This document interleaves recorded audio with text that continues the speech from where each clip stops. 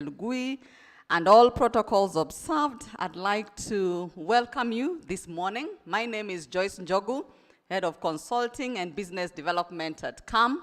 We are quite excited to convene all of you, the SMEs, the stakeholders, and all the ecosystem players to join us this morning so that we can chat our way forward on how we can work together.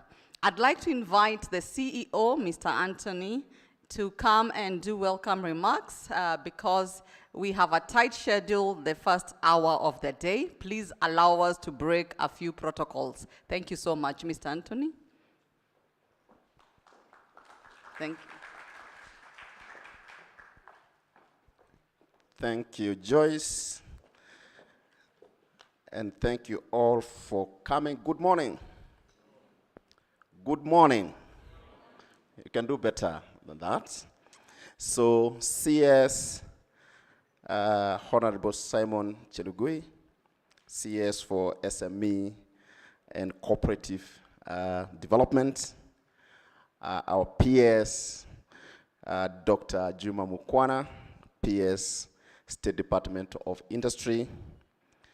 Our PS, Patrick Kilemi, PS in charge of Cooperative Development. Our chairman, Mr. Rajan Shah, the CEO Kirdi, CEO KIE, our head of board lead on SME, Shiro, all protocols observed, business people, SMEs, MSMEs, all invited guests, karibuni sana. Good morning. We are privileged today to have a very high-powered delegation led by Honorable CS, because this conversation about SME is extremely important for this country. My quick research tells me that there are close to 7.5 million SMEs in the country, employing over 80% of Kenyans, contributing to over 30% of our GDP, which is close to 14 trillion shillings. So if you look at that GDP and you look at the 30% of that, you're talking about close to 5 trillion contributed by SMEs. And some of the SMEs here are part of that success story. So why are we here today? Honorable CS, contrary to what many people believe, CAM is not only for the big boys and girls. CAM, 52% of our membership are actually SMEs. And all of them that you see here are our members. And many others that are spread across the country. And globally, we know that the real pathway to economic development is the development of SMEs. So, CAM, other than our core mandate of advocacy, global competitiveness, and export-led growth, taxation, all the issues that affect the businesses in Kenya, we are now turning another page. Because of our convening power, we want to build a big ecosystem where we deal with the biggest challenges that face SMEs. Access to finance, access to markets, logistics, market knowledge, product development. And the show we have lined up today, you will hear number one, success stories about SMEs. We'll also demonstrate to you that we can develop this country from manufacturing contribution from 7.2 to 20%. We'll show you a few value chains and the bigger picture and how SMEs can plug in. So I don't want to do that because I'll come back and, as Joyce has said, allow us to break a few protocols because the CS has to leave, the PS industry has to leave. But don't worry because we'll be left with the PS cooperative development when the PS and the CS leave the room. So with those few remarks, allow me to invite the chair of the board of KAM, Mr. Rajan Shah, who also started as an SME. So,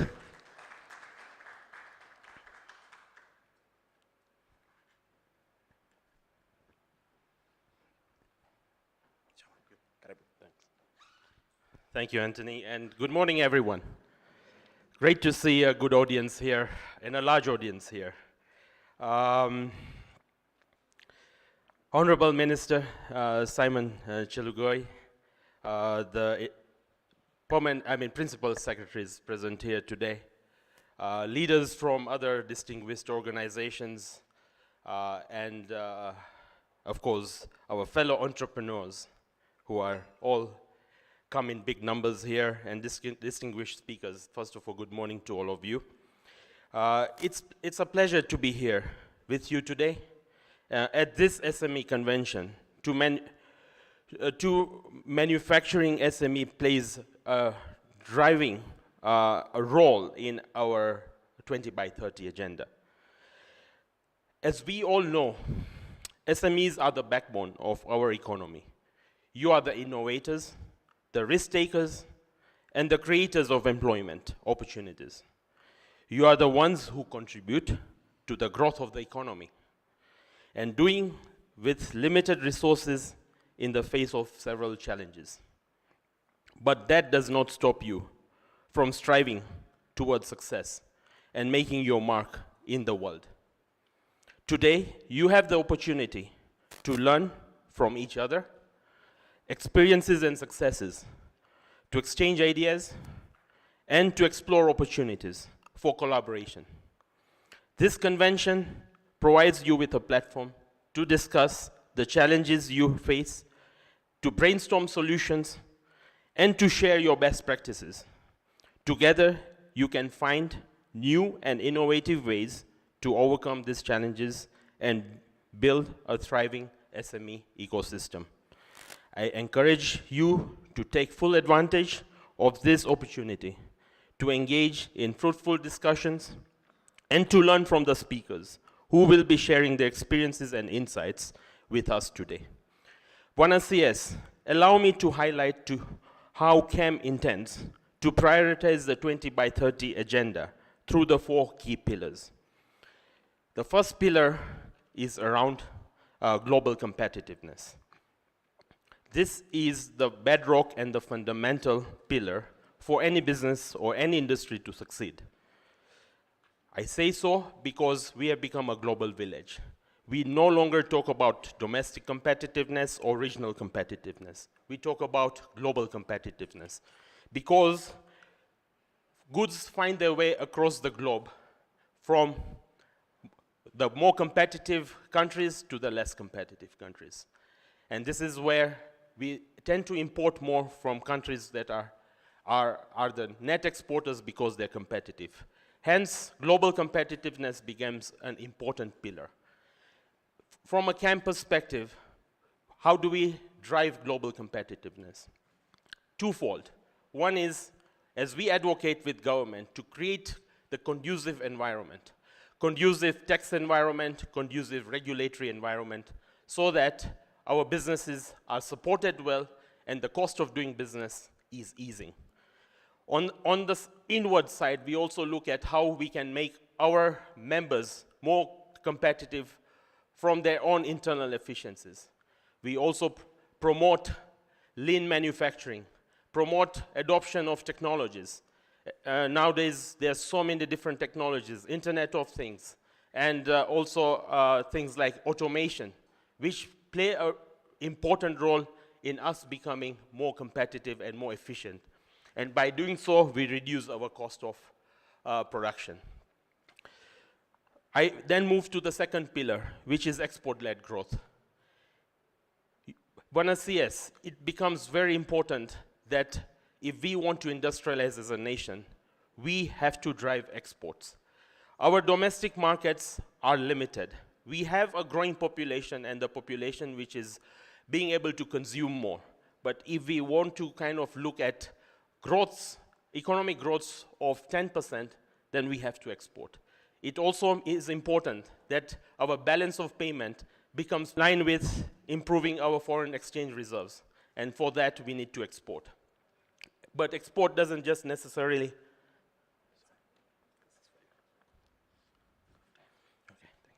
But export doesn't necessarily only mean just exporting raw produce.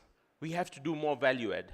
And this is what CAM is propagating for, encouraging more of value addition of our products before we export them, so that we derive more value out of them. And this is going to be a pillar that we are going to drive more aggressively, so that, and this is of course also the government's pillar around driving economic growth. Yes, the third pillar is what we call industrialized agriculture, or what we have now framed as agriculture for industry. Our economy is primarily driven around agriculture. 35% of our membership is directly or indirectly dealing with agriculture. They are in the food and beverage business, where the raw materials are the agricultural output coming from the growers and the farmers. And this then becomes very important, how we are able to link our agro-processors, our off-takers, with the growers, who are the farmers. And I'm going to allude a little bit more on the kind of initiatives we are just taking around that. The fourth pillar is SME development. And by far, it's not the least important, that's why it's down there. It is extremely important that we recognize that SME plays a very significant role in this economy. As what Anthony just mentioned, 30% of our GDP is driven by SMEs. 80% of employment is created by SMEs. We cannot afford to ignore that. And this is why SME stands as a very deliberate fourth pillar in driving our 20 by 30 agenda.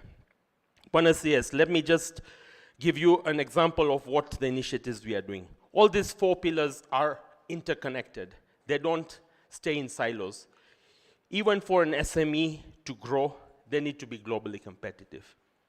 They need to look at driving exports.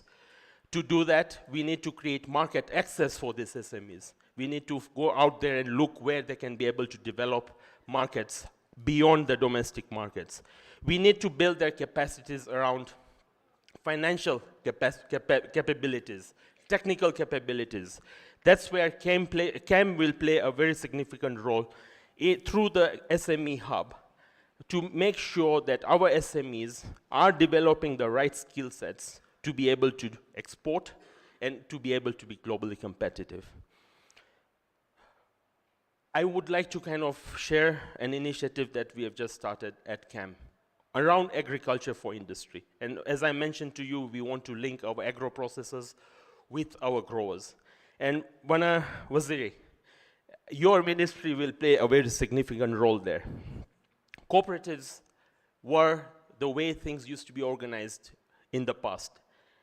When farmers used to be organized through cooperatives, it becomes much easier for off-takers, our members, to be able to then work with those entities to be able to kind of ensure that they give an assured market for the produce for the farmers.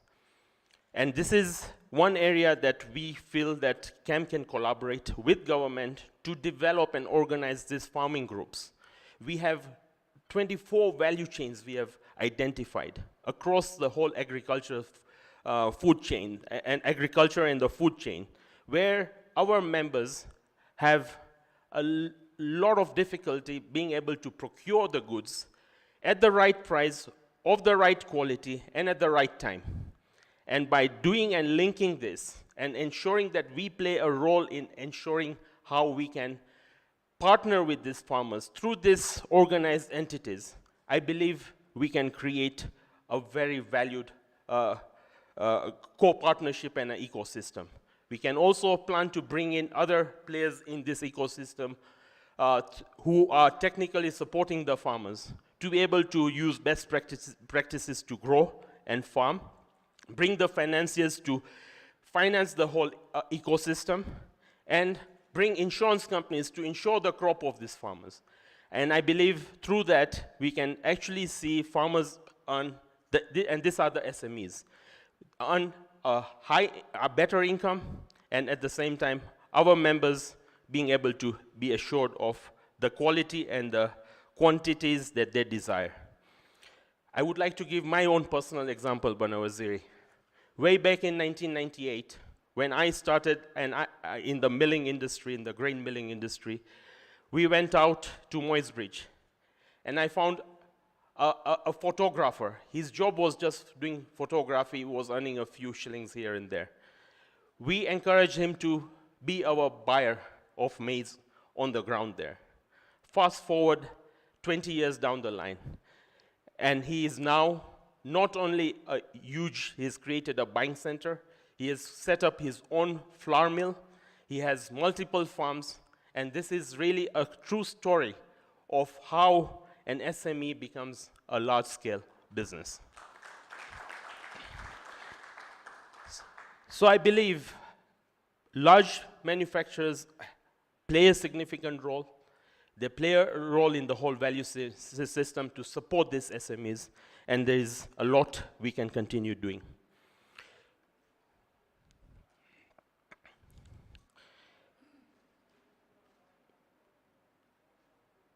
Waziri, I would like to conclude by first of all saying that as an industry, we remain committed to driving key discussions at national and county level aimed at developing policies that favor the growth of SMEs and the protection of infant industries through our manufacturing SME hub. Our focus shall be on creating a favorable environment for SMEs to flourish and ensure that they are the center of discourse on matters development. Notably, stakeholders are progressively demanding this or dismantling one size fits all approaches and finding more nuanced ways to intervene and uplift the SME sectors. We laud the government's increasing focus on to drive SME growth in the country through the initiatives such as the Hustler Fund.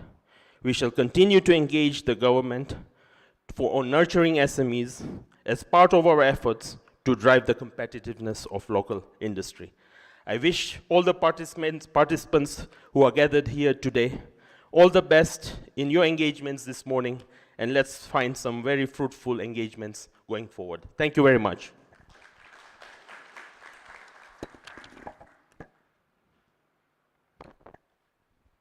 Allow me now to invite our Principal Secretary for Industry and MITI, Dr. Juma Mukwana, to address us. Thank you.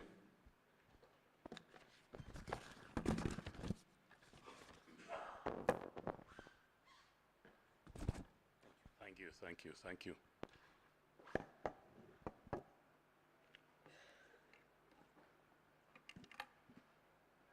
Good morning, colleagues. Thank you. Yeah, as introduced, all protocols observed. Our CS for cooperatives, Honorable Chenkui, my colleagues, principal secretaries, Patrick Kilemi, Harry Kimtai, and Stephen Odua, who is standing in for PS investment. I am very happy to be here today because I know that we have been talking quite a number of things. Oh, okay. Thank you. Thank you very much. So let me say that I'm very happy to be here today to be discussing about industry, micro enterprises, and the link to agriculture. All of us know that this country, we have been punching below our weight. If you look at the infrastructure that we have built for industry, the efforts that we have made to integrate our industries into the regional market, and now talking about the African market, we have great potential. And as the chair has said, we have had a history with industrialization. At independence, we did not have much of what you will talk of a private sector. So what happened then was that government was investing in big industries, in sugar, in milk, in tea, in in whatever area that we thought was useful. As I've indicated elsewhere, it is very clear that the model that we build for industrialization at independence, that put government at the center of manufacturing, clearly that role we played, but that we have moved on. And you can see already that a lot of the industries that were built by government have had challenges. The clear role for government in this space is to be a good referee, to listen to your ideas, because you are the people who are manufacturing. So our role, and we've been doing this with CAM, with our deep dives on different sectors, our role is to listen to you, and your role is to play fairly, also to look at the local market, to advise us which areas we need to improve, and also to look at the regional. As government, we are struggling very much. Potentially, we have 300 million people within the East African community. We want Kenyan industries to cross the borders into DRC. We want you to go to Burundi. We want you to sell in South Sudan. We want you, for lack of a better word, to stop being crybabies so that we can move. Because the world is moving, and we can't be complaining. We are here to listen. We will do what we can. I know that we have challenges within this space which we are addressing, but we also want you to run. We are now talking about the African continental trade. If you look at South Africa, between South Africa and Kenya, there is a lot of space in between there. Actually, if you look at our manufacturing from the southern side, we can only be beaten by South Africa, because all the other countries here. So if you look at East and Central Africa and Southern Africa, we have a big role to play. And the role of government is to open up these spaces, and we have opened it up. We may have challenges within, but within the East African community, we have been the leading player, the leading manufacturer. We cannot relent on that issue. And as we move into the African space, you will see what the government is doing, is that we see a lot of people coming here, either from Europe, from America, from China, from India, that want to use Kenya as their launching pad into Africa. And as the people who are already established as manufacturers in this space, if we are going to be sitting and crying, we will be overtaken. I see a lot of pressure. So I think we need to be ahead of the game. Challenges notwithstanding, we must start to look at Africa as our market. And the people who are coming in now, the stampede that we are seeing, is because they are seeing Kenya as the launching pad into Africa. And you have a lot of experience manufacturing here. It's actually a lot easier for you to move into that space. And so we no longer want to sit on this potential. The other issue I want to mention is that one of the areas that we have not done very well is our linkages to raw material. We import nearly 80% of the things we use in Kenya. We make 20%. But even this 20%, the raw materials are still coming from outside. So we have not built a sustainable, fair, transparent relationship with our suppliers of raw materials. I come from Western Kenya, and let me use this as an example. The rain is here today. We have had a shortage of maize. The price of one bag has been going for 6,000. The farmers have felt the pain. You have felt the pain. So what are the farmers going to do? With this rain, they are going to grow more maize than previously. So because they have grown more maize than previously, we all want, I know that we are all human beings and we want to exploit this situation. So what happens now? Because we have overproduced, we, the people who buy from them, will collapse the price. So now you want, at the end of this season, to buy maize at 2,000. What does that do? The next year, the farmers won't produce for you. Then the price will go back to 4,000. So what we need is to put in place a system that benefits everyone. I know that it is within human nature to exploit some situation. The reason why we have a very unreliable supply of raw materials is because we, those of us who manufacture, have a little bit more power than what the farmers are doing. I'm happy that you are thinking about agriculture for industrialization.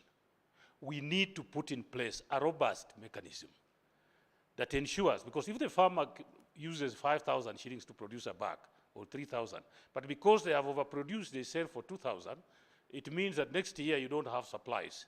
And then your price will go back to 6,000. So that system doesn't benefit any of us. So what I would like is, and I talked to Anthony yesterday, a few years back, I was one of those bold people that thought we can help farmers do a good job. So I started a process called cereal banking. And our idea of cereal banking, this was about 2000, was to put farmers together.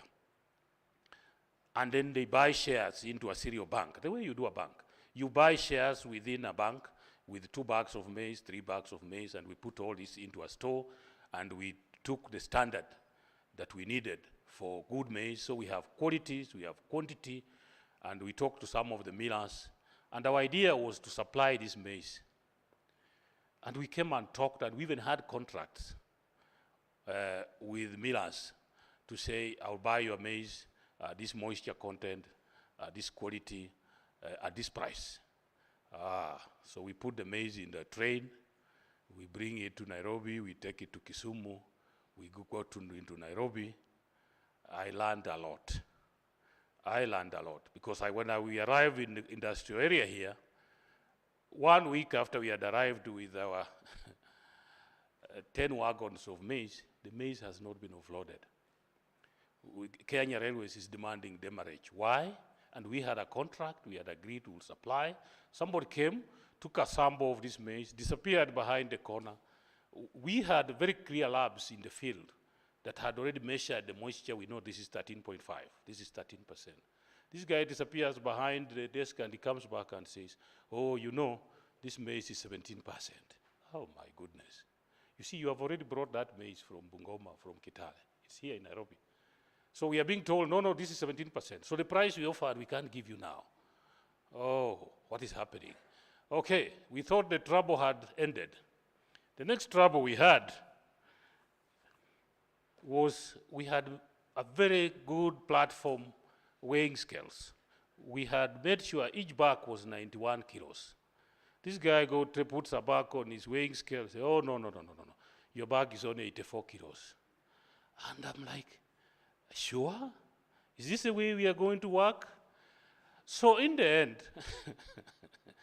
you are here, you are desperate, you have paid for transport, the person who is supposed to buy from you has disappeared, he has left you with a junior fellow that has no decision making. So to cut a long story short, we made a huge loss, and I was the one standing in for farmers.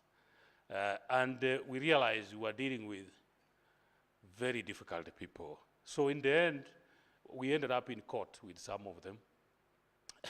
Some of the maize that was never paid for. Some of the maize that we had brought, they were telling us, you either take this price or take it back to Kitale. So what I'm trying to say is this. You may sound clever at that moment, but you are the same person buying the bag of maize at 6,000 today. So who is cleverer? Who is cleverer? So what I'm trying to say is this. These shortcuts may work for a season, for a minute, but it's not going to work forever. So what I told Anthony here is if you really want to talk about agriculture for industrialization, we need a very transparent system. I have enough experience. Let's work together. We put together a system that is not just beneficial for you, but beneficial for everyone. And not for a season, not for a year. Not for a year when you have a shortage. You know the problem? Sometimes we think about these things when you have a shortage. The moment you have a surplus, you run away. Then you come back 10 years later talking about these things. We must build each other. The supply chain, if we want the farmers to supply, they will supply you sunflower, they will supply you soybean. What I'm describing for maize, this sunflower that we are importing, this soybean that we are importing, we can produce it here if we can put together a transparent system that is beneficial, mutually beneficial for all of us, whether the production is high or low. The last issue that I want to say is that as a country, we are putting in place a lot of small things that we want to do. So most of you have heard about industrial parks. We know that not all of us can buy land and build a factory and start manufacturing. So the current, in the coming financial year 2023-2024, His Excellency the President has graciously accepted that we put in 4.7 billion shillings to establish county industrial parks. And basically what we are saying, we are partnering with the county governments. They provide the land. We build industrial sheds. And these sheds, if you work well, can become your centers of aggregation. If you're looking for soya in Uasin Gishu, you can have somebody there that has solar dryers, that can buy soya, that cannot exploit farmers, and then you can, because what we want you, the big manufacturers, you need to start growing the small people. Don't try and do everything, what the chair was saying.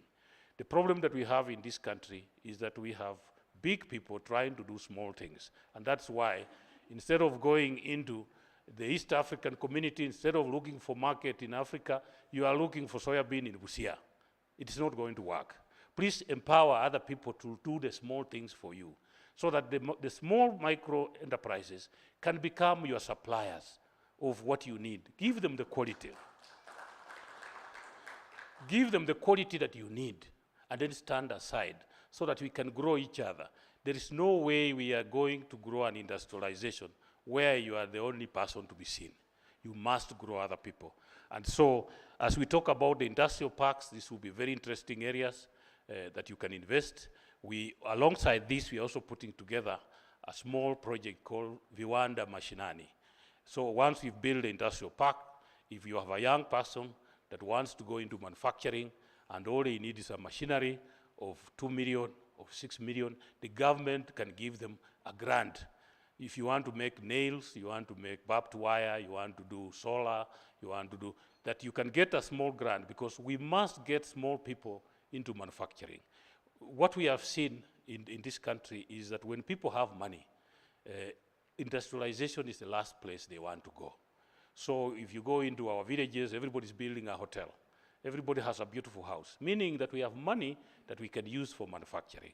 So as government, we are really looking at the environment for manufacturing, and want to bring small people, many small people, into manufacturing so that they can support the big boys to do their big things. And so if you work with us, this is the space that we want to go into, and I really appreciate the work that we are doing. We are looking at not just ease of doing business. We are actually working on something called ease of industrialization. We are looking at what are the barriers. If it's electricity, if it's infrastructure, if it's taxes, all these issues, we have committees that are already working on them. So I don't want you to continue crying. I want you to focus on the East African market. I want you to focus on the African market. Currently, we are negotiating with the EU. We had a whole Kenya-EU business forum, 400 investors. We just had the Americans here, about 1,000 of them. And we have negotiating the Kenya-UK agreements. All these things, we are opening space for you so that you can grow, so that you can sell your products beyond the borders. And I want to assure you that as government, we will do all we can. There's no country that has developed without industry. And what I have said is that if this country is not going to industrialize willingly, we are going to force it to industrialize. Tutatumia amri. Na amri inasema, we shall industrialize. Tumeelewana? So tutalazimisha. So we are not going to complain anymore. We are not going to pembeleza. We are going to industrialize. And I want the ministry, and all the people that play this space to really take advantage of everybody, from His Excellency the President, my minister, you can see the Minister for Cooperatives. We are all aligned. We want to make a difference in the lives of our people, because we know that as a country, we are punching below our weight, and we are not going to accept this going forward. So just know that if you have been running at 5 kilometers per hour, the speed is gathering. Please increase your speed so that we can all run together. Thank you very much for listening. With those remarks, I have to run to Parliament. It's now my pleasure and honor to invite the CS for Cooperatives, Honorable Simon Chalkui, to make his remarks. Please give him a round of applause.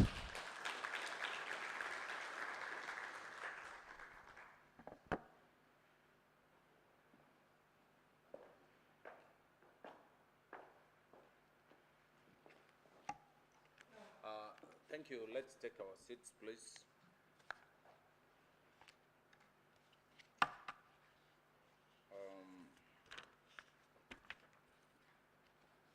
The Chairman, Kenya Association of Manufacturers.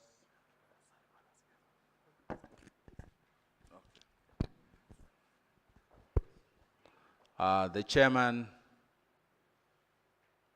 Kenya Association of Manufacturers. The CEO of Kenya Association of Manufacturers, the PSS present and in their full numbers, PS Cooperatives, Patrick Lemmy, PS MSME, Susan Mangeni, the PS who has just left, Professor Mukwana of Industry, the PS Livestock, Hari Kimutai, Madam Shiru Waweru, the SME Chair at CAM members, present, distinguished ladies and gentlemen, good morning. Hamjambo. Thank you. I think also, picking from where the two speakers left, I think this is a very important convention. We are at that point as a country, we are at that takeoff point as a country that require conversation, deep dive conversation on what exactly we need to do. We've had many initiatives right from our independence, from the colonialists to where we are. A number of programs have been developed. A number of initiatives have been also pushed forward, but we still have a challenge.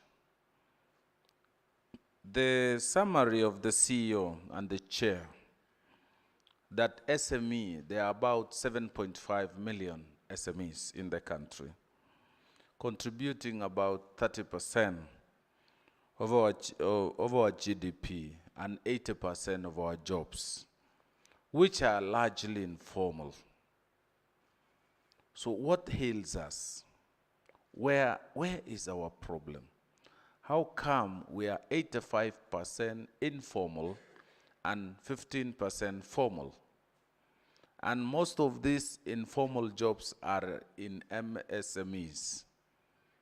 So we need then to honestly and consciously engage in a candid talk. And they could be as simple as what the chair said. By engaging a photographer who then transition to an industrialist 20 years later. It could be that example and many other examples. So it is because of that thinking that His Excellency the President, in his own wisdom, thought it wise to establish a standalone ministry of SMEs and cooperatives. Because we have realized that we are largely as a country in that sector. You know, Chair, you told me about breakfast when we took tea. And also, personally, up to this moment, I think Kenya Association of Manufacturers is a big boys club big boys and girls club. But from your numbers, you have told us 52% are SMEs. And you've also said you are an SME. We have many examples in my ministry who were incubated by Kenya Industrial Estates and accelerated. And the CEO is here, Dr. Pamain Narikai. We have people like Ako Industries, who started as a one-man business. Today is a multinational owned by Kenyan and South Africans. We have people like Nice and Lovely, who were sold recently to a French conglomerate for over 3 billion shillings. We even have this guy who runs a logistic farm called Buseki. He started with a small milk dairy plant in Molo, acquired another one in Kilifi, later on sold to Brookside, which is owned by Kenyan and French, for 3 billion shillings. We have Kibuku Foods, Mastermind Tobacco. So we have local examples that we can really pick and follow, and they have been successful. So we cannot reinvent the wheel. We have huge potential among our MSMEs, and all SMEs are future MNOs, MNCs, if they get the right incentives, the right support, and policies and regulations. So I associate myself fully with the comments of those people. So it is a great pleasure to join you for this crucial convention, which seeks to showcase the MSME's manufacturing plans and opportunities under the identified 4 pillars of MSME development. That is export-led growth, industrializing agriculture, and global competitiveness. Let me express my profound gratitude to the Kenya Association of Manufacturers and its partners for organizing this important convention bringing us all together to explore sustainable solutions for mainstreaming MSMEs participation in manufacturing as a key driver of economic growth of not only Kenya, but also in the region. And I think, Chair, you got it right. We cannot grow by 10% if we don't focus outwards. People like China, we complain of their low standards, their quality, but they are still exporting. The world is looking for better prices, competitive prices. Those fellows, other fellows who are selling or exporting pens and toothpick for $2, you can get the same toothpick, which can actually be manufactured in Kenya at a much cheaper price. Those guys are making money. Bottom line is they are making money and they are exporting. Even if they sold to us furniture that lasts for a week, they are still exporting. So for us, we must look outward. The whole objective of bringing East Africa, coming up with economic blocks, is to expand our market.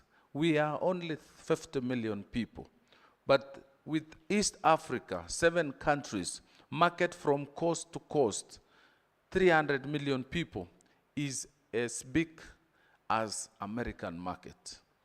We have huge potential within our borders, within our neighborhood. So let's look out. Let's focus on export markets.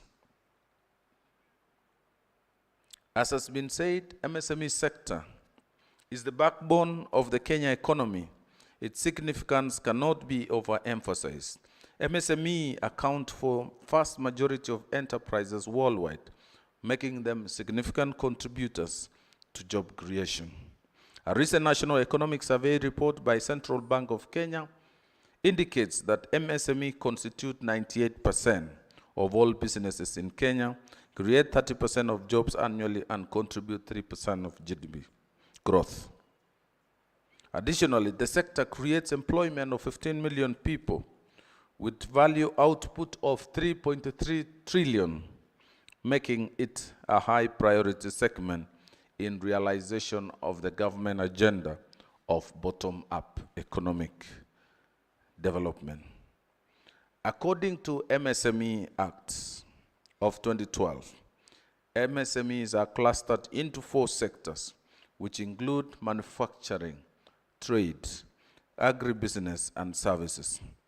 Manufacturing is a very critical sector, and it offers the base for successful economic growth, since it helps generate virtuous and cumulative linkages with other sectors of the economy, drives technological changes and progress, that is industrial revolution, and has the strongest potential for productivity. Why do we really emphasize on agriculture, investing in agriculture and value addition? It's because we already have ready-made raw materials. We have wheat, our chair here, wheat, maize, rice, even dengu, and all this. We have a ready raw material source in our country. So it's easy to now transition to manufacture and focus in agriculture. Why do we still need to import cheese, fresh? Some even are importing. I saw imported water the other day from Europe. Why do we still need just bottling water? We have to import all the way from Europe, water which is naturally available here. We have abundant fresh water, but we still import. There is a certain fish popular in these big hotels in Nairobi, all the way from Norway, that is imported into this country. Here again, we are importing fish from China. So what are we really importing? Is it the fish, the packaging, or exactly what are we bringing to this country? The content, the quality of our tilapia is even much better and higher than the fish that we are importing. Why do we still import chicken and milk, and yet our farmers are pouring milk in Olkalau, in Timborwa, in Eldoret? So we have a gap between our consumers and our manufacturers. We have an opportunity there. So if I was you or I'm a businessman, I need to just go to customs, count how many bottles of water were imported yesterday, and I manufacture and package the same number of bottles here. In the same manner like Chinese, you don't have to change anything. Just need to even talk to that fellow to give you the packaging, and you package the same water in Kenya as opposed to import. We don't have dollars. We are struggling to save dollars, and you are sending dollars to bring water. So this is a challenge. The other day, I got a gift of coffee. P.S. Kelemi is aware. Someone took our Kenyan coffee to Poland, put it in a bottle. They manufacture or they value add to crystals, put in a bottle. It's brought back, and I'm given as a gift by the same organization. This is Kenyan produce. Kenyan produce, but it's packaged in Poland and brought back. I asked, why do we have to export? Why do we have to send coffee all the way to Poland and back, re-export? I was told the machine cost 500 million. So we are not able to buy and install that machine to do value addition of our coffee. You can imagine. So we are sending out, we are taking away our dollars. We are failing. There's a serious gap between the consumers and our manufacturers. So there is a huge opportunity just working on our agricultural raw material. We have been told since our independence, that agriculture is the backbone of our socio-economic transformation. It creates direct and indirect job or employment and contributes to food security through provision of chemicals, machinery, equipment, and mechanization of agriculture. Currently, as we speak, we don't have food on our tables. Everybody's crying. We have even gone to the extent of putting sufurias on our heads. But where is the problem? We have enough land, Kalana Kulalu. We have enough land to till and grow maize. Where is the problem? Is it possible for our cereals focused industries to organize farmers, work with the cooperative, Minister of Cooperatives, identify the cooperatives that used to grow maize, focus on our needs, our food, focus on our main food crops, and assure this country of food security? Is it possible for us to work with the PS Kimutai of livestock to export meat as opposed to struggling and selling carcasses to Kenya Meat Commission? We can develop feedlots like what is happening in South Africa. We have similar climatic conditions, or even better than Namibia and Botswana.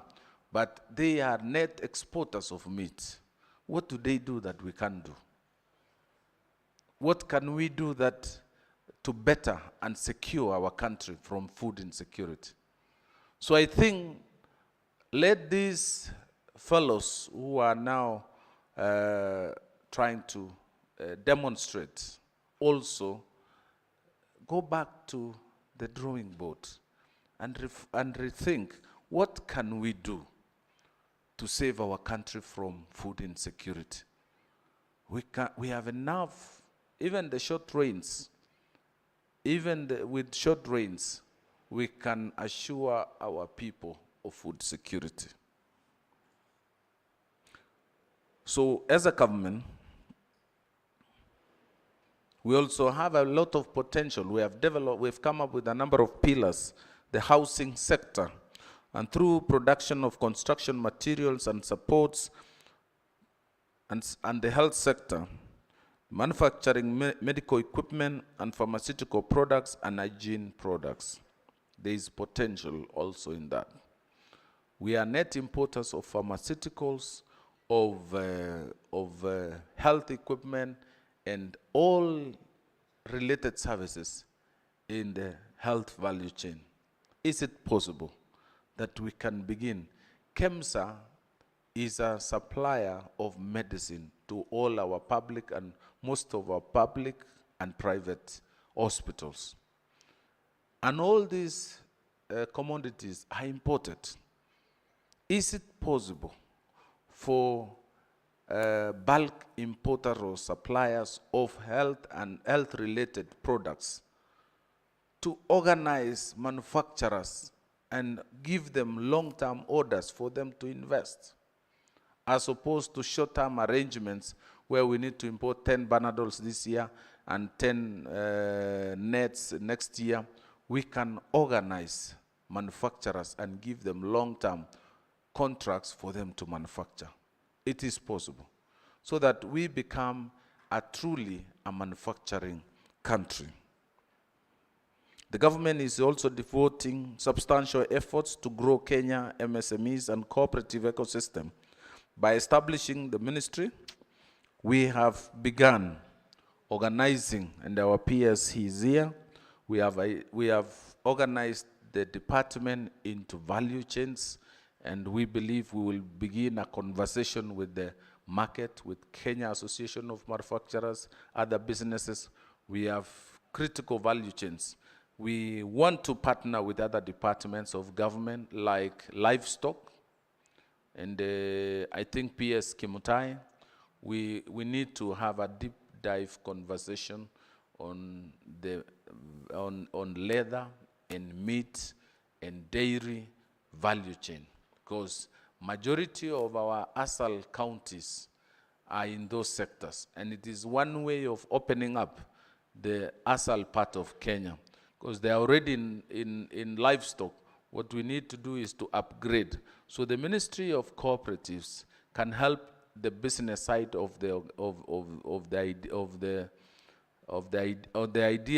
business side of the value chain, and you help us in production. You help us in breeds and in terms of ensuring extension services, veterinary, and types of breed that we need. And we can easily become a net exporter of meat, milk, and leather as a country.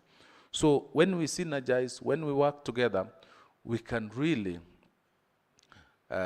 break down all these things to very simple activities. So I'm looking forward, and I'm very happy with the turnout of our principal secretaries, which means we are no longer working in silos. We want to deliver as one, we want to work as a team, and I believe Kenya will, through this collective effort, will be able to address our issues as one. So we've also seen that we have two challenges in supporting MSMEs: access to finance and affordability. And you've seen other initiatives that we came up with, the Hustler Fund. Many of us think Hustler Fund is a very small intervention in terms of amount and quantum. But I want to assure you that on a daily basis, 7 million Kenyans are borrowing and repaying that money. 7 million people, over 10% of our population, are engaged, are borrowing on a daily basis the Hustler Fund. Even to be more specific, 19 million people have already boarded this initiative. And they have already borrowed over 26 billion. 19.7 million Kenyans have borrowed 26 billion. And they have repaid back 16 billion, representing 62%. And the total savings, because in every disbursement, we take out 5%, which goes into their long-term savings and short-term savings. And the whole idea here is to encourage the culture of savings, because in the end, when they hit the age of 60 and they are no longer able to work, then at least like you and me, they have something to fall back to. So they look forward. We will be able to improve their welfare and their living standards. Also, alongside that is other bespoke products that we will be coming up with. The universal health care.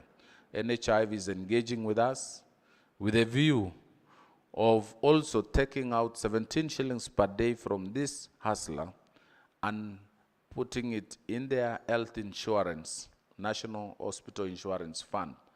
And this amount will assure them of medical and accident expenses.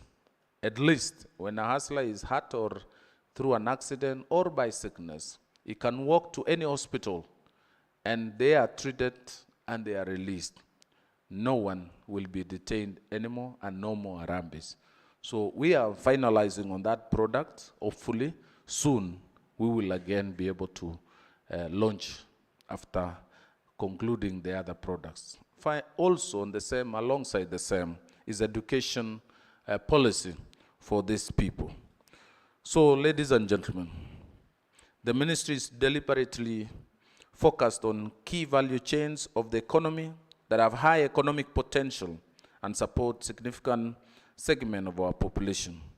These include agro-processing, leather, textiles, milk, edible oils, and construction materials.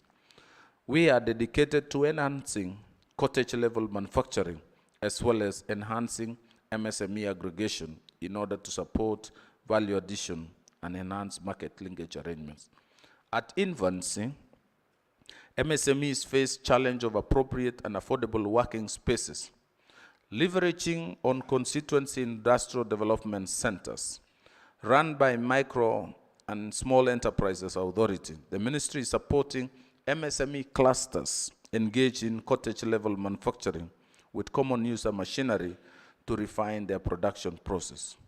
In the same endeavor, the ministry, through Kenya Industrial Estates, proactively and intentionally supports MSMEs by providing incubation in MSME parks in 35 counties across the country. In the case of enhancing, or rather on the two initiatives, CIDCs and KIE, we are open to all MSMEs to utilize and use all these facilities to incubate their businesses.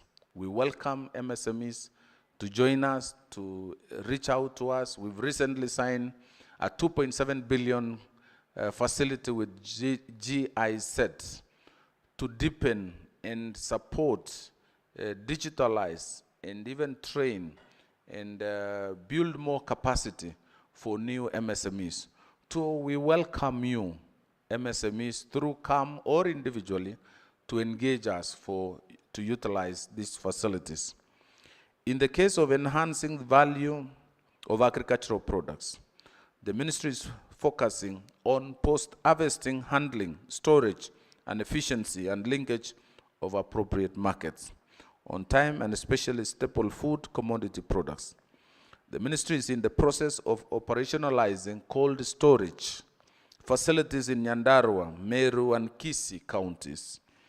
Recently, we launched one facility to store and secure potatoes. We produce about 1.5 million tons of potatoes annually as a country. 555,000 metric tons comes from Nyandarua County. So we have built a cold storage that can store 500 tons.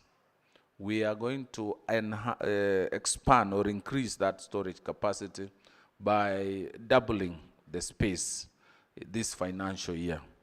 So through those specific interventions, we can secure post-harvest losses from our farmers. We can ensure that through the coolers the Ministry of Livestock is doing, we'll also secure our milk from wastage, from losses, and even other fresh produce like horticulture. Again, we are making arrangements to ensure that we store them, we secure them, we safekeep, and we expect when all these potatoes are in the store or in this cold storage, then we expect MSMEs to come forth and do value addition. So we will aggregate. We will have milk in coolers. We are bringing in 600 coolers, 650 coolers. Now, the dairy, those involved in dairy and value addition in dairy should be organizing themselves around those cold storage, because milk will be aggregated around those storage. Those in supplying potatoes, those who do, let's not be giving KFC. In fact, KFC the other day said that our potatoes are not suitable for making chips. Now we've asked them, which is this? We want to have the seedlings, and we have already received them. We've put them through the process. KFIS have approved, and now we have already introduced those seeds to our farmers in Nyandarua, Timboroa, in Molo, and Elbagon. So I expect soon we will be taking our own chips from KFC and not imported chips. Because I thought they bring them, they cut them, chop them, put some salt and pepper, and then they tell us this is now the quality of chips. So we went back, working with our Ministry of Agriculture, and we now have the breed. So you people in MSME should go back to those cold storage and begin to chop those potatoes, cut them into their size. What do they want? What size of potatoes do they want? Because we are giving them this, the type that they want. So your job is to just cut them, package them, and deliver them to KFC in Kenya, KFC in South Africa, KFC in America, because this is what they want. Is that a difficult job for SMEs of Kenya?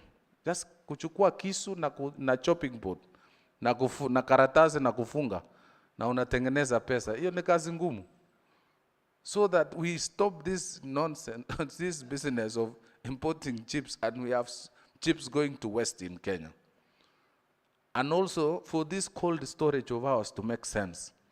Otherwise we look irrelevant by investing in a cold storage, and you people don't realize there is a government initiative here. There is an opportunity here. Imagine in that cold storage, we will have 500 tons of potatoes. Sasa wewe ni kuweka hiyo kisu yako na chopping board hapo kando. Ikitoka kwa hiyo storage, hiyo baridi, ni wewe kukata na kuweka kwa karatasi na unauza. And there is a ready market. Somebody is saying he wants these particular chips. This is a challenge I'm giving you. So when you see government making initiative, we cannot do the whole chain. We have aggregated, we have invested, we have put in the heavy investment. Yours is to utilize these facilities. They are all for you, SMEs. So take advantage of this opportunity. So we are looking forward, Mr. Chairman and CEO, to collaborate with Kenya Association of Manufacturers in the following key opportunity areas so as to mainstream MSME participation in manufacturing agenda. One is on the subcontracting. I like the simple explanation you gave. That is purely subcontracting. There is need for manufacturers to outsource certain tasks or projects to MSMEs so as to provide MSMEs with direct market linkages for supply of their products and services. There is need, secondly, for Kenya Association of Manufacturers to engage with us on contract farming. There is need for manufacturers whose raw materials are drawn from agricultural sector to contract farmer associations or cooperatives to supply these materials. Come to us, the Ministry of Cooperatives. If you told us, Mr. Shah, I have an order for 10 tons of meat, me and Kimutai and the Ministry of Agriculture will sit down. We will organize those pastoralists, especially the ones who have been causing trouble to my colleague Kindiki. We will organize them to now feedlots, with cows now weighing out from 50 kilos, which can run at the rate of 30 kilometers per hour, to 600 kilos of beef, of livestock. This animal cannot be stolen, cannot be, the bandits will have a challenge pushing these animals. So we will have solved a security problem, but we have also created an opportunity for those pastoralists to export meat. We will have controlled diseases. So if you also came back to us and told us you have an order for potatoes, through the Ministry of Cooperatives, we will aggregate. The SMEs will put the cold storage, the cooperative will aggregate the potato farmers, put the potatoes in a cold storage, and you pick them from the cold storage. So there's a lot of engagement or a relationship. We have a lot of, we have a lot to share and work together. We also need to work on capacity building and mentorship so that we build the capacity with focus on mentorship of MSMEs in the manufacturing sector. And finally, investment in incubation and innovation parks. Manufacturers can support and spur innovation among MSMEs by investing in establishment and equipping of incubation parks for MSMEs and especially startups. So we have built already 170 CIDCs across the country. In 170 constituencies out of 90, we have built 170. You can begin from here. And if you also came to us and said, we have not, there are some missing equipment that you require to maybe value add certain certain crops, certain sector, we will go back and work out something. So let's begin from this 170. I want to see you actively engaging MSEA and working with these CIDCs. They are built for you. So take advantage of this opportunity. In conclusion, enhancing MSME participation in manufacturing agenda requires comprehensive approach that addresses both supply side and the demand side. All the constraints involved on both sides.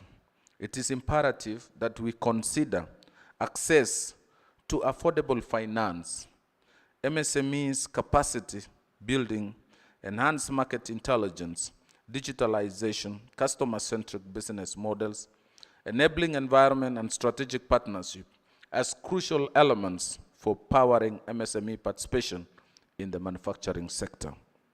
The ministry is looking forward to collaborate with the Kenya Association of Manufacturers and other relevant partners, not only to address the challenges hindering MSME participation in the manufacturing sector that has been discussed here today, but also develop sustainable and high-impact opportunities for enhanced economic growth of the country. In this regard, I seek support of the Kenya Association of Manufacturers during this year's Madaraka Day celebrations, which will be held on the 1st of June in Embu, and it is themed Cooperatives and MSME Growth. I want to see many of you participate in this year's celebration. We'll have 4 days expo to just profile and showcase what we are doing in as SMEs, as cooperatives. I've received overwhelming requests from individual members, but I would be happy if we can engage through Kenya Association of Manufacturers so that we can begin to build the SMEs in our country. So it's an opportunity for us, it's an honor for SMEs, it's a recognition by the government, and during that day we'll have the visit by the head of state touring the SMEs, at least, and we have scheduled that to be 29th of May. So we are planning towards that. There's already a team working on it in the ministry, and I want to invite you. I invited the CEO when he visited me. He paid a courtesy call in my office recently, and we would be happy to have your participation in the preparation for this. We want to make it successful, and we want to make it a national event, not just regional or Embu County, so that any SME could be in Mombasa, could be in Western, could be in North Rift, could be in Central and also lower parts of the country, those who are doing something. So that I realized, I participated in Embu Expo. Even the governor of Embu was surprised that many things that he buys from Nairobi are actually done in Embu, brought to Nairobi, and then she buys them from Nairobi without realizing they were actually coming from Embu. So because we don't publicize, we don't promote, we don't showcase our products. We have so much in our country, we have so much skill, we have so much potential, but we need to profile, we need to showcase. Some of these things we import. Imagine we still import toothpick up to this minute. Toothpick. Zamani tulikuwa tunatumia sindano ile ya miti. Someone has gone ahead and packaged those toothpicks and sold it, exported to Africa. You know, our teeth and our gums are even harder. Those toothpicks from those places, they break down. So you need about 3 or 4 after every meal. So let's go back to where we were. Ours are better and stronger. So someone should take advantage and go back and begin to manufacture, even toothpick, for our own. So with those many remarks, I want to close by saying I'm very grateful for this opportunity, and I'm also very happy with the conversation going on around the SME convention. With those many remarks, thank you very much, and I look forward to a very fruitful engagement, deliberations, and in the end, Bwana Chairman, let's get your feedback and also your way forward. It will be good to know what you people have decided, and as a government, we want to embrace the bottom up. So getting ideas from the players in the industry and using those ideas to come up with policies and programs. Thank you, and God bless you.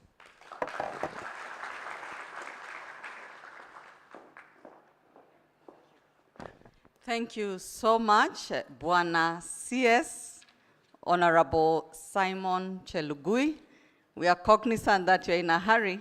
Otherwise, the SMEs wanted to engage you a little with a few questions, but we'll share the questions later. A big hand clap for the Cabinet Secretary. We also appreciate, yes? Yes, that we realize the PSs are here, so we need not worry. We have PS Harry Kimutai from State Department of Livestock, and we've heard the story of how we should work together. We have the PS of Cooperatives, Mr. Patrick Kilemi with us. We also have the PS, Honorable Susan Mangeni with us, PS State Department of SMEs. So we are well covered. We also want to thank the government for setting up this ministry, which is long overdue, the Ministry of Cooperatives and SMEs. We could just give a big hand clap as an appreciation. And the PSs who are here will pass our regards to the President, because finally we have special attention on matters SME, and we have a place we can go and co-create ideas. So thank you so much. And just as a message, I'd like to say that we are live streaming, those who are not aware. We are live streaming on Facebook, YouTube, and Twitter. And also we have a hashtag, hashtag SME development. So I'll give you 2 minutes to just take a nice photo and send it on the hashtag SME development, and just one word that you've heard from today that is really inspiring you to move forward in terms of innovation and investment. So I'll give you that opportunity. And not just alone, take with your, the person seated next to you, so that you show that you're not alone in this event, SME convention. I'm challenging each of us. We've been told to be digitally surveyed, to tell our stories. Somebody is harassing me, tell your story, Shiro here. But now who should tell the story? It starts with you and me. Tell the story before you tell me to tell the story. So please, one photo or two if you like.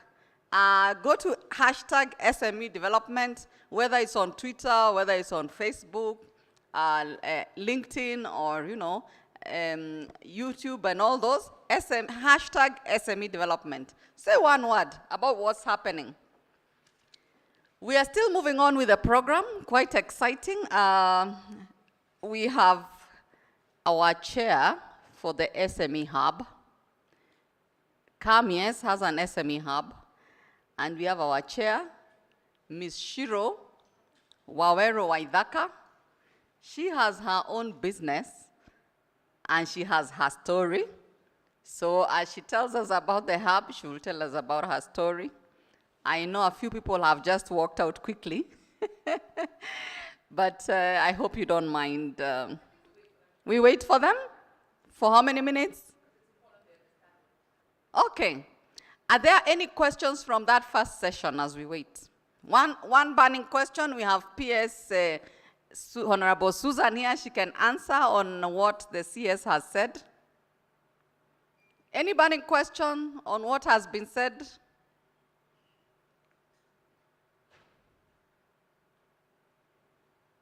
No question. Everything that was said is easy and you don't need to find out more information. Wow. You have a question? No question or comment? Yes. Yvonne? Yvonne, you have a mic there? Or somebody can give a mic to Yvonne?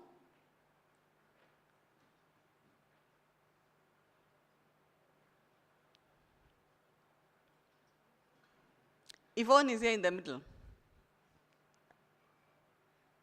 Miranda, somebody could give Yvonne a mic. Or you could be loud enough, probably. It's taking time. To try any mic around?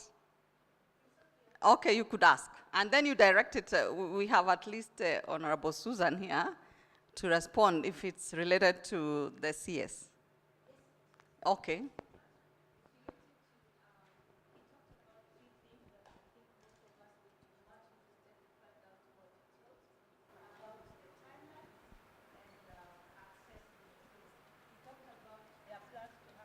I think you'll just use the mic because. So who are you addressing? Introduce yourself for your address. Okay.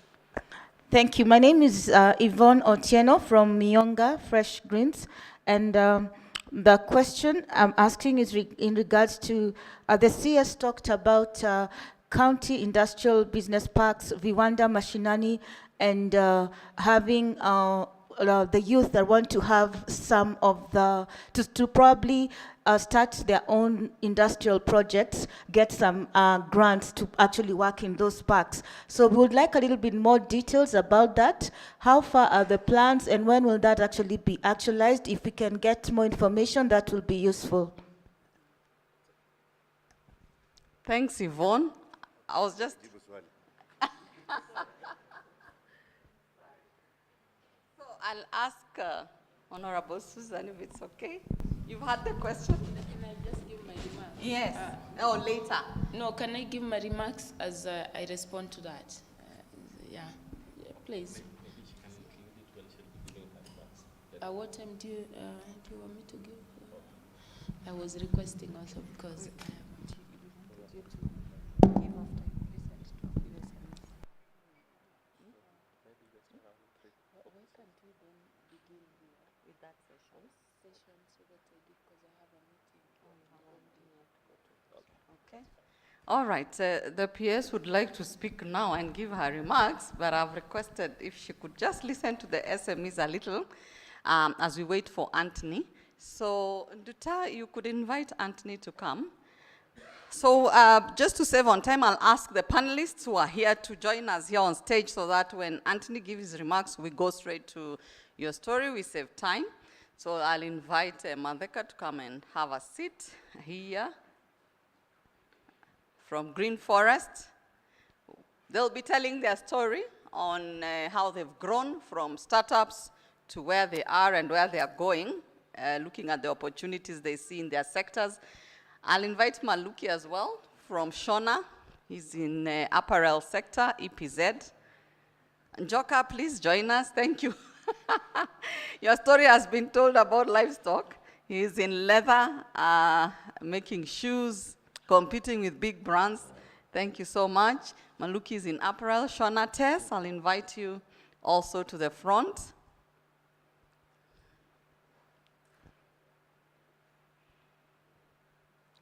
Tess is in cosmetics. So we're trying to look at different sectors.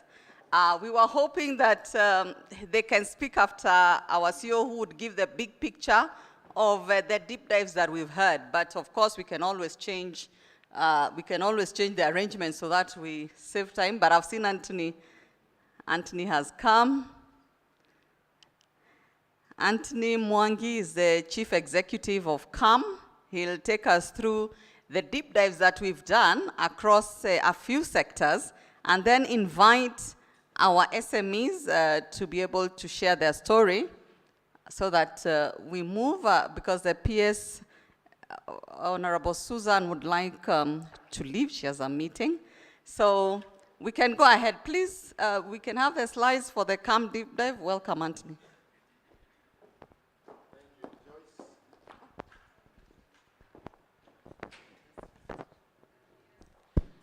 So once again, we are grateful. PS Susan Mangeni, PS in charge of SME. We are very grateful. PS Harry Kimtai, Livestock, we've worked very closely with you. And PS Patrick Kelemi, again, most welcome. And our guests, I just wanted to give you a snapshot of what we've been doing with the ministry, just to deep dive on some of the value chains that the government is putting focus on, so that then we see where is the opportunity for SME. So today we want to really bring these things to practical space to see that it is doable. Whether you've started your startup, you are an SME, you are a big SME, you're becoming a big the CSR said from SME to MNC. So value chain that the government has looked at and we're working together. Let's go to the next slide, please. If you look at textile, and I'm just driving deep into it because you've had a lot of conversation, you look at the country of 50 million people, that's a domestic market. That's, if you start where you can see on my left, I think should be also on your left. We have 65 textile and apparel and 29 apparel companies operating in Kenya. 85 billion worth of imports, both mitumbas, which accounts for about 25% of that, is about 19 to 20 billion, and also other fiber, yarn, synthetic, all that is 85 billion. If you come to the other side, where you can see 23 billion, because of this import of 85 billion, only in this sector, the government loses about 23 billion every year. And the jobs that are in this sector is 21, that's direct employment in the local value chain of textile, and 75 indirect jobs. 7% of the market is only, the mills are operating at 7%, because what we import that goes to our mills is 93%. Let's go to the next one. So what are the aspirations of this sector from where we sit? From 21,000 jobs, you can see that is just local value chains. We got to 200,000 jobs. And this is a work that will be done by SMEs. Majority of the people in this space are actually SMEs. 200,000 new jobs. We save 40 billion annually in what today we are importing. If we can only reduce the 85 billion that I mentioned about imports, Mitumba 20, and I don't want to have that conversation today because it gets very political. But even on other value chains, we reduce that 85 billion by about 50%. That would result to what you're seeing there, 200,000 jobs, new jobs. So this is a conversation that we must have as countries, as industries, as government. That can you imagine one sector throwing out 85 billion? And then you look at the fabric, you know, that EPZ only imports 300 million US dollars. That is around 30 billion. So we want to go to, again, you can have 300 SMEs in this value chain, in this value chain. Let's go to the next one. If you look at only EPZ, okay? EPZ is what we call in our sector the last mile.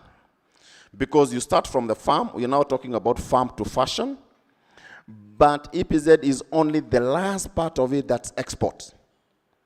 Today, we are exporting 60 billion worth of apparels to the US. But that is a small share of the globe, or what you call US market, which is almost 100 billion. There's an opportunity to drive that to $2 billion. We have 50,000 only jobs in the EPZ sector. If you compare with our proxy, the country that we compare with, Bangladesh, they have over 4.5 million people working in that sector. And they're exporting goods, not $500 million like ourselves, or 60 billion. They are exporting goods worth 50 billion US dollars. How much is that in Kenya shillings? It's bigger, I think, than our budget. Yeah? Just apparels from Bangladesh. Let's go to the next slide. So, you go to another value chain. Leather. And Mr. Njoka is here, has a lot of experience. You'll hear from him what he sees from where he sits in this sector. We have worked very closely with PS Kimtai. You know, when I talk about leather, I'll be very, very careful because he's really passionate and very professional in this sector.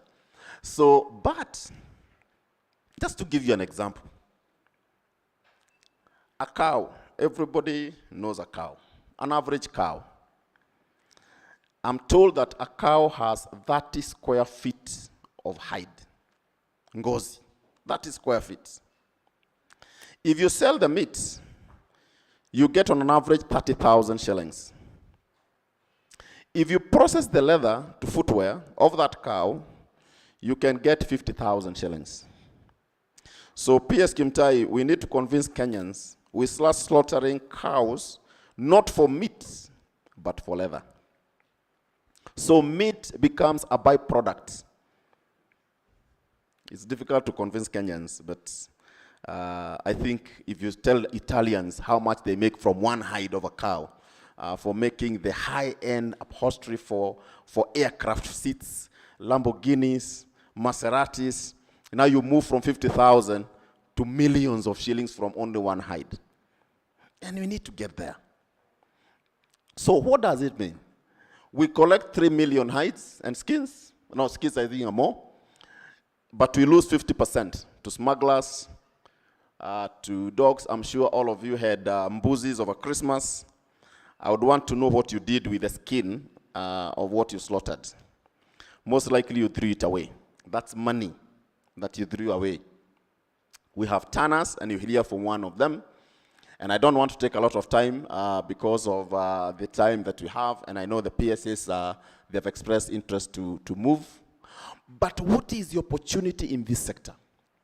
We can move from 15 billion, if you can look at this lower end, to almost 7,500 billion from this sector alone.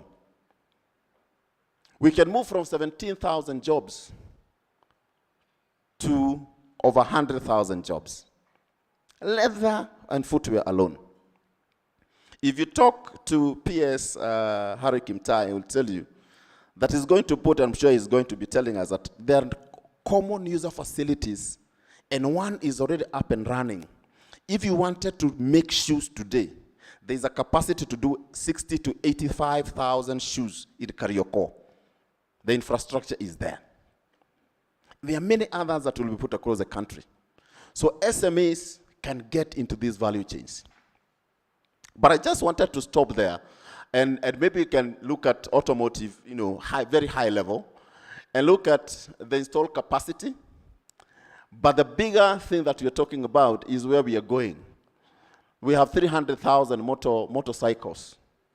This growth is growing at 10% annually, and it continues going. But we're importing almost all of them. Let's go to the next one. What are the aspirations? Motor vehicle industry and then do the industry can actually contribute to 6% of the GDP of this country. And you can see the numbers, right? So the reason of painting this picture is to tell you that as CAM, we've been working very, very closely with our members and government to deep dive not only these sectors. We have 13 main sectors and 53 subsectors. And we are deep diving on all of them. This is just to demonstrate that we can grow this economy from where we are, manufacturing contribution to GDP, from 7.2% to 20%. That in absolute nominal numbers is from 1 trillion shillings contribution to about 5 trillion. It is doable. We have shown you some of the value chains. We are happy because we are speaking the same language of government, value chains. So the question is, how do you as SMEs plug into these opportunities? The purpose for this conference was to bring together stakeholders. As CAM, we create an ecosystem where we bring the financing, we bring the opportunities, we bring the government, we bring KIE, we bring KIRDI, so that we can see how do we drive this conversation. And to be able to shed a few lights on this, allow me to invite Mr. Njoka to come and share briefly about experience in leather industry, and also tell you from where he sits as big SME, what he sees in this industry. Mr. Njoka, please. Thank you so much. Good morning, everyone. The PSs we have, my friend, Mr. Kimutai, and we are fellow PSs.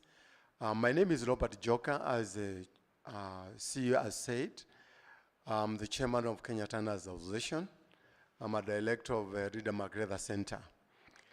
I think today is a big day for us as SME, and I would like to start by giving small history of our company, where we started and where we are, so that many of us don't look at the big companies from that level, but from the level that all of us, we can afford. In the leather industry for more than 5 years, we started our small plant in Embu about 5 years ago, where we had a production of about 10,000 square feet of leather per annum. Today, we are at about 35 million square feet per annum. And I want to assure you, anybody can be a tanner today. And I want to start by demonstrating that you don't need to go to Italy, you don't need to go to India to import the equipment. We started in a small scale, where the threshing machine, which is part of what we need to have in our leather industry. And before I proceed from that, I want to assure you, with a good office of Minister of Livestock, we don't need to struggle for the raw material. You know, for any business person, what do you think about first is whether the raw material is available and where the market is available. And I can assure you, as it has been said by our CEO, the raw material is more than enough. You have seen the figures here. The offtake is more than 3 million animals per annum.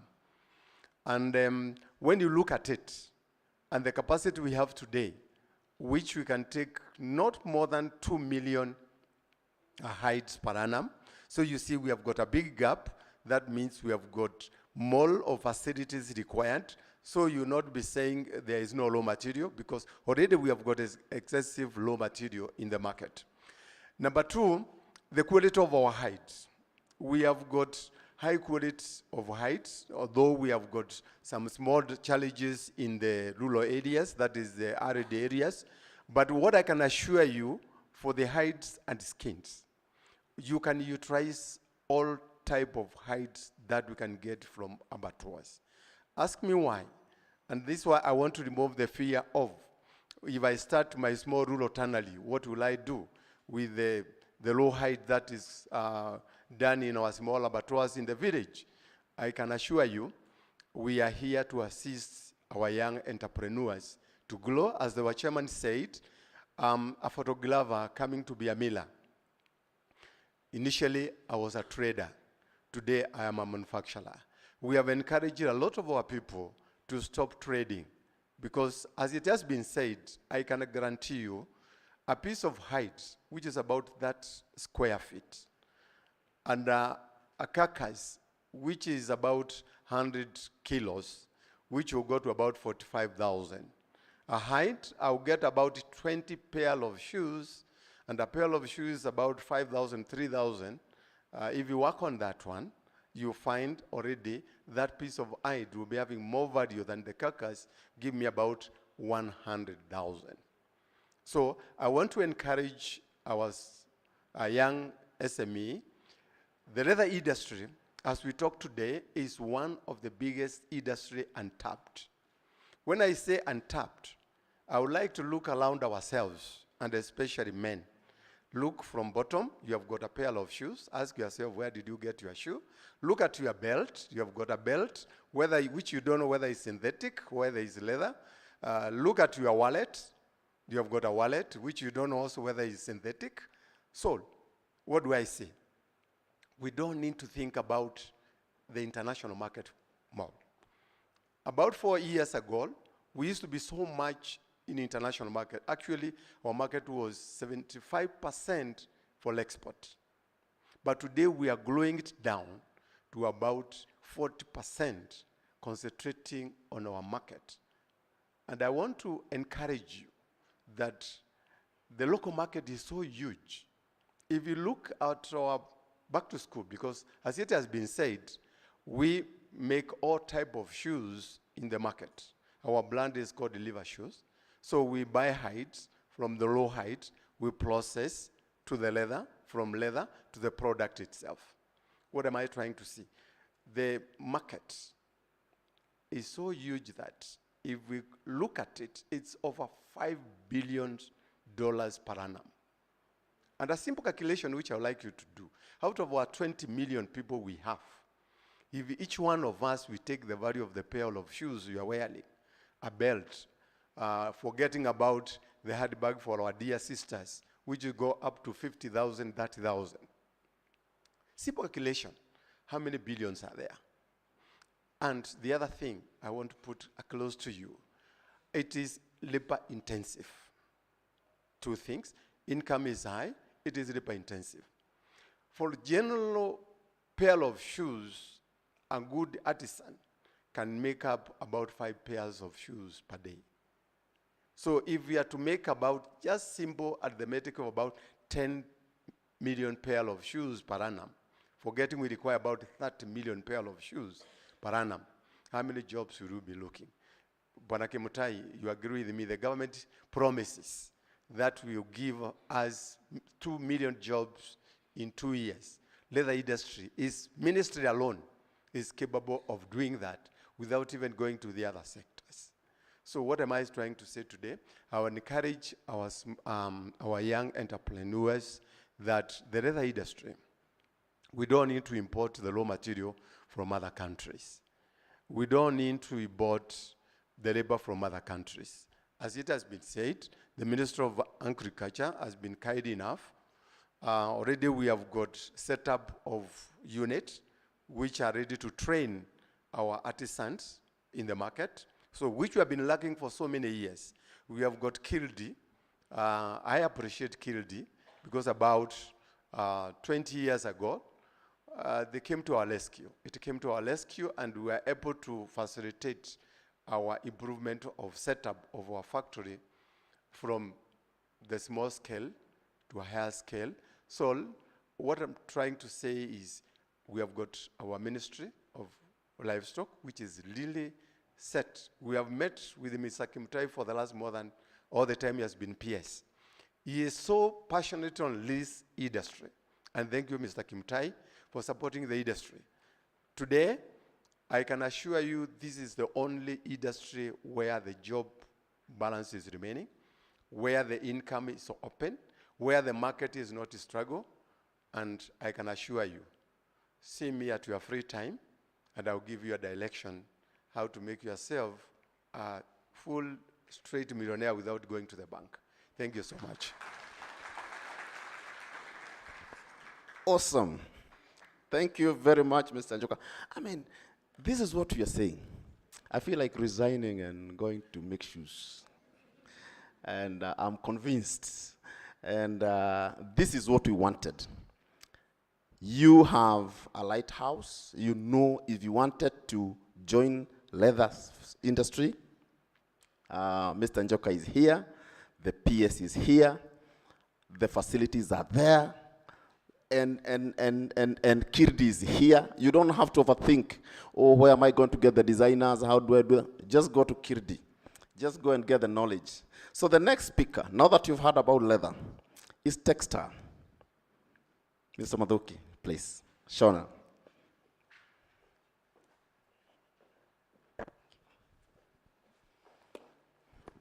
Good morning, everyone, and thank you so much for having me here. My name is Isaac Maluki, the owner of Shona EPZ Limited. We are a garment manufacturer exporting clothes to US and Europe. We started 5 years ago with about 47 people, and our vision is to get to 30,000, 10,000 people plus by 2030. It's not been an easy journey, but it's been a journey worth taking. One, because we've had very, very good support from the different industry sectors. So for the MSMEs who are in your different industries, please ensure that you engage with the different associations in the sector, because they'll help you to get to grow. When we started, we were thinking, how are we going to be able to move? At that time, I think we were the first ethnic Kenyan company that was doing direct exports to the US and Europe. The challenge that we had was that since the other factories that we were dealing with in the EPZ were all foreign-based, they got everything from abroad, from their financial support to accessories, to the raw materials, the machinery, everything they got from abroad. So we had a huge challenge in trying to understand, where do we get our raw materials, how do we get our machineries, how do we grow the business, how do we get in touch with clients and convince them that as Kenyans, we can be able to also supply internationally with the proper standards. But we managed to keep going for international trade fairs. With the help of KM, we actually managed to visit the US a number of times. And so, just as the CS was talking earlier on, saying that we need to look at the region, when we are looking at our businesses, I would encourage you to not look at Kenya as the only market that is there. I mean, Kenya for you could be the fruit that's on the floor.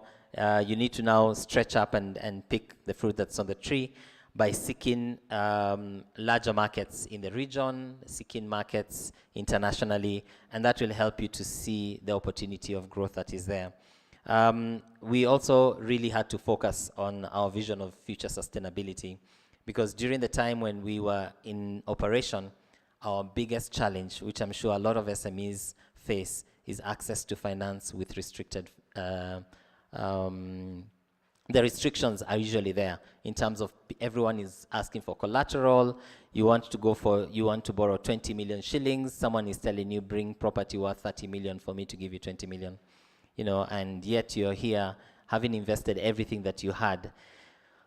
So we've gone through those challenges, but so long as you have that vision of the future, you need to know, where do you want to go to? You need to know where you're from and how you can be able to get there. The challenges of getting access to finance will just be a way of growing you to a better level, maturing yourselves to a different level. You will have to go through that challenge and struggle, but once you get out of it, you move to a different kind of a challenge or struggle of how do I maintain the clients that I have? How can I continue growing my business? How can I continue developing the people who are going to be around us? One of the things that we have always wanted to do is to create a happy environment in our facility. So we have always looked at opportunities where we can make sure that the people who are working for us, our backbone, the ones who are the reason why we are making the money that we are making, are in a happy situation. So always look at your employees as the gold mine for yourselves, so that they can be able to take care of you and give you the product that you have. One of the things that we are proud of doing is we are a menstrual health management factory. where the menstrual products that are provided to the employees are done for free to all the female employees, and they can also take them for their family members. And that has helped us move the happiness level in our factory and also move our efficiencies. We've been able to see our efficiencies grow by even up to 60–70%, just because of giving that kind of a provision. And if you look at like China, for instance, you find that the kind of road networks that are currently in China are, I may say, one of the most sophisticated road networks in the world. And right now, their engineers are all over the world, building roads and bridges. But if you look at their network 30 years ago, or even their industries 30–40 years ago, it wasn't that developed. They just kept being sustainable, looking at the future, and looking at not just supplying themselves, but supplying the rest of the world. And this is the opportunity that we have right now. We can be able to provide that service as Kenyans. We are so intelligent. We are trainable. We can be able to produce and surpass anyone in this world. So I'd like you to think about that. And currently we have over 650 employees, and we're looking at getting to 1,500 workers by the end of this year. And we are seeing ourselves not just getting to 10,000 employees by 2030, but with the grace of God, with a lot of work, with a lot of help, we are looking at being able to get to even 20,000 plus. Shona is open for business, and we are also open to mentoring. We are open to talking to you about how you can grow your business, how you can surpass the challenges that you're facing, and we are hoping that you can be able to come to us. A lot of times I've told people we are open for business. Many have taken that challenge and come to us and have actually seen that. During the 5 years that we've been in operation, we've assisted more than 5 other Kenyans to set up their own EPZ factories, and we've even helped them to scale up in the first few months by placing orders with them. So that's just a little bit about Shona, and I hope my story will be able to encourage you to keep growing. Thank you.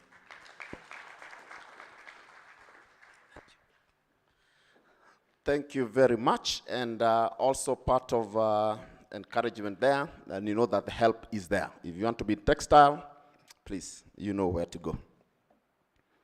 Now, when you have a lot of guests, that you invite the guests and they, all of them come, it sometimes is a very good thing, but also a challenge because of managing their schedules. So we wanted to interrupt that panel for a few minutes and invite PS, my friend Patrick Elemi, because I know the PSS wants to run, and this government, people are running very fast. So we want to invite so that the PSS can speak, and also we can continue, my friend.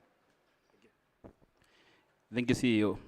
Abarienu, I really want to talk briefly about the role of State Department of Cooperatives in all these things you are saying. Because this conversation is very good, but I think it is easy to have this conversation in this war at Movenpick. This conversation will only make sense if we have it with our producers, with our villagers, the people in the village. Why the village is important to us is because at the end of the day, we all drive home. At some point in time, you are nagged by your villagers. You've pressed that window button to close the window and drive off. But the point is, and why this government's approach to economic development is different from what we have had for the last 60 years is we are saying we want to go back to these people and bring them up. They are the most important unit of production. Our land ownership in this country is 2–3 acres. And those are really rich people in the village, people with 3 acres. These are people who we are looking for and to plant cotton to grow the textile industry. These are the people we went to aggregate to take their cotton to the ginneries, to the tanneries in the village. We must have this conversation with these people. But these people, you are telling them, he has 3 acres, you want him to grow cotton, he has a problem. An immediate problem is food. He must make an economic decision, or now I'm going to utilize my 3 acres. We were in Western Kenya. The belt we feed is very rich for cotton. To launch the cotton seed, cotton planting season with. We were with PS industry. We were Thika Cotton company, Thika Cotton something. We were with the Rivertex, and they kept on complaining that we are giving you seeds, and you are not giving us cotton at the end of the season.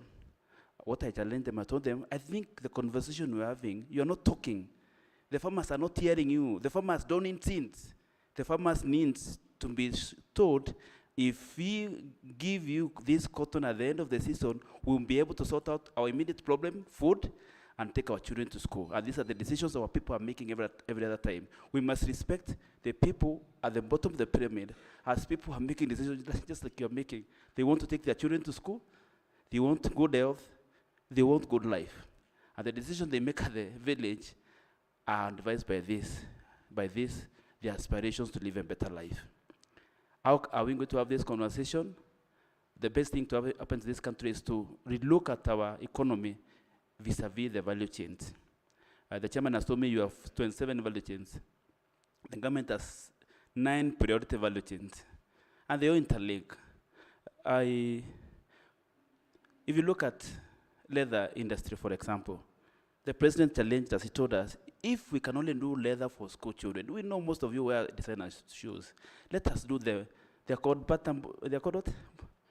Butter what? The shoes we are making for our children. How many children do we have in school? That sector alone is enough to spur a leather evolution in this country. All the time I come drive from Meru, I see people walking cows from Marisabe to Nairobi. Now that I've interacted with Kumutai, I'm told those people are destroying value. By the time the cow gets to Nairobi, there's no meat to sell, the leather is messed up.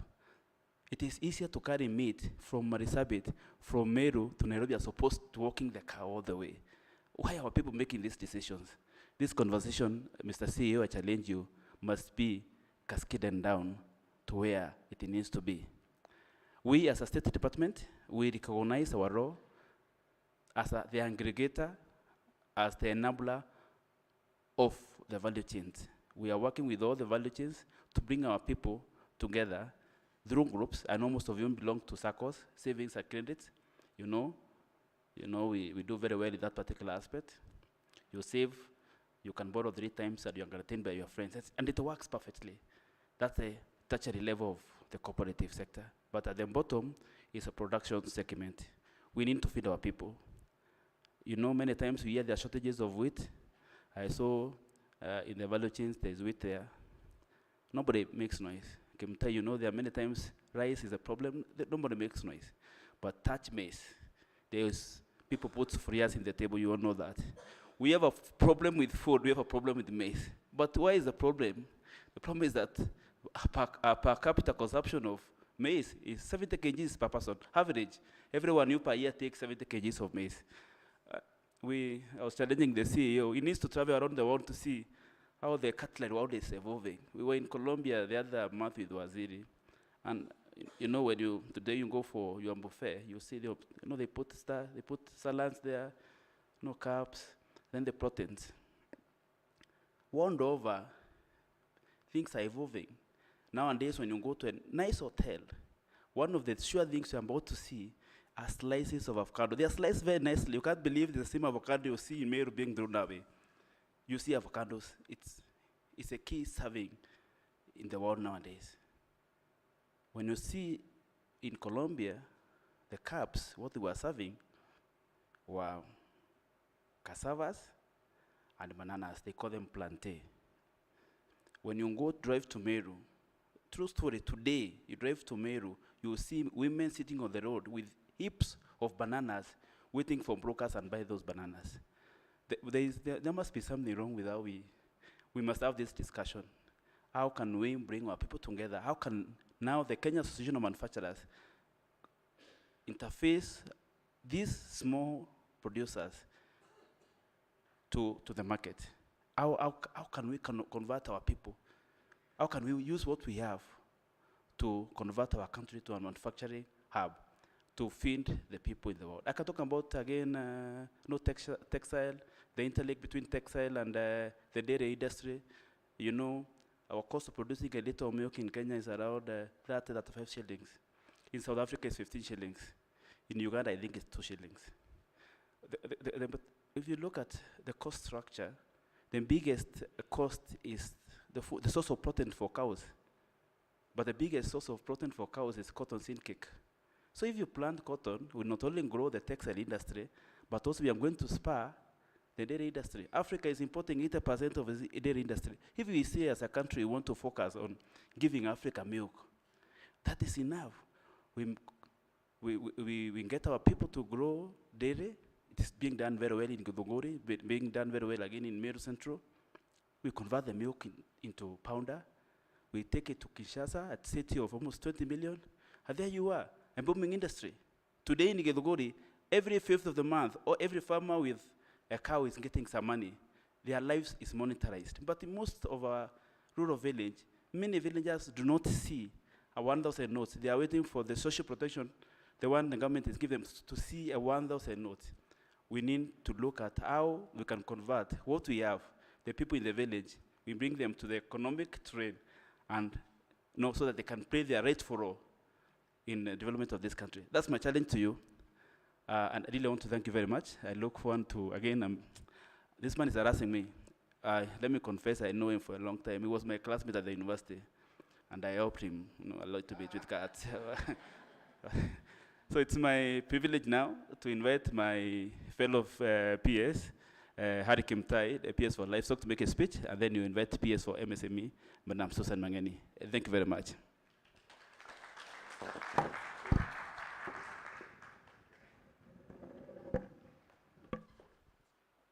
Thank you, PS Kilemi, the chair of CAM, my good friend Shah, and I've now known another good friend. Was just in 15 minutes, she has given me a whole story of her success, her challenges. Madam Shiro Aweru, the entire executive board members led by the CEO of CAM, discussants who are here today, and thank you for the experiences that you're sharing with others. Distinguished participants, good morning. It is indeed also a pleasure for me to join you this morning in this MSME convention or conference that you're discussing issues that touches on the MSME sector and the role that MSME plays in our economy. I think we have been given statistics, I don't want to go back about that, and I want to thank CAM for organizing this conference that brings together industry players to learn from each other and to inspire others who want to start. By sharing your experiences, you definitely inspire others, and I'm really touched. Allow me then just to say a few things. I know our Cabinet Secretary, Honorable Chelugui Simon, has delved in detail on the government agendas and the government programs that we are implementing as a government. And I just want to emphasize on some few other areas, particularly that relates to how does the Ministry of Agriculture relate with the MSMEs. And I think we've discussed it at length. And we've said that, and this convention is specifically targeting the Ministry of Agriculture. What can we do? Because we say that the Ministry of Agriculture or agriculture forms the backbone of our economy. And therefore everything centers around agriculture. Any products that we produce should therefore go through now another process, because we have developed, we are now in the level of where we are doing value addition. And within the Ministry of Agriculture, we came up to drive transformation for you to have constant supply. We've come up with a strategy, the Agricultural Sector Transformation and Growth Strategy 2019-2029, and this basically tries to anchor certain pillars within our sector. Number one, what are we doing with our strategy? We want to target our farmers, our pastoralists, the ones that are taking care of animals, our fisher folk, the ones that are producing our fish. We want to make sure that these farmers and these pastoralists and these fisher folk are able to face their MSME. According to us, the MSME are our off-takers. They are the ones who off-take from our producers. So the MSME within the agriculture sector plays a key role in the sense that they are the first market for our producers.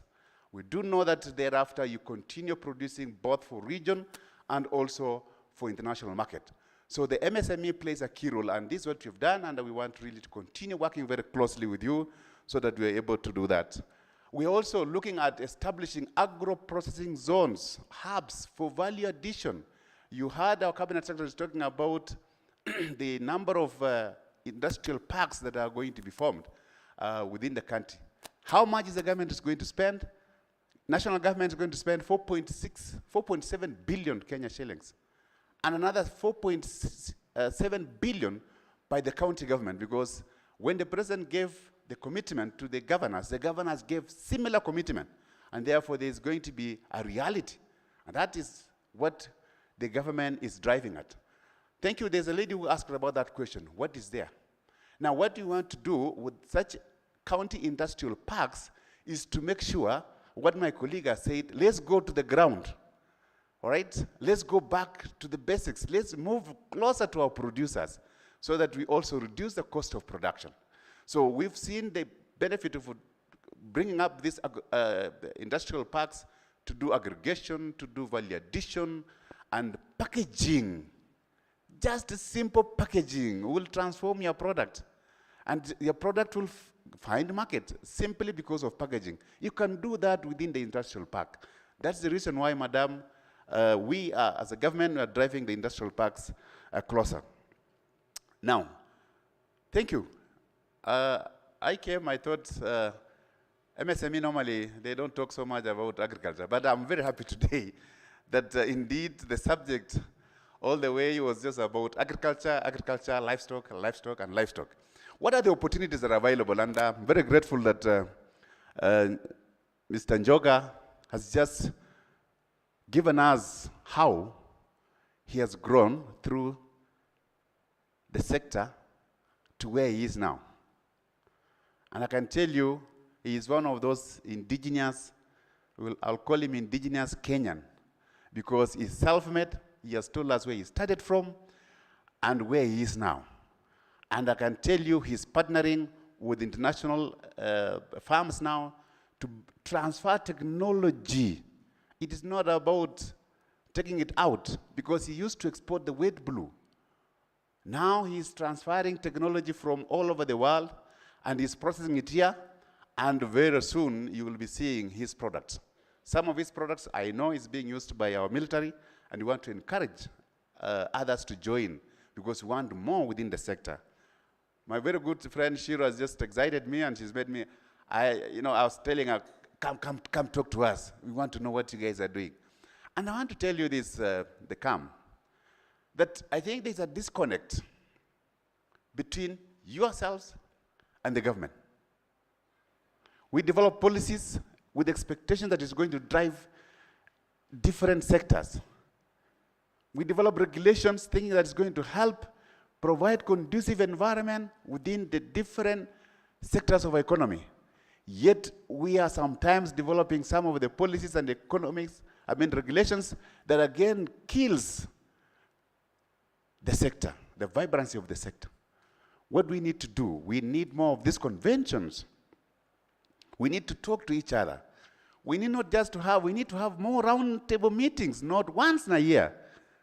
Because we are doing regulations. We want to amend regulations today to suit your sector tomorrow, not to wait for until the end of the year, until the end of the financial year. That is my plea to come, that to come, we work together so that we're able to achieve. The government only provides one, conducive business environment. And the rest is left to the private sector. The government will earn foreign exchange. The government will create employment. The government will get enough taxes. The government will create more employment, and there will be more economic activities within the country, and people will be able to earn their income. Their living standard will improve. So the closer we are, the better. And I think that's a challenge, because I've seen cases where when we come up with the policies and regulations, we are at the tail end when we are implementing. That's when you start feeling the pinch of that regulation. When we are developing, we sometimes went through our constitution, which says there should be public participation. And when you go for public participation, let me tell you, ladies and gentlemen, the people who come for the public participation are not the people who are in this table today. They are far away, and we talk to them, and they say, yes, that is okay. Some of them have just come for their lunch, they get their lunch, they go back, their allowance is gone. They go back. Yet, you are busy. Please create time. Please create time. Now, you also need to move closer to the government to understand some of the projects and programs that the government is running. We provide opportunities for MSMEs. How do we do this? Through grants. Government provides grants to MSME. So if you organize under the MSME, and Susan will be telling you this, because we, under the value chain approach, we are also saying, where are the MSMEs within the value chain? Let them come and take advantage of that opportunity. So, for example, in livestock sector, other than just, I have 2 programs that are running currently, and all are geared towards supporting the MSME. Number 1 is the Kenya Livestock Commercialization Program. Now, we said there is need for us to move out of the normal production. We want to now commercialize our production. We want to commercialize our livestock. This, we are calling upon partners to come and partner with us to be the off-takers. We will play our role in terms of aggregation and supporting and granting those cooperative societies members. We shall grant them to provide, one, for example, inputs, to provide facilities that you as an MSME cannot provide. The cold storage facilities, as mentioned by the Cabinet Secretary, we as a government provide that as grants to the cooperative societies so that you are able to offtake from them. You will not have invested in that. The government will have invested in that under the public good through the grants to such cooperative societies. The other projects, these ones we provide grants. The other project that we do provide, and the Cabinet Secretary mentioned about it, it's a DRIVE project, which is a Horn of Africa program called the Risking, Inclusion, and Value Enhancement for the pastoral economies. We've realized that the pastoral economies are also facing a lot of other challenges. Climate change is here with us. And you've just come out of the drought, and you saw the effects of the drought that we had recently. We lost 2.5 million heads of cattle. I've not even counted the sheep and goats. The loss totals about 1.8 billion US dollars. All this in just a cycle. So what we have come up with now is to support the private sector. We want to, the pastoralists, we want to crowd in the private sector to come to that space. We have developed a facility that we are implementing together through the World Bank and the State Department for Livestock. We have the credit support to those who want to invest in a livestock subsector. The credit is a subsidized credit, not the commercial credit that when you go to the bank, they will ask you.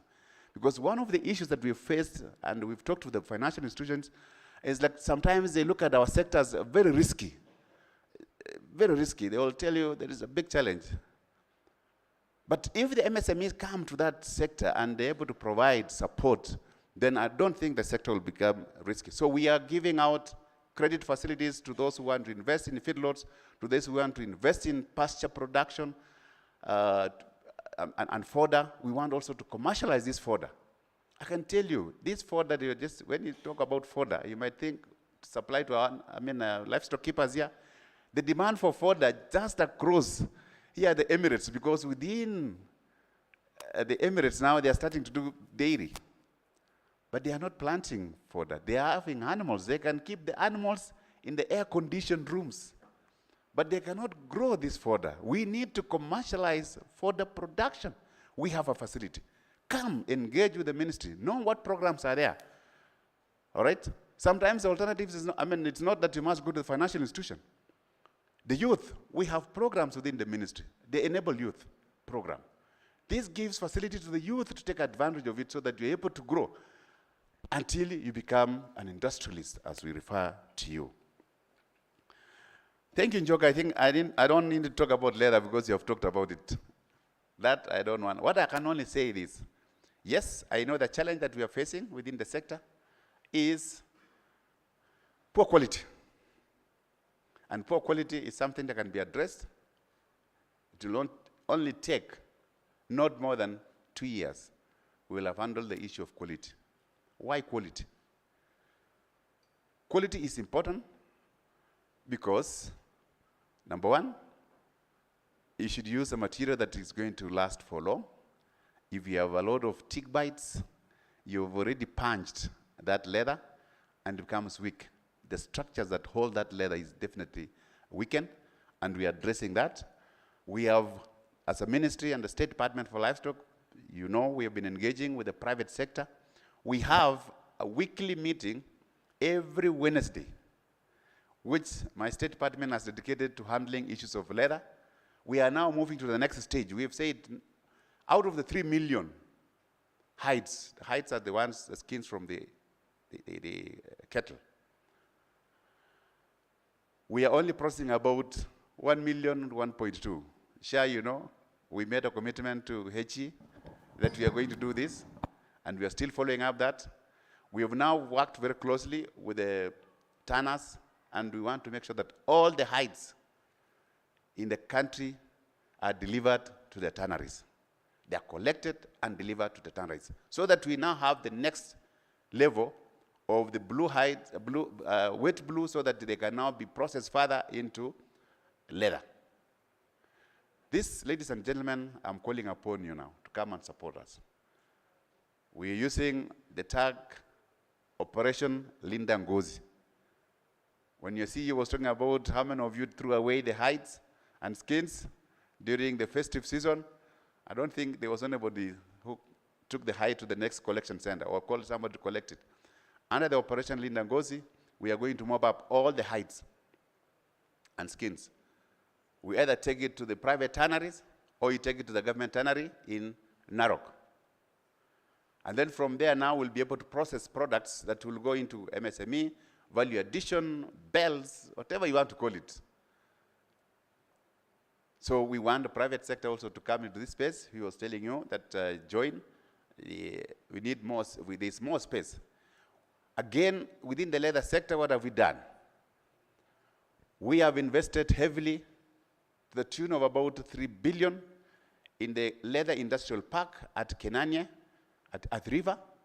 We are building an effluent treatment plant, and we're also building warehouses so that you come and plug in. You do not need to invest in the effluent treatment. You don't need to come and invest in building of the warehouses. You simply buy your machinery and come and plug in and pay your electricity and pay for your service charge and pay for your rent, and you proceed. That means the initial cost of your investments will be so low, and you'll be able to take off within a short time, because your return on investment will not be prolonged. It will take a shorter period. And I so believe if we work very closely, we'll see more and more of our products reaching the other markets, because we have an opportunity under leather to export to US under our AGOA agreement. The AGOA agreement is about to come to an end. But under the leather sector, we have not taken advantage of it. Can we then use this available window now that we still have, make use of it as we continue discussing with them under the strategic partner or trade investment partner. The other one, what have we done? Within our institutions, we continue training personnel that will handle issues of leather. We have our Haiti, the Haiti Kabete, which is training on leather technology. And we have gone further to install modern equipments that will help in training the artisans using the computer-aided technology, because we are now in the era of technology. You not go back to the old era. We are now using the computer-aided technology for designs. Whatever design you want to come up with, all this, we'll train for you your manpower. Bring your manpower to us, we shall train them because you have got the infrastructure. This is what the government is doing because as a private sector, sometimes you will not be able to invest in such kind of investments like training facilities. It is the role and the responsibility of the government to provide such infrastructure. Ladies and gentlemen, I will go on and on and on and on, and you know, about the story of leather. I've not even touched the hooves. I've not even touched, you know. When you talk about an animal, I've just touched one of the products. I've not touched the hooves. The other one is the cottage industries. With the increase of these food chains, the burgers, and this, you call them pizzas, you need cheese. Cottage cheese. When you go to Italy, they talk of cottage cheese and they talk about it so proudly, yet it is just a question of producing cheese within your vicinity, as long as you have the facility. We have more in livestock. We have more in livestock. Please come talk to us. Let's engage. If you find any policy that is affecting your trade, let's engage. Tell us. Be open, be candid, just write to us that we need these regulations to be amended. We keep on amending these regulations, thinking that it's facilitating your business, but sometimes it doesn't. But we are ready and we are open for discussions. Therefore, ladies and gentlemen, I've just told you about a little bit of that. As Jongeji Ambusi, as Shika Kuku, you know, na other rabbits, you know, your rabbits. You know, we have a training institute for rabbits. You know, Bado, we still have a lot. I think I'll also have my own convention to take you around through our farms so that see what you're doing. With that, ladies and gentlemen, let me now take this opportunity to welcome my colleague who will talk more about the subject of SME. Susan Mangenyi, welcome, PS. Let's give her a round of applause.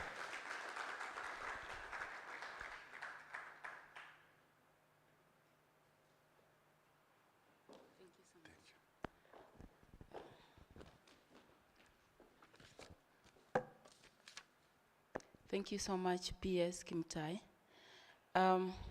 The chair for Kenya Association of Manufacturers, the CEO, and all the manufacturers herein.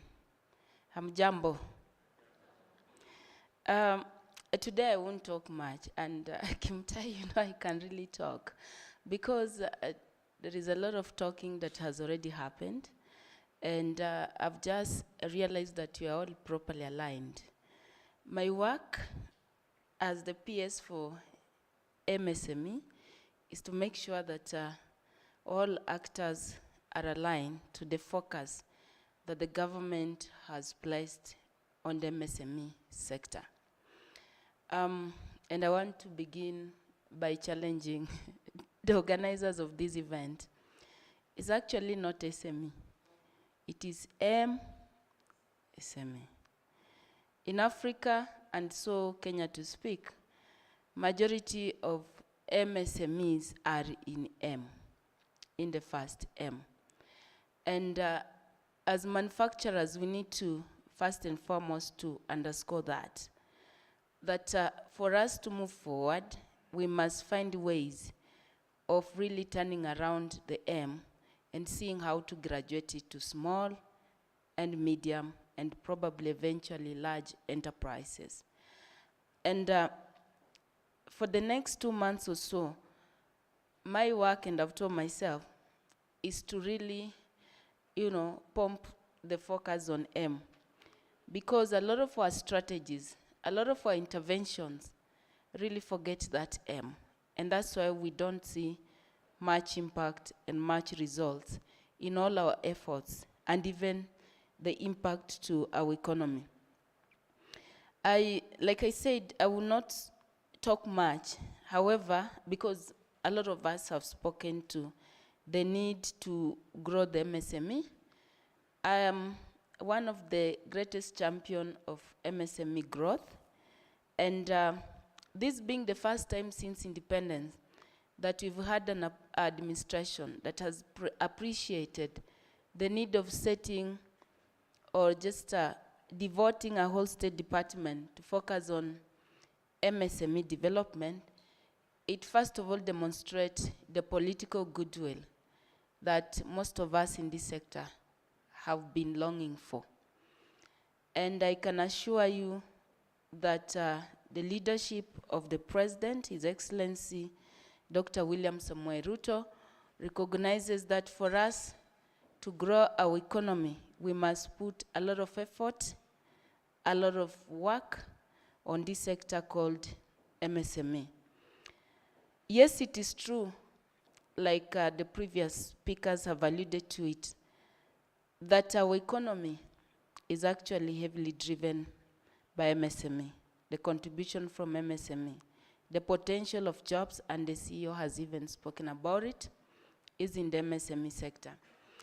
I always challenge my colleagues, especially those in agriculture, that when we meet, please don't talk about farmers, talk about MSME, the MSME farmer. And why am I saying that? It's because if agriculture indeed is the backbone of our economy, then we need to turn it around into enterprises. We got to turn farming into enterprises. So we talk about we need to help farmers, but we need to look at it from an entrepreneurial perspective. How are we going to create attractiveness, you know, in that particular sector? For example, you talked about textile and apparel. We know that those opportunities are there, but unless we work on increasing production of cotton, we work on wooing farmers, now whom I'm turning into MSME, to develop an interest in increasing their acreage of cotton in this country, we will still not exploit the high potential that is in that sector. The second problem that we have across that value chain, for example, the textile, is the competitiveness. I was just sharing with my friend Jogu there, and telling Jogu, I appreciate that we have a market, and we have a good market in Kenya and outside Kenya. In East Africa, we have the Africa Now, Free Continental. But we also need to challenge ourselves. Are we meeting the quality and standards? And I told her, you know my shoes here, this is Mutumba.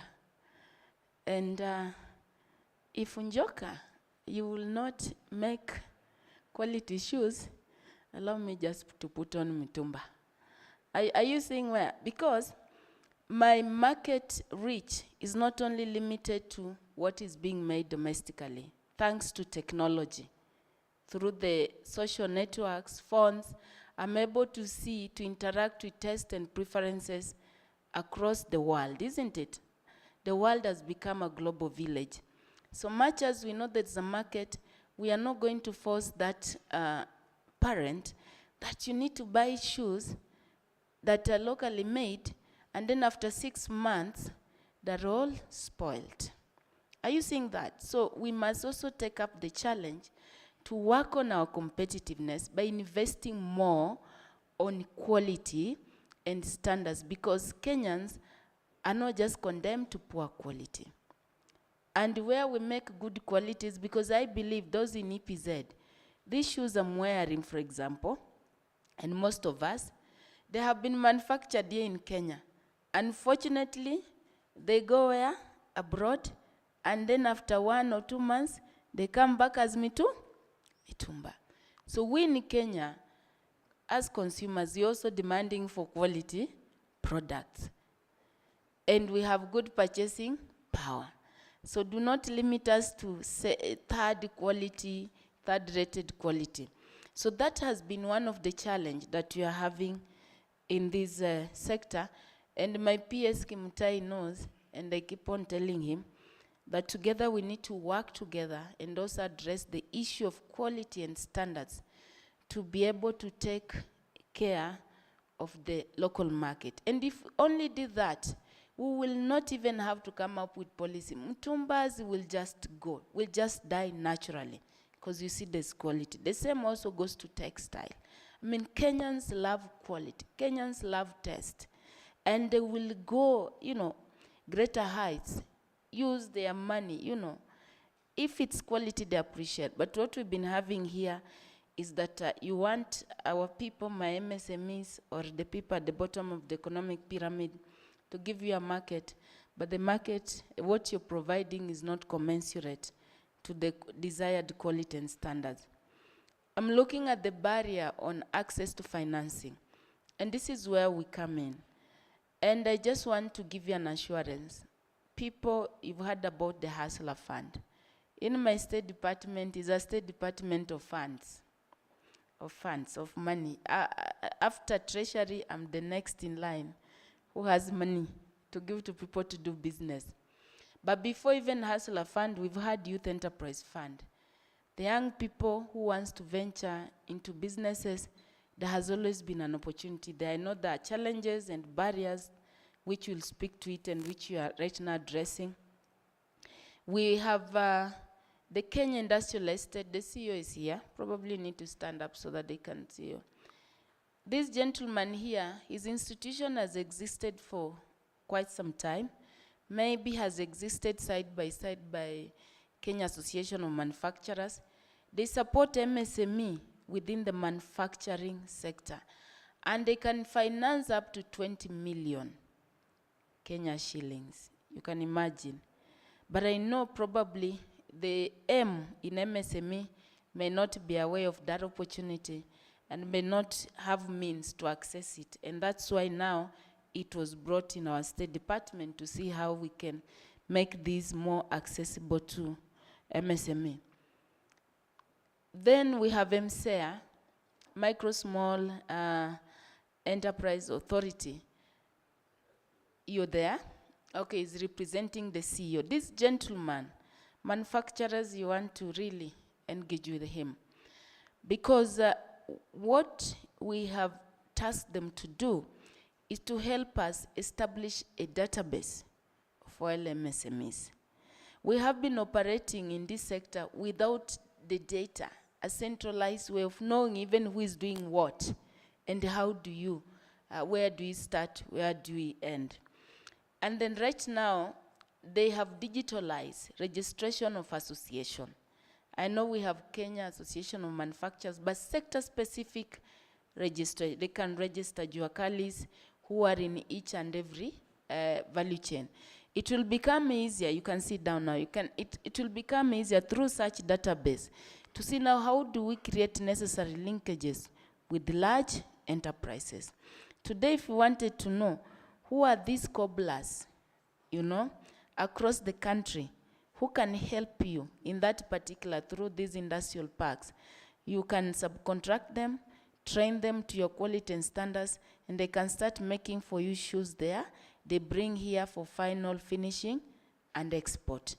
Through MSEA, we are likely to achieve that. MSEA, again, we are running a number of initiatives, including grants, which are aimed at supporting MSMEs in the manufacturing sector.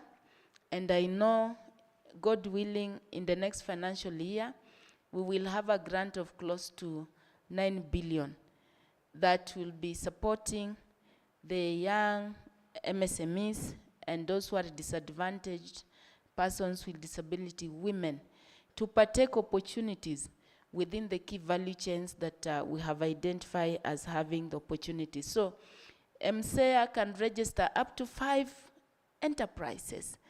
And registering as an enterprise, as my friend Patrick said, my counterpart, coming together does not mean you're coming together because you have no means. You're coming together to achieve economies of scale. You could be 5 entrepreneurs. You do not have capacity to do your own branding, as livestock PS alluded. But if you come together, you can aggregate yourself into a brand that we can now market to the global market. I want to ask you to really interact with them, say, especially the small size or micro MSME, enterprises in the manufacturing sector. See how we can be able to aggregate, to access the market, to aggregate to brand, and also to aggregate for capacity building. The other barrier, and then in the credit access market, we also have Hustler Fund. I know you've heard about Hustler Fund. I know maybe you are not my customers in this room. Yeah? You are not my customers. You will say 500 bob is small. But let me tell you something about Hustler Fund. Hustler Fund is a disruptor. Because of Hustler Fund and the focus we place in Hustler Fund, we've been able to disrupt the credit market. Today we are disrupting some of the policies that have been making it difficult for most of you to access financing. For example, we are aligning financial institutions that for us to work together as partners to grow our economy, we must be able to bring down the interest rates. And we are preaching single-digit interest rates. I know today what you find in the market is above 10%.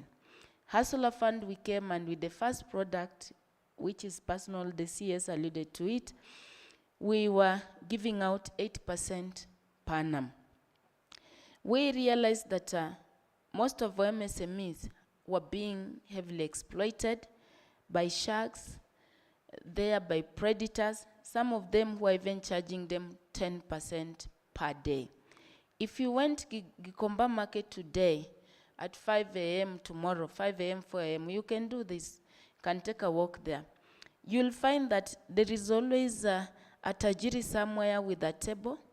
You give that tajiri your ID, gives that mama mboga 1,000 bob, and in the evening, for that mama mboga to collect the ID, has to pay 100 bob. You've been in business, all our manufacturers, and you know. A business where you put in 1,000 bob, maybe the profit there is that 100 bob. But that 100 bob, you are giving it to somebody else. So that's the reason why we've been asking ourselves, ever since we started supporting MSME, ever since we've had this MSME, how come there is no progress? That mama mboga in your village will always be mama mboga there. Some of us, we've bought mboga from there when we were in primary. We went to high school, mama is still there. We went to university, she's still there. And selling same portion. And ask yourself, why does this happen? Because of the cost of credit. And that's why the government made the deliberate decision to try and protect these people from sharks, to come up with a fund where you can access at a lower interest rate, and even as you access, you save to cushion yourself in the future. The other good thing that has happened from there is credit score, and I think this is where it will interest you. In this country, we didn't have a culture of credit scoring. And even the institution like CRBs and the financial institution, they used only to report negative credit score. And so CRBs in this country had become like policemen. If today a policeman came into this room, you start shivering. The same way you borrow and people tell you tutakweka kwa CRB, you start shivering. And negative reporting has made a lot of our people to shy off from even using the credit data. Today, through Hustler Fund disruption, we are now having conversation with financial institutions to see now how we can move to alternative data in scoring our borrowers. Now, where is this alternative data? From our State Department, we are looking the opportunities within the value chain. We are asking them that it's necessary to separate me as a person from my business. Because what they've been doing during credit scoring, they use your own personal characteristic to score your business. And you know, you and your business, your consumption behavior are totally different. So we are now encouraging them that we need to introduce alternative data that will enable us now do scoring that can give access to our business people, to our MSMEs, focusing more on opportunity as opposed to how I'm borrowing to consume. So we want them to load other alternatives. For example, if we say the government has focused on key value chain, and my friends have spoken about it, the leather value chain, for example, if we all agree that there is that massive opportunity, if I'm applying for a specific credit facility and I've indicated that my business is in this particular value chain, use that opportunity in that value chain to score me so that you do not disadvantage my opportunity based on my previous personal behavior. So we must separate the personal character from a business character. And we are achieving this through engagement that you are having with the private sector and other development partners in the same ecosystem. The issue of access to market, I'm glad we are here. And this will not be the last time I'm coming to knock your doors. Because as a State Department, we have the responsibility of facilitating contracting between the small enterprises to large enterprises. We just want to sit down and see within that value chain, which kind of viable enterprises can we create for MSME?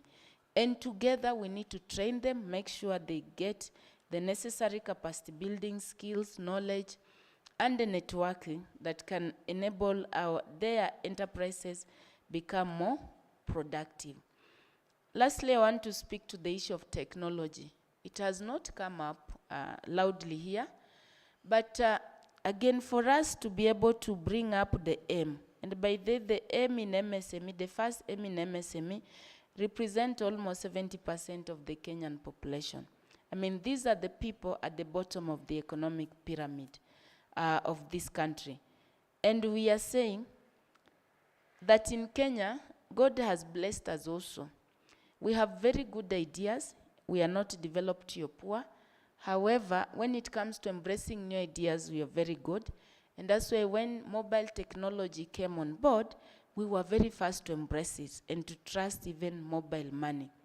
This has become a first, because even when we go internationally and we mention about that, they're even getting shocked how we trusted mobile money as opposed to credit cards, you know. And I think this is just a God-given thing to us. And because technology has a way of leveling, equalizing, it has really equalized the Kenyan population. My friend there, the chairman for Tannery, and some young person in the village where I come from, if you find them on WhatsApp group, they're interacting like equals. Because you're not able to see, that friend can really, you know, that young person there can really tell you things and you know, like really dress you down as if he or she is your equal on the social media platform. This is just the power of technology in equalizing everybody, in levelizing everybody. So we are saying, instead of really having the experience, the negative experience where some of us now run away from the WhatsApp group because you cannot really condone such kind of abuses. Someone abuses you, but you'll take it because you don't know him, you know. But because you have a phone, whether he's using a lower smartphone, you have a high smartphone, he has communicated to you at the end of the day.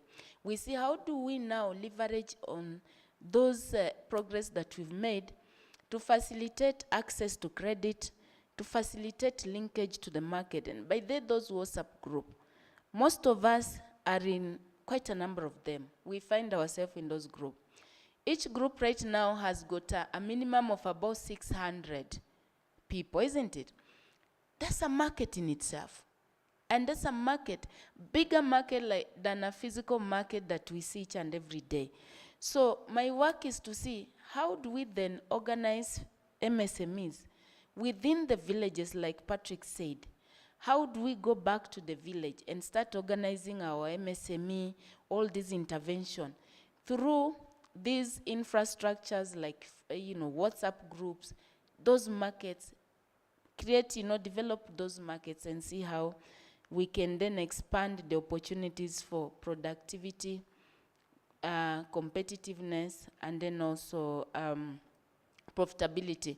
So what we need to be doing, and this is my challenge to the manufacturers who are at least at the top, that your business, especially in the agricultural sector, should also be focused on the production. Because if you wait until we've come from the farm, you know, we come from Kimutai's farm to maybe value addition, KIE industrial shed or park somewhere to this end, then we will never be competitive. We need to be part and parcel of the whole value chain and make sure that we stabilize the supply and the demand in the market. We need to see how we now take our work to the people at the bottom of the economic pyramid. And I'll be there to help you with financing. I'll finance those people. You just need to tell me, we have a market opportunity here, and I'll work backwards, see how we can be able through cooperative, aggregate those people, raise volumes, train them, and we have CIDCs, again, MCA, we have constituency industrial development centers across the country. We can use those centers. You can come if you see an opportunity. And the way we have structured this value chain, we mapped it out. Each and every region right now, there is a key value chain. If you go to Western and in Nyanza region, for example, in part of South Rift, you'll see we are focusing on edible oil. If you come to this area of Central, you see focus on the dairy as a key value chain. If you went to North and Eastern and part of Rift Valley, we're putting focus on leather value chain. So all across the country, we have identified a key value chain, which all of us now can go there and make sure we mobilize the volumes for supply and also engage those MSMEs to make sure that they also become more productive. Now, lastly, we have building and construction value chain. I know today people, you're talking about agriculture. Kimtai, you never talked about building and construction value chain. Affordable housing, I think should also be an interest to all of us who are in this ecosystem, because that segment of the population, the MSME, one of the major shocks that they have on day-to-day basis is the rent. And even if you subcontract me today as a micro MSME to help you, you know, to be part and parcel of your value chain, at the end of the month, if I don't have a stable income, I'll be worried about the rent. So the government has invested and is investing a lot in constructing affordable houses, which will be for MSMEs only. And these houses, some are going to cost as low as 500,000 and of course up to about 3 million or so. We've had several groundbreaking here in Nairobi, and all these are doing for MSME. But again now, we need to showcase those MSME where opportunity will be, where they can do business that can generate income for them now to invest. I always challenge my agencies that please do not come up with a financial product if there is no market. Do not come up with any intervention if there is no an enterprise around it. So we go and direct this MSME on where we think enterprises are. And the first thing the government has done, let's focus on the key value chain. And we are telling all investors that if you want to invest in Kenya in the next 5 years plus, focus on dairy value chain, focus on leather value chain, focus on cotton, textile value chain, focus on rice production, focus on tea value addition, focus on building and construction. In the next 5 years plus, and we believe it could be plus, this is where viable enterprises are supposed to be generated. This is where financing will be going. This is where industries, and when we go outside, they're asking for people to come and invest. We are selling to them industrial opportunities within those key value chains. And I want to take this opportunity to thank you, the association, for the work you're doing. I think we are aligning, and I know anytime we've reached out to you to attend into our forums, you've been coming, and this is the spirit that you want to encourage as the government so that we can be able to deliver as one. Remember, my work is to coordinate this sector. This sector had been fragmented, everybody was doing their own small things, development partners, World Bank, kila mtu anafanya yake, but in the end, there was no that tangible results that you could say that have been seen. So our coming in, we are coordinating this ecosystem, and our first role in the next few months is to try and see that everybody is aligned, number one, to the Kenya Kwanza Plan 2, to the priorities for economic growth within the, as suggested by the Kenya Kwanza Plan. We want to be interested to see what are your programs, be it the private sector, be it, even the public, be it the development partner, so that we see how together we can read from the same script and deliver as well. I want to say I'm happy because of what is happening right now, because of this focus. The financial institution today, everybody now is coming up, aligning around the Hustler Fund in terms of ensuring that they bring down their financial products, they start developing more unsecured financial product. They're also getting interested in terms of us understanding the whole value chain process, from the training to the access to market. Most of them have approached us, the banks, and said, let's work together and develop a market for MSME. And to me, this is a plus. For development partners, we've seen a situation where, for example, the European Union, they have now come up with a new approach where they want to deliver as Team Europe. Instead of having Italy, having France, having German, delivering separately, they also are aligning accordingly and seeing how do they pull together resources to create a larger impact. And to you manufacturers, let's align together in terms of creating a market and making sure that we develop both the supply and demand value chain. And now to finish, as I sit down, I want to leave you with a quote. And this quote was said by one of the greatest sons of Africa, who is now late, the late Kofi Annan. And I want to believe, I read it somewhere, but I want to believe he said this when he was giving his inaugural speech when he was elected as the UN Secretary General. And he told the African nation, if you want nations, if you want to develop, do not look beyond your locality. Do not look beyond your locality. In other words, where you are here, there is much. You don't need to look beyond. There are a lot of opportunity here. Let's see how we unlock this great potential that God has given us, which is in our natural resources, which is in our numbers, the youth bulge, which is in our culture, which is in our tradition, which is in our practices, and which is also in our consumerism, in our consumer behavior. Let's see how do we turn around our way of life into enterprises that can give us the opportunity to move forward as a nation.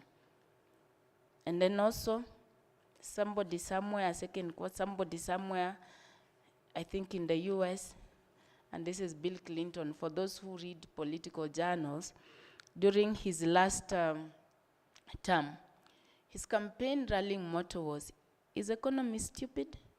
You remember? It's economy stupid. And if he had asked that in Africa, we would have told him economy is not stupid. What is stupid is the way in which we organize our economy. We've been organizing our economy where only a few people on top, only the chairman here of Njoka, the Shona, those people at the top participate effectively in the economic growth, where majority of the population are locked out from the economic participation. This is why His Excellency the President turned that around and said Kenyans are not stupid, Kenyans have got good ideas. It is never about what we can do, but it's just how do we turn around the organizing so that we start by reorganizing the people and see how the people now can rejuvenate themselves, participate effectively, and ease the burden that you people up here are having in terms of taxation. Thank you so much, and may the good Lord bless you.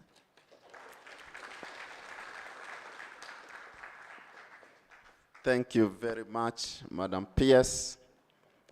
And as you sit down, I just wanted to say that when you listen to all the PSs speak, the passion, the breadth, the depth of the knowledge is refreshing.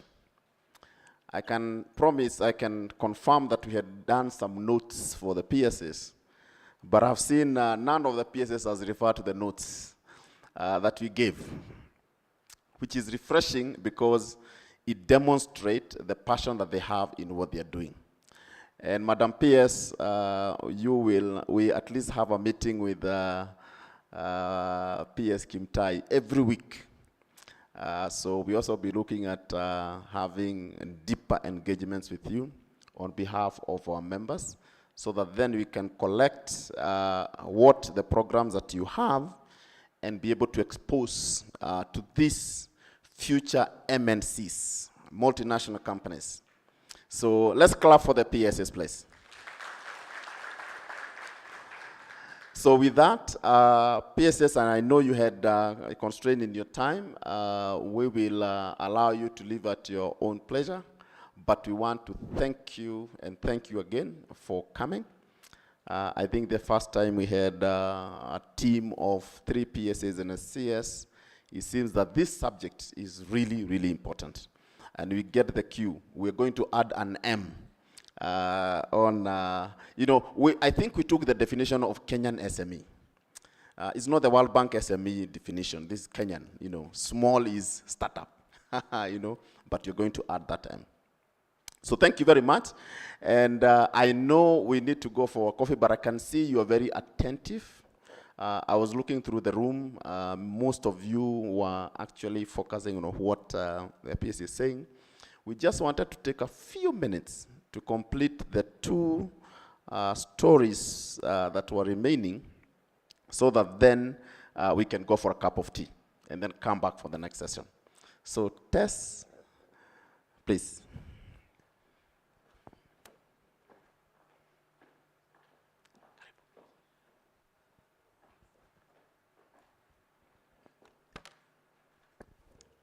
Good morning. Is it morning or afternoon?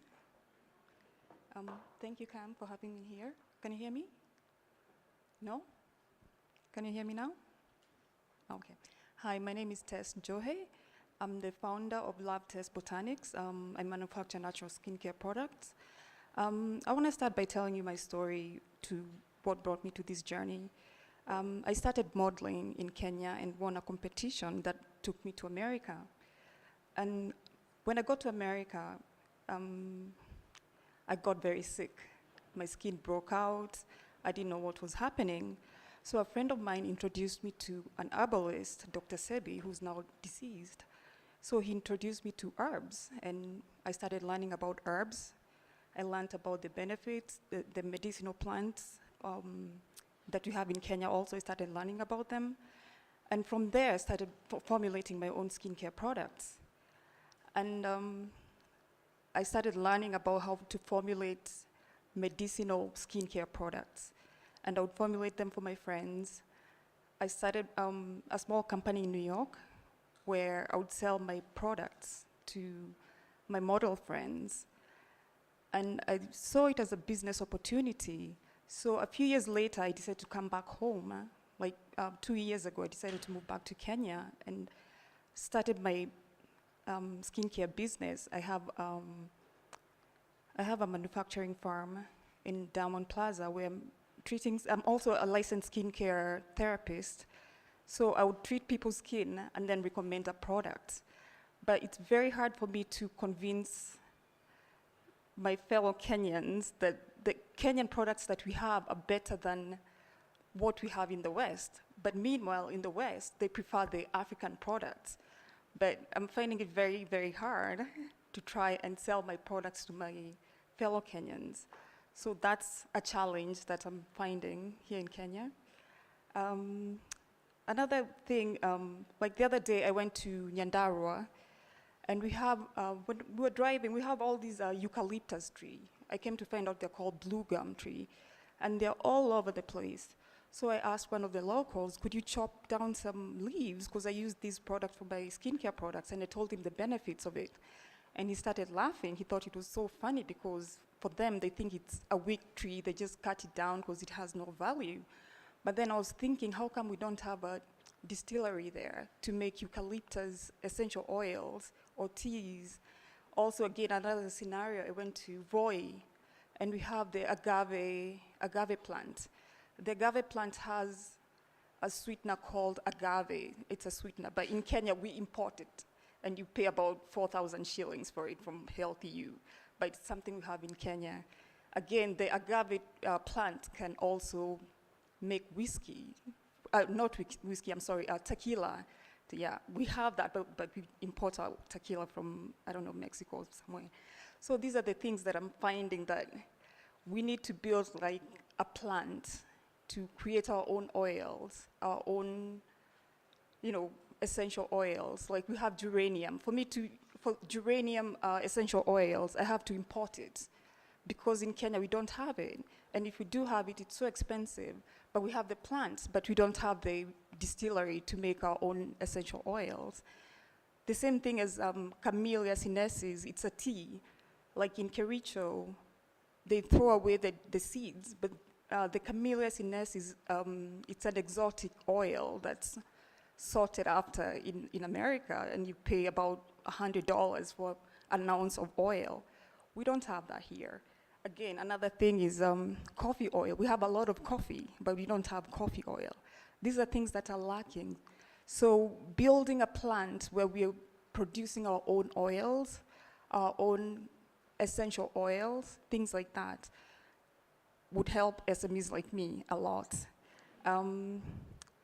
Lastly, what else was I gonna say? Also, like rose oil. We have a lot of roses. We should make our own rose oils. These are exotic oils that are sought after. And these are oils that we can produce to export them. We're going to create jobs by hiring farmers to plant these plants and export them. And lastly, another challenge I'm finding is, again, financing. As a small business myself, I cannot get financing unless I have property in Kenya. So what I'm doing is I'm spending half of the time in Kenya and half of the time in America so that I can fund my business. If I were to stay here full time, I'm not able to fund my own business. So I'm finding funding from outside Kenya. So I think the government should come in and help SMEs like myself. Yeah, I want to say thank you, and thank you, Mr. Anthony. Thank you. Thank you very much, Tess. You've had the opportunities in leather, in textile, now in oils. And we just need to, you've heard there's a lot of financing from the ministry. So not the last, and I just want to ask, who knows green forests when you go to the supermarkets? Green forest honey. The next story, and we met and he told me a very interesting story. Did you know that a 90 kg of groundnuts today in Kenya cost 23,000 shillings? And it's not even there. We exhausted groundnuts in Western. We exhausted the groundnuts in Uganda. We ate all the groundnuts in Malawi. Now we don't have. They have closed the factory. And we are saying we are farmers. Green forest, please.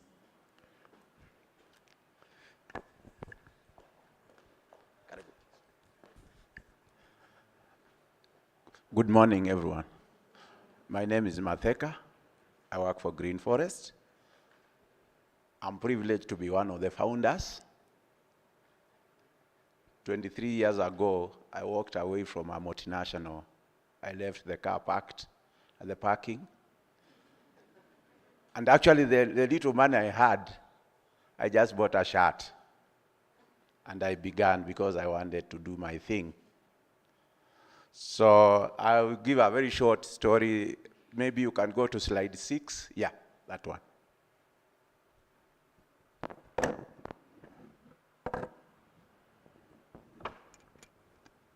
I'll just give a very brief numbers. Yeah, we are 23 years old. In terms of numbers, we have 90 employees. But I started my business with 15,000 Kenya shillings in Umoja. Those who live in Umoja, the kitchen of Umoja 1. And I only bought 2 jerry cans of honey in Kitui South. I went there working for the multinational that I was working for. And I saw lots of honey in the market. So I picked 2 jerry cans. I was lucky because I'd worked in product development in that multinational. I'd also worked in customer management and project management. So I came the following evening. I refined in my house. I had a small shop where my wife was running, about half of the size of this, and we put it there. And we sold it in 3 days. Then, because I had worked in customer management, I went back and bought 3 more jerry cans. And I went and bought jars from Nakumat. And I came here to Westlands at opposite the post office. I made that label one afternoon with a designer. And then I took to one of the supermarkets. Unfortunately, it's closed because I knew the owner. And because I didn't have cartons, I picked the carton of Blue Band. If you pack our honey in that carton of Blue Band, it will fit exactly 24. So I cut it and turned it inside out. And I put a label. So inside was Blue Band, but outside was my product. And that's how it started. Actually, my first amount was 3,860. 2 cartons. From that, we have grown over the years. None of my children had gone to school. And you know the philosophy in entrepreneurship. If a child has no school fees, you sell the business. If the business is suffering, you sell an asset. That is the pecking order. So none of my children had gone to school. Today, I have managed to take them through college. So I want to encourage all of you, nothing is small. Everything is destined to be big. Today we are working with Madam PS, all protocols observed. Sorry, I didn't start there. Today we have 2,000 farmers working for us, and we'll exchange information in the 2 counties in the Rift. It's actually in Baringo and Elgeyo Marakwet, because we are relying 90% on peanuts from Malawi. And now I decided to come home and contract farmers. Now we have 2,000 farmers there. The other day I went to talk to the governor of Baringo. We have something going. The other thing we do is honey, which is very well known. And we also want to see those farmers who are fighting for cows. I'm sure people don't steal hives so much. Only that the young men are becoming very innovative. Unajua wanapanda kwa miti.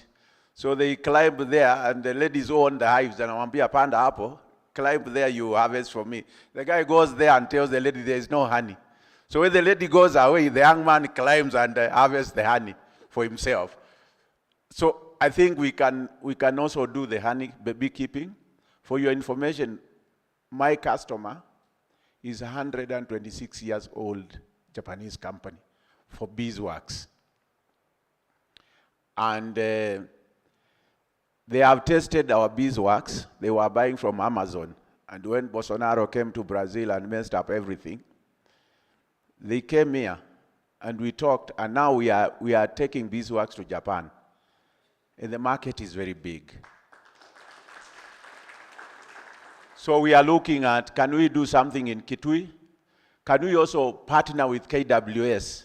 Because in Tanzania, where we source most of our honey, in Tanzania, and I will take you to a live site if you have time.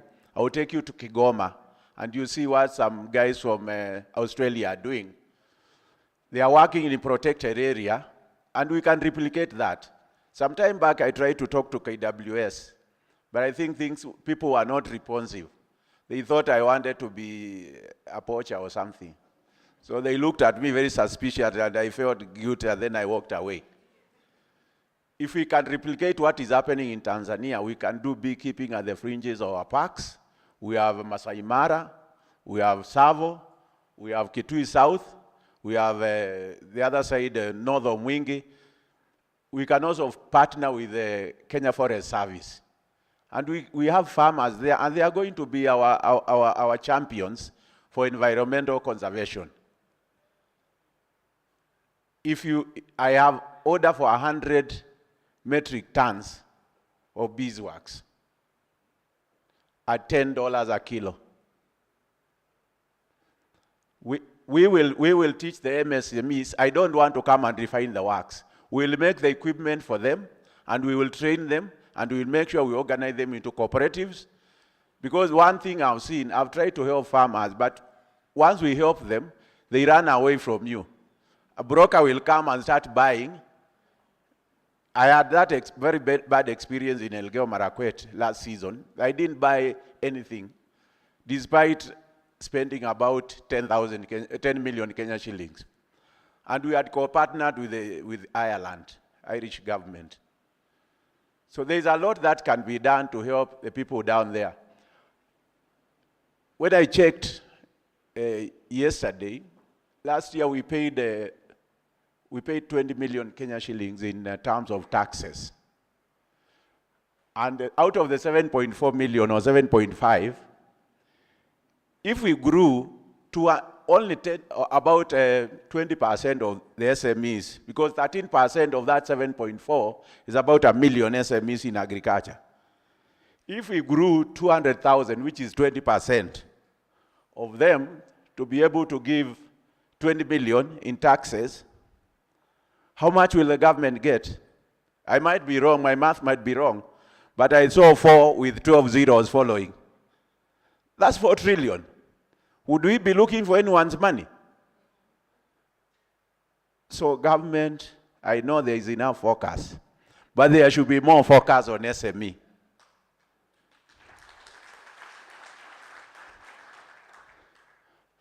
The other thing is just enabling environment.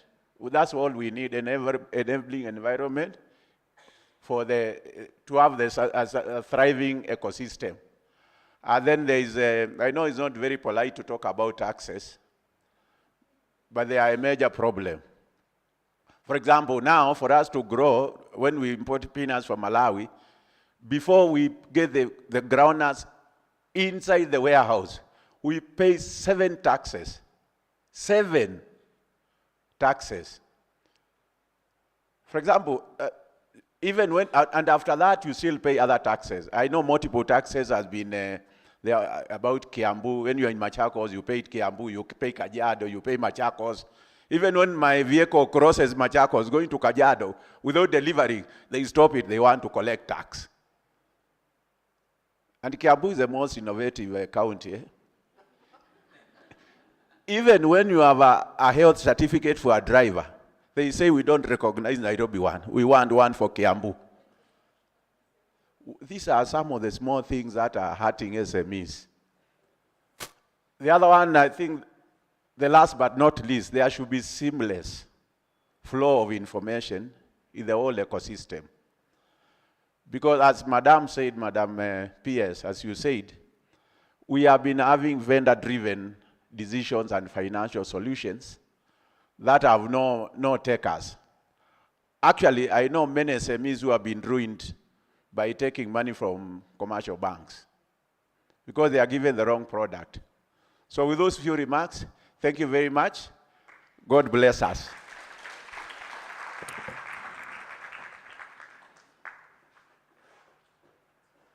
Thank you very much, Bwana Matheka. And by show of hands, I want you to help me. Should I get into leather shoes or honey or textile or essential oils? Honey, leather, textile. So what essentially we are saying, Matheka has just told you, and you know sometimes you don't do very good months. I've done my quick month.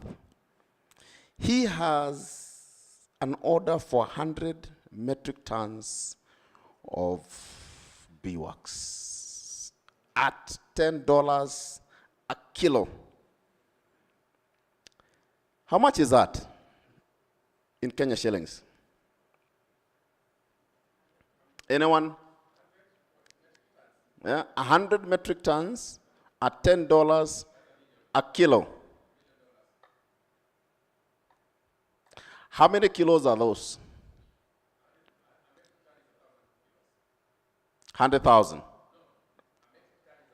Yes. $1 million.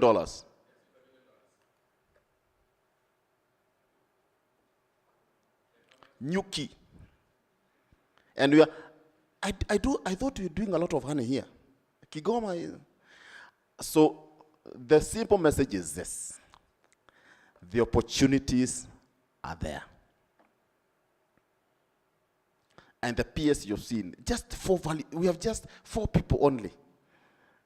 Now 52% of CAM members have the same story within that space of MSMEs. Now you see why we need to be friends. Please. CEO, thank you so much. I'm very much super excited.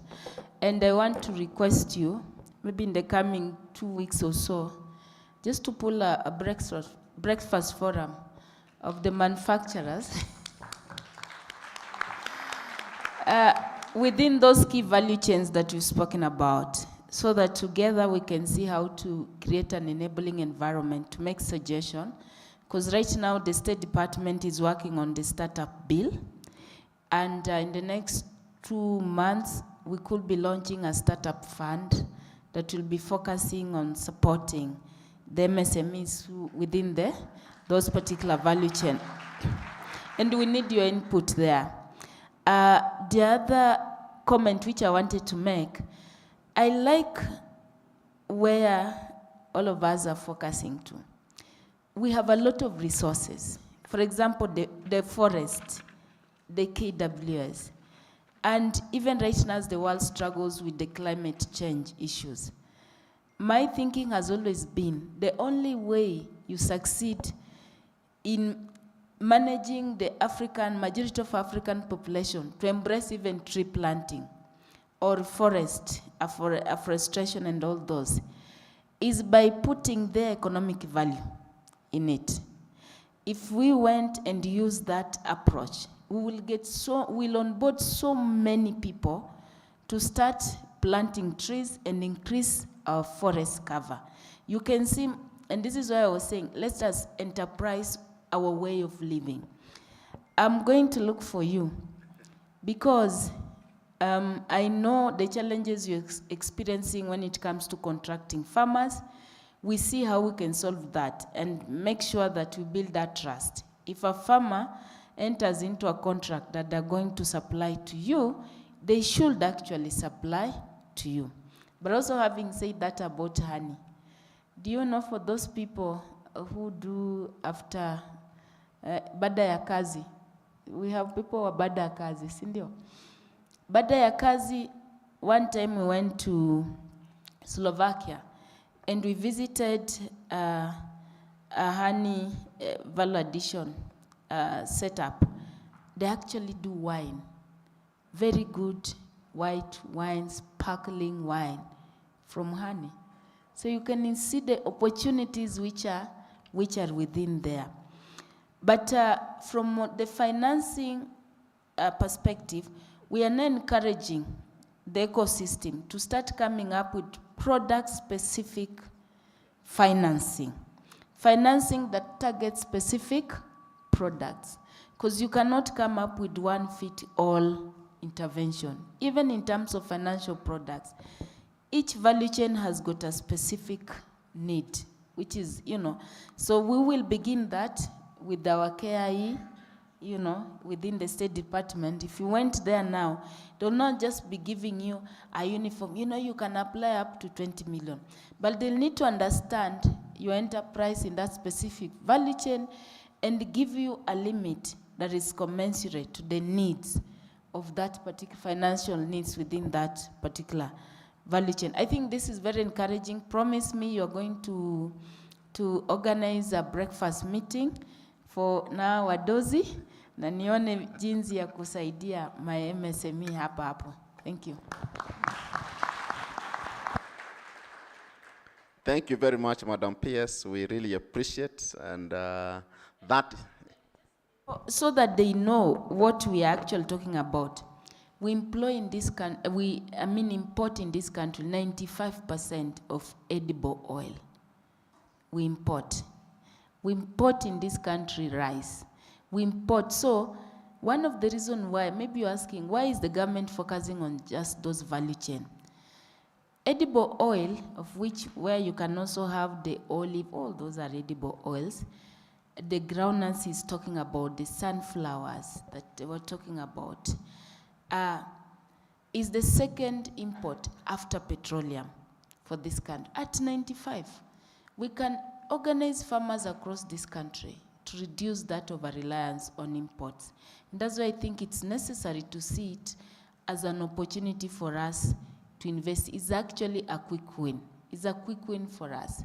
So let's see how we can really. So also, don't run away from edible oil. It's a huge opportunity if you are thinking about where to invest. Thank you. Thank you, Madam PS. And just for information, yesterday we had an edible oil meeting with the PS industry. And the companies, they said, where is sunflower? Where is soya? One of them actually said, we'll take all the soya that you grow. Now, tomorrow I'm tempted to invite you to another conversation in the morning, where now we will talk about specific value chains and say, we are starting, and the chairman is very passionate about it, that we move from, we are the off-takers as manufacturers. We off-take all these products. We want to start from where we are, walk backwards to the farm.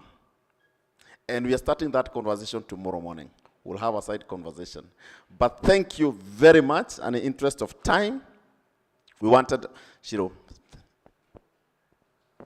Sorry, all protocols observed. This has been excellent. I'm actually not going to speak because we've had phenomenal stories.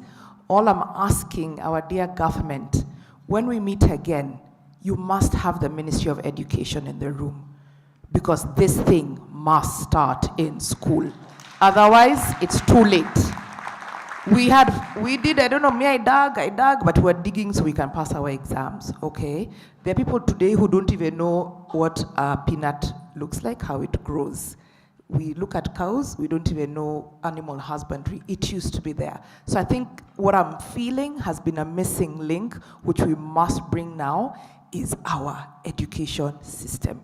Tupende, tusipende. Don't let those people go.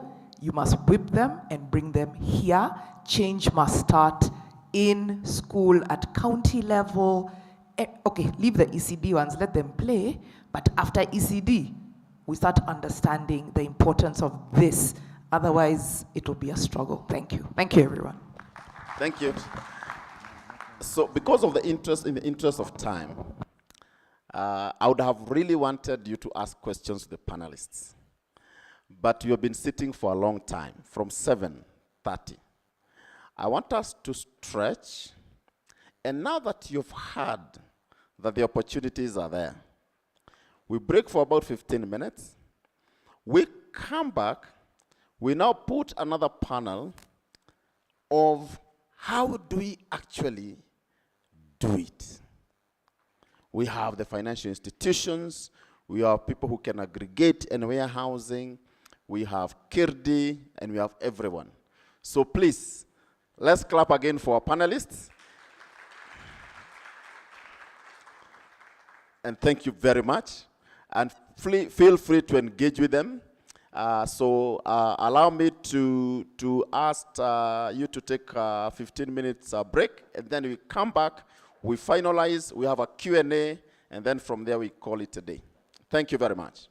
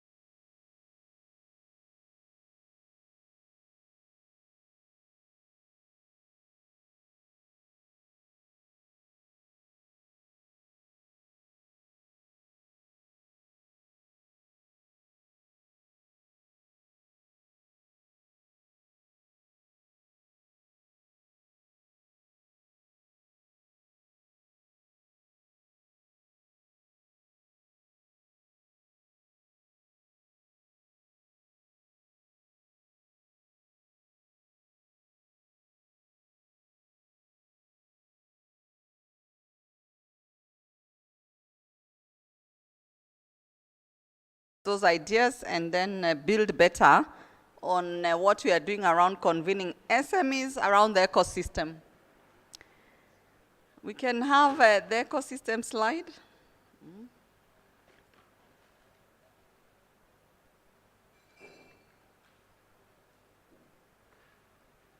So I'll just do a brief, if you'll allow me to start then, hoping the rest of the people. Silas, you can help to mobilize people back in so that we start the second session. So this program of today, we were looking at the sessions around government policies and supports, also industry level policies and support from the association perspective, that is CAM, addressing manufacturing sector priorities, and of course the opportunities from the businesses that have taken advantage of the opportunities in this country and where they see more growth coming from. And we are now in the last part where we are looking at the SME ecosystem approach. Of course, this approach is heavily focused on manufacturing. So we looked at the manufacturing sector and all the issues that arise out of the manufacturing, whether it's opportunities or challenges, and then built a draft. This is draft I want to propose. It's a draft ecosystem approach that we are saying we want to build on and grow, how we make it easy. I liked what the PS industry said. They want to make it easy in this country to industrialize. And for us, we thought to make it easy, some of these things need to be addressed. So we looked at the SMEs over time. I think for about 10 years, we've been supporting small businesses, micro, small, and medium-sized companies to grow, of course, through capacity building programs, helping them to strengthen their financial positions, helping them access markets and finance. And when we were building on their business plans and addressing, the gaps through the audits, we do a lot of business diagnostics. And these are the common challenges. There are many challenges, but these were common across most of those businesses. Product development around innovation. Innovation and how then the products match market demand, whether it's quality or automation in how you process your products. There were so many challenges around product development. And we realized that first we acknowledge SMEs are very, very innovative. They have very good ideas, but translating those ideas into a product that can move so quickly in a market that they have chosen becomes a challenge. And it's a small challenge because it's just bringing together the players in this area who can help streamline the product development aspects. And that's what we are proposing today. Who are these people who help, bring out our innovations in our small spaces into something that is commercialized and can scale up? Product development.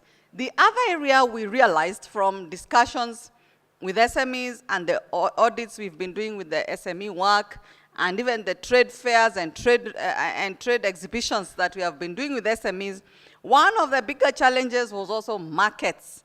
Information on where markets are.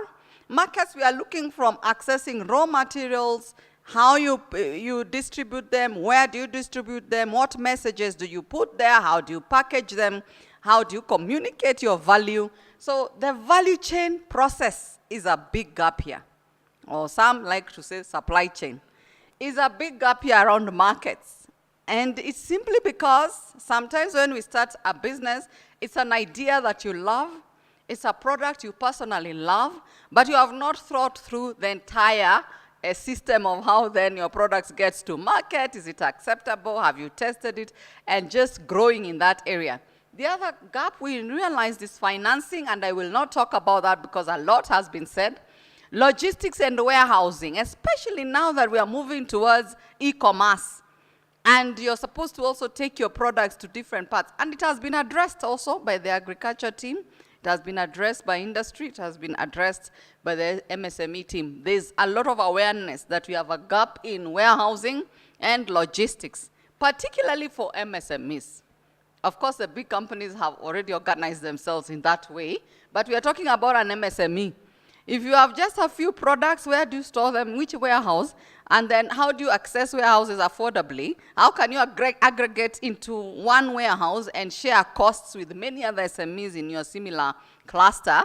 And even logistics, moving your products from one place to another. I'm not even talking about the issue of licenses. I'm talking about accessing, whether it's your raw materials or your finished products, taking them to, I'm not even going all the way to Kinshasa, because we have a trade mission in Kinshasa next month. I'm just talking about going to Kisumu.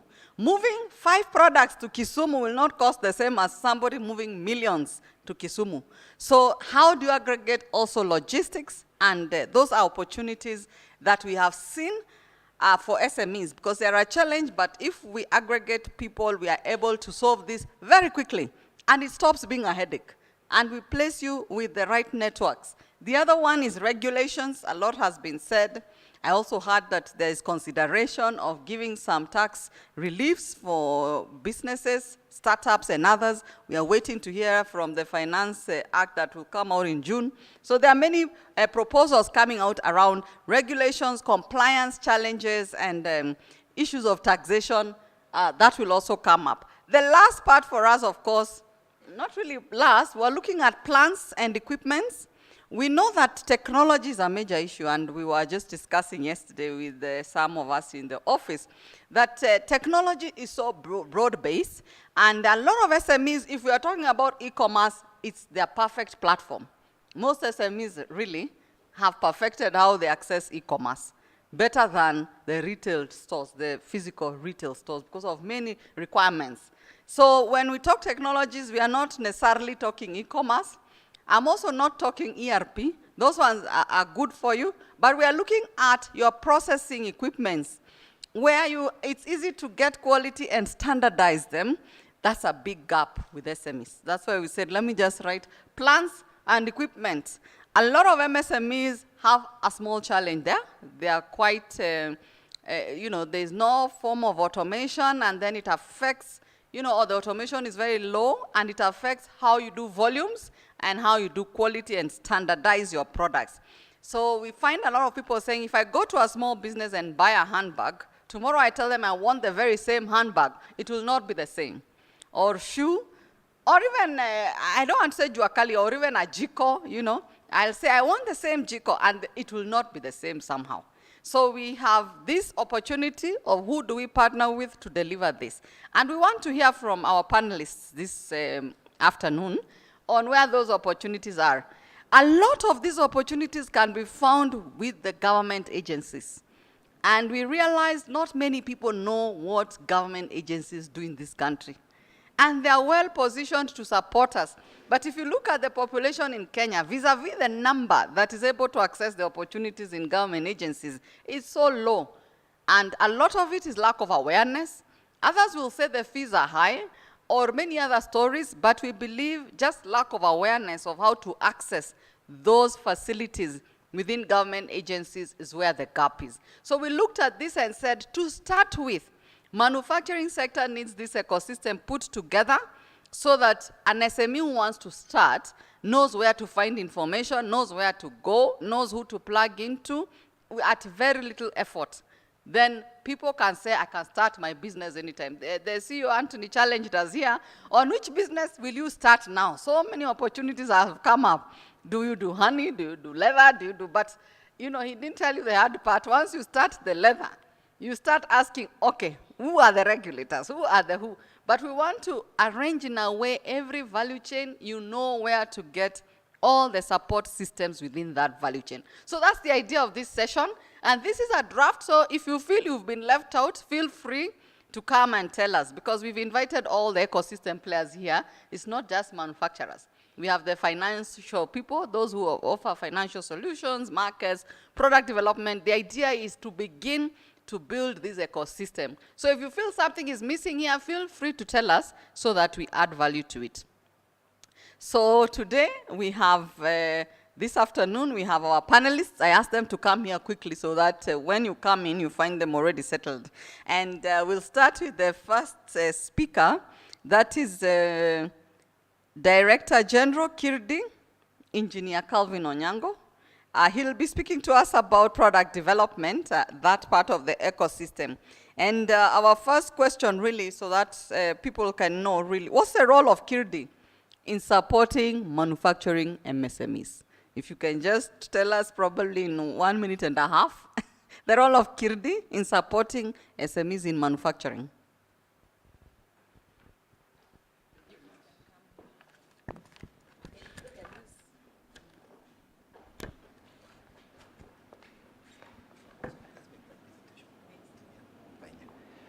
Good afternoon. Now, I'll start with the question first of all. Who has heard of KIRDI? Yeah, at least that's not a bad number. Yeah, thanks. At least a quarter of the team knows about KIRDI. Yes.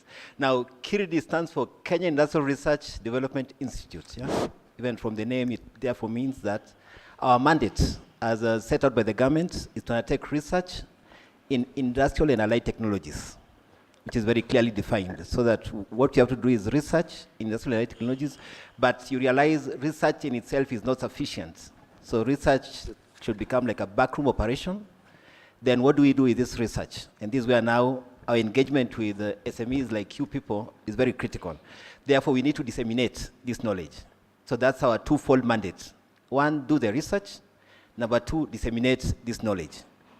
So we established, first of all, by an act of parliament, which was actually renewed in 2022. So that's what you're working on. But other than research also, we are allowed by the government to actually offer advisory services to the government institutions or people like you people, and also to collaborate with other agencies so that the knowledge can go out. In the research area that we work on, it's quite broad. Yeah? Any aspect of industrial activity, this KIRDI is the go-to place. Therefore, we've organized ourselves in certain thematic teams so that we can actually meet the needs of people in the market. One of our main areas of work is food, research in the food area, and also dissemination of this knowledge. And if for those of you who have visited KIRDI, you can see the kind of facilities that we have. Basically, we call them pilot plants. These are very small processing units that are accessible to small-scale entrepreneurs like you to use, and then before you graduate, so that you can go out and start your own enterprises. The areas we work on are quite wide in food, for instance, things like honey, which was talked about here today. But as an institution for KIRDI, we look at, can you look at it, what can you get beyond honey? Honey is just one of the products which you can get out of a bees, yeah? But we also try to train people, what can you get more from honey? There's the beeswax, which was talked about, and you could see the value you could get out of the beeswax. There's also something known as the propolis, which can be used as a medicine from the honey. There's also things like mead was talked about, converting the honey into an alcoholic drink. So as an institution, this is what we try to promote. You know, you can get honey out of it, but also what can you get further? Much more higher value products from honey in this particular case. Other things we look at in food is things like cereal products. You are aware of the issue of, for instance, wheat imports into the country. It's quite expensive for us. So how can you add value to other, what we call the indigenous food crops, or also what are called the orphan food crops? Interesting things you could look at in this particular case, if you want to go into the food processing sector, is can you make things like the gluten-free products? Right nowadays, people are quite conscious of what they consume, and they're very sensitive to new products. So as an institution, we try to actually develop new products from things like the indigenous food crops, such as sorghum, millets, cassava, sweet potatoes, to make interesting products, not only for the health conscious people, but also people who've got certain health conditions. So you'll find what we call the gluten-free products. So those are the kind of things you need to think about as an SME or as an entrepreneur. What kind of business can you go to, which are niche and can actually improve your market standing? Another interesting area of interest to you could be things like mushroom cultivation, and also value addition to mushroom. It's also a very good niche area. We look at very simple mushroom cultivation techniques, like what is known as the button mushroom and also the oyster mushroom. And mushroom also, you realize it's also a very high value product and a very good alternative to things like meat. It's also very rich in vitamins and minerals. Then another area we also venture into is leather, value addition to leather. We are looking at it from when you've got the hides and skins to the time when you get your leather goods. Yeah. So in leather, we don't look at just the conventional leather products like what you get from the cows and the goats, but also value addition to hides and skins from exotic animals. Can you get leather from crocodile skin or from fish or from snakes or from rabbits? Yeah. So these are the kind of opportunities we are trying to actually disseminate to budding entrepreneurs so that they can pick up these opportunities and actually establish their businesses. In the textile area, as an institution, we look at, again, there's the conventional getting of textiles from cotton, but also non-conventional sources of textiles. Our interest in this case as an institution, adding value to things like the banana pseudostem, in this case also as an environmental issue, because you know the banana pseudostem normally goes to waste. And we work on this, for instance, to make things like reusable sanitary pads. Yeah? So those are the kind of opportunities which are available for SMEs who want to venture into this area. In the energy area of interest to us, especially energy utilization, because you know the cost of energy is very high in many industries. So we look at things like biogas generation from especially agricultural wastes, and we are working with very many industries in the country, like Olevado, which is doing the avocado in Muranga, and also the flower farms along Naivasha. All that waste that you get from agricultural activities can actually be converted into energy, which again you can use into your production systems. The other area which was mentioned, which you also need to take note of, which is very critical, is what was talked by Tess on the lab test, the issue of essential oils.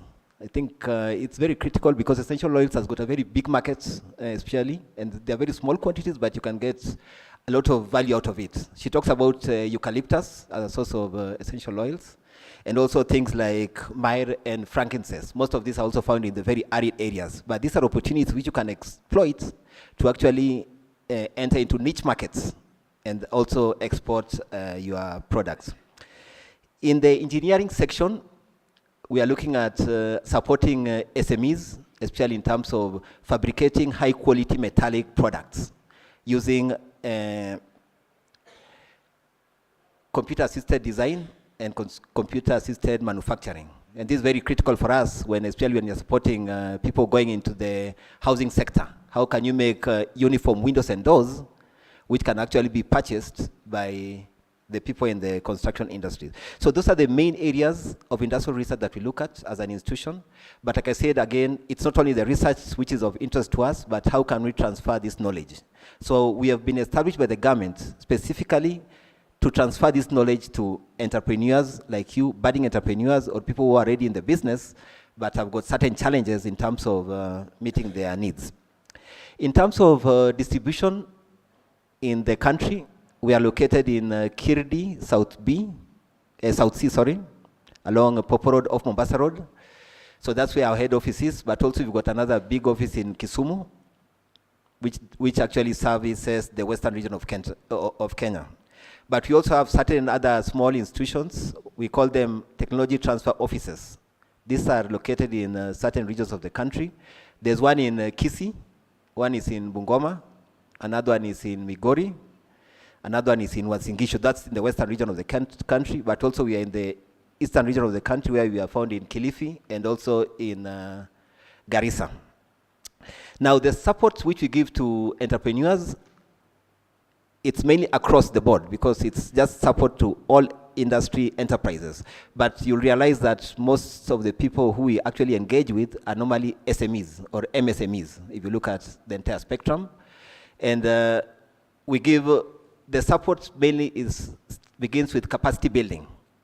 Our capacity building is totally different from what you get in an institution, whereby we do not look at bring your certificate of education and such things. Yeah, you've got an interest. You want to know how to make product A or product B, or how to extract, for instance, oils from eucalyptus.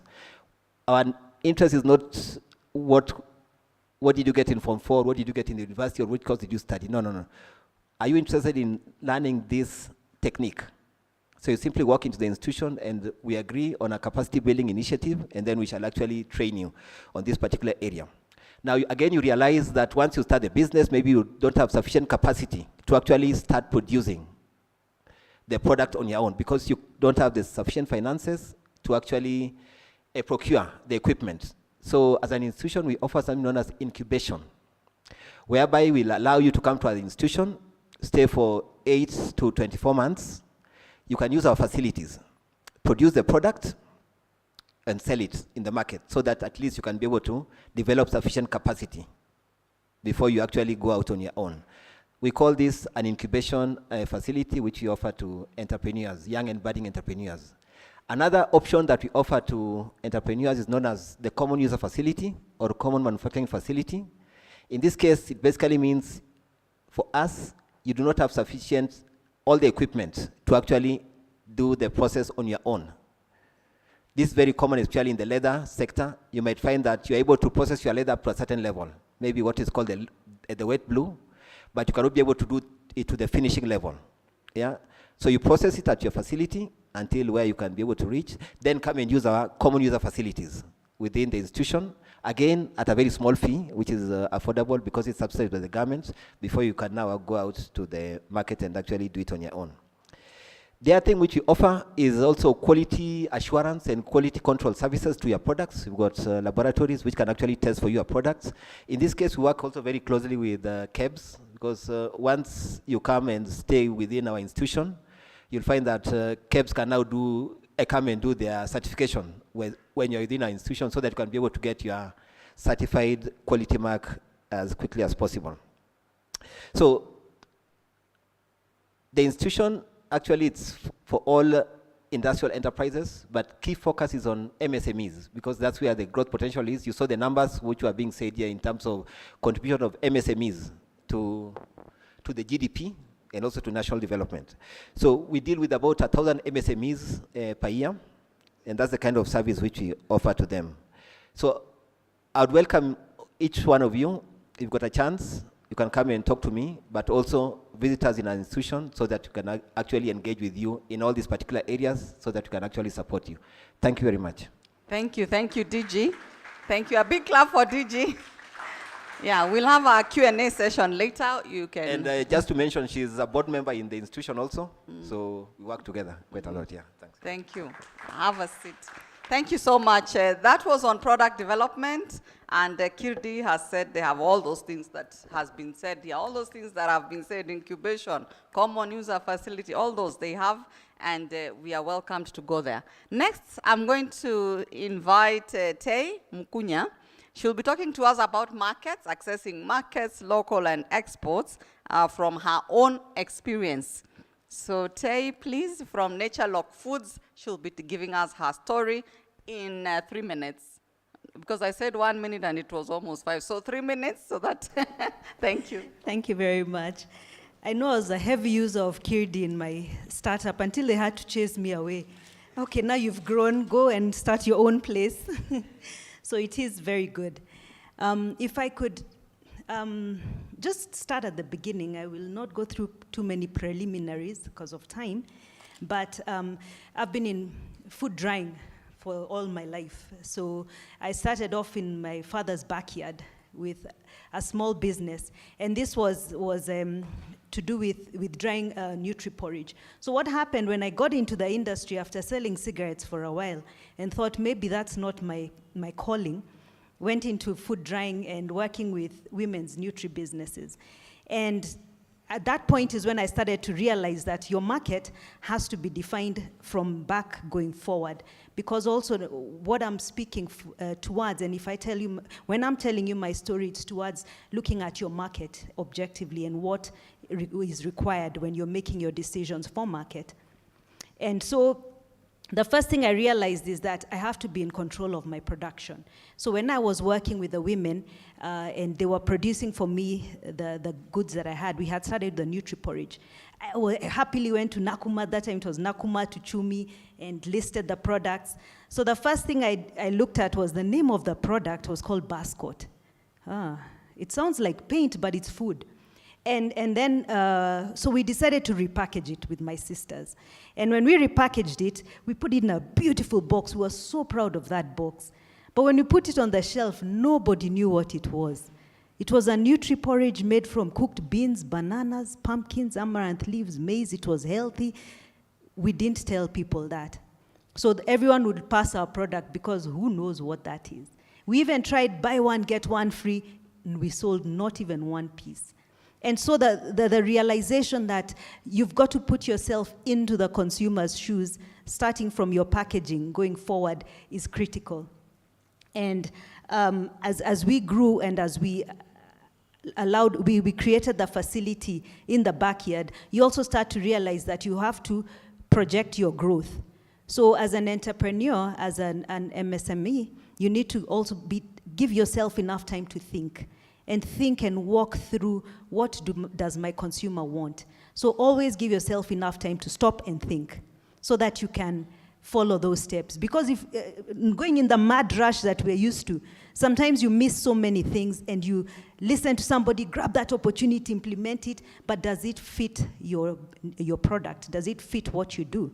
Does it fit your personality? Because also marketing is very much to do with who you are and for your product.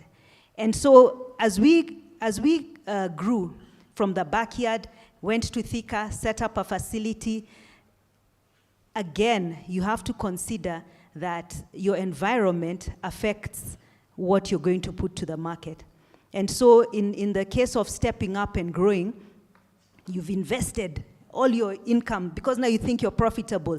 You invest your money into the next growth phase. But you forget that that same money is the one which holds your business in place. And so when you run dry, you've got to have thought about where are you going to increase your capacity. So you start to run to the banks and get more loans. So you know you can get into a cycle. So even when you're thinking of how to market your product sustainably, you've got to know that cash flow. At that point, I hadn't even thought about it, but the supermarket, because that's where we thought we should be, gives you up to about 120 days. That time it was 120 days. So your money is held somewhere, and you have to find other money to keep supplying. And if you have a good product and it's growing, the cycle goes. And as you grow, that means you're spending your own money to keep that product on the shelf and wait for when you get paid. And then you have to consider all the other factors in your business. So remember, marketing is not just having a product that you can put into the shelf and that's the end of the story. You've got to think of all the requirements around getting that product and keeping it on the shelf. It's just like how when you have a baby, a new baby in the family, you have to think of all the things that you have to consider, even their future in school, up to university. You've got to think that far so that you can start preparing now. Same thing with your products. You've got to think of where you want them to be so that you can go step by step in the journey. The other big piece that I learned as I grew was don't grab everything. Because you're good at all these things, don't do them all. Don't have an array of many, many products on the shelf because you can do it. Because you can. But what is each product is a child. And you need to see which one, how to nurture and how to plan for each product. And they all have different requirements. So you've got to put yourself in the consumer's shoes all the time. Every time remind yourself, what does my consumer want? And don't ignore the comments. Because sometimes we take it personally when someone says, your product doesn't taste good. You take it personally. And those are things that's the consumer telling you.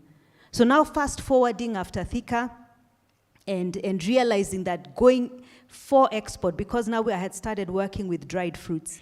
So we went into porridge, that was for the local market, switched to dried fruits, when we're drying fruits, and quickly realized the local market is not very vibrant. The people look at a dried mango, and think, hey, why am I eating a dried mango and I could eat a fresh one? But if you go into the export market, that is where the market is. It's good, it's lucrative. And you realize the competition you are facing locally is not the same competition you're facing out there. Because now you're talking about Burkina Faso, you're looking at South Africa, you're looking at Thailand. They all have different offers and very large scale. So how is your competition looking differently? And so those are the big challenges that you realize, ooh, I've stepped into another big space. And I keep saying that I feel like growing up, I always feel like I'm starting afresh because the challenges keep coming differently. They keep coming differently. And as you grow, you've got to walk into that challenges, fall. If you fall forward, standing and running. Because you've got to make your decisions quickly, even as the market horizon changes. So where are we now? We've set up a facility on Mombasa Road, still doing drying, but gone back to the local market. I put aside the dried fruits and thought, maybe what I really want to do in my heart of hearts is to create a channel from the local market, Mkulima, where we can have legumes and lentils, and we created a product. I consider always being an innovator at the front line. And so we have a dengu product. We pre-cook it. And that's where we found that from my drying experience, this is where I want to be. And what do? We've taken dengu, we make a stew, put onions, tomatoes, kaanga it the way you know dengu is, and then we dry it. So it looks like it's a dried product, but it's so new in the market that you have to now take a step back and again back to your consumer. What do they understand about this? Because they are passing it on the shelf. So what we have to first do with our marketing, go-to-market strategy is to sample. Taste it. The first time, honestly, people didn't like it. It was horrible. And we really had invested a lot of packaging and looking at it. And so we stepped back. What is wrong with our product? It has a mix that's not working. And so we recreated it. And so one of the things you've got to learn is pilot. Start small, learn quickly, renovate, and then go out. So don't take yourself out, go manufacture a lot of packaging, and it's the wrong packaging. You keep wasting. So innovate a little bit, go do your homework, test it in the market, have focus groups, and you can do it not inexpensively, and then get to market. So, and part of the packaging, and also the kind of backup that you really need, especially with the institutions, you've got to work with them. One of the big areas that I have found value in is working with KEBS. KEBS have held my hand as I've gone, and advised me, this is how you need to do things. Don't be afraid to work with the government institutions. They are good people there, and they'll walk with you and talk with you. So my take-home quote for you, you don't want to be a big fish in a small pond. Don't think you can do everything in your business. Learn, grow, join organizations, interact with people and network. And then the other thing is, if you don't take care of your people, they don't take care of your business. So take care of the people who work for you, because they are the face of your business. Everywhere they go, they are the face of your product. Thank you. A big hand clap for Tay. Clap for Tay. She also left a multinational, I'm assuming, because not everybody makes cigarettes, and started her own business. Such risks. And she's given us wonderful stories of markets. These stories are many, so forgive me for cutting short the sessions, because they should all be told just in a short time. But they're all here, and we will create platforms where we speak to each. I don't even want to mention, but we have already planned. We'll do other sessions so that if it's product development, that whole day will just be product development, and we can do all the deep dives. So for markets, Tay and other players, we will do another session, full day, just on markets. You know, practicalities of markets. And now I want to invite Equity. You've heard about finance. I think it was the hottest topic today. And people don't just want finance, they want it affordable, and they want it now, you know, and so many other issues which have been brought up. It's a major issue that has been said for hindrances for SMEs. Tell us, what is Equity doing to facilitate SMEs to access affordable finance as they grow? Thank you. Thank you so much, Joyce. CEO CAM, Anthony. Entrepreneurs, good afternoon. I'll just take the short time that I have been given to walk through a few areas that we can focus on in the few minutes so that you can be enticed to be in equity and to check finance with equity. But most importantly, I think it was said this morning by the PS, MSMEs, about funding, especially from the government side. So as I talk, I'll touch mostly on private, and that's equity. And I should start with half a minute saying that equity was one day seated where you are as a name, as a micro enterprise. 20 years ago, equity was present in only 2 counties, Nairobi and where it started, Murang'a. I'm glad she has branches elsewhere. So 20 years ago, equity was more than where you are. Most of us see equity as a giant today. I can tell you, there was one day, central bank woke up and said, equity is insolvent and can it be closed? The same institution you can see today. It was number 66 out of 66 banks in Kenya. You can imagine. You are not number 60 even. It was number 66 out of 66. So mine, as I even talk about access to finance, is to give you an encouragement that the enterprise you have started today can grow to what we had this morning, to be an MNC, a multinational company. Today, Equity is a global bank. But what did Equity do? What Equity did is it identified its market niche, identified a challenge that was there in the society, and created a solution.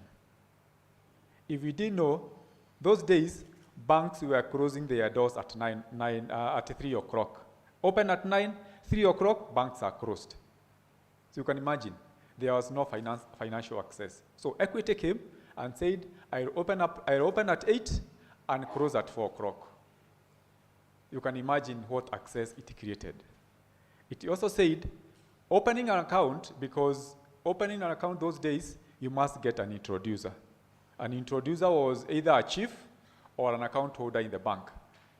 Not many people held accounts in the bank. Not many people had access to chiefs those days. So people didn't have accounts. So limited access to financial services. So Equity came and said, you don't need an introducer. You can go to a bank, walk in a bank, open an account. And that's what is happening today, even in other banks. There is no minimum balance. Those days, banks were asking for minimum balance, 20,000. You can imagine now telling you to keep 20,000 in the bank. Do you put it in business or do you keep it in the bank? Equity said, no minimum balance. Equity also said, there is no monthly charges. Equity said, you can open a deposit account, a loan account without introducer or minimum balance. So when that was done, then financial access rate moved up. Today, Kenya, we are above 85% of financial access. And that was created by Equity. We are looking in the future to create more access in other financial services. But the topic of today, where Joyce told me to come and talk about financial access and what has happened this morning, is financial access to financial services, or access to financial services. And that is ability for you as an individual or your enterprise to access financial services. When we talk of access, we always think of a loan. Can I join a bank to get a loan? I'm glad one of the entrepreneurs this morning told me, I'm in Equity, but I don't have a loan. You don't have to be in a financial institution to have a loan. It is financial access. And financial services access, in Equity, we categorize them in 4 areas. Yeah, you can have a loan, that is credit, we call it credit. If you want a credit, you can have a credit. But you also offer other financial services, like you want to save, there's a savings account. You had PS this morning talking about household fund that have as a borrowing and a savings component. So Equity, we have a savings product that you can save. And there are various ways of savings, and we elaborate that when we come to the other session, when we are given opportunity. We have products for what you know mostly, credit or borrowing. We really big in borrowing, and we try to segment our customers so that you understand them even when they come to borrow. The third financial services that we offer is insurance. Equity is big in insurance. It has its own insurance company approved. So we also do insurance. And then the last one is the payments. You need a bank to be able to make payments or move money from your bank account to either pay services or to move to another account, move to another bank. That we offer in a big way. But looking at financial access, why do we have challenges of financial access in this country or for entrepreneurs? One is, and Shiro talked about it this morning, is financial education. All of us went to school to learn about what we learned. But nowhere in university or in a school you are told this is how you manage your money after you earn that. Nowhere. And that is a big gap that we have in this country. So what has Equity done? Equity, through Equity Guru Foundation, has partnered to offer financial literacy, financial education to entrepreneurs, women and youth, and businesses free of charge. You just need to go to the branch next to your business, ask for financial trainers. They will train you how to save money, how to borrow money, how to do financial services, how to insure, all that, and you not be charged anything. That is value added to Equity, or Equity Financial Services, because we learned that if entrepreneurs are properly trained, they understand about borrowing, they understand about savings, they understand about other financial services, then we have good enterprises and we have good entrepreneurs. So that is big in Equity. That's the take home. Please ensure you go through that. The second one is about geographical coverage. That is a big hindrance to financial access. But what have we done? Equity has over 200 branches in this country. Elsewhere, more than 500 branches. But in addition to physical branches, then we have created what we call agencies. In every town, in every village, you can see an Equity agency where you can transact instead of going to a bank. The third one is bankability of ourselves. Equity doesn't look at an individual to be able to bank you. You walk into any Equity branch, open an account, they'll be able to bank you. And the last one is about collateral. To be able to get finances from many financial institutions, what happens? You ask for a collateral. What we have innovated in Equity is what we call value chain financing. From what we call approved ecosystem, like if you are supplying honey, as he was talking about this morning, if you are able to trace cash from a farmer to the vendor to where it is being sold, if you are able to bank all that value chain, then we don't require any security. So what we are looking at the future of banking is not collateral, it's what we call cash flow lending. And cash flow lending, that is the only win because we don't have collaterals. Myself, I even don't have possibly a title. Even in the house I stay, is mortgaged in the bank. So how do I expect to provide a collateral for my business? So we are looking at how better can we improve lending without securities. So we are doing cash flow lending. A distributor of FMCG or fast-moving consumer goods, what do we do with them? We just work from the manufacturer to the distributor to the retailer. We bank all that value chain, and then we are able to trace cash throughout. Then we don't ask for security if you are a distributor of that. Take home from Equity. What are we doing in future? To support what we are doing, we have come up with a strategy that is called African Recovery and Resilient Program, or a plan after COVID, recovering business and all that. And we have put aside a kitty of about 700 million to be able to support entrepreneurs in the whole of Africa. But what we are saying, then the ultimate is that we increase financial access. We want to target 100 million customers in equity. Currently, 18 million, we want to move to 100 million.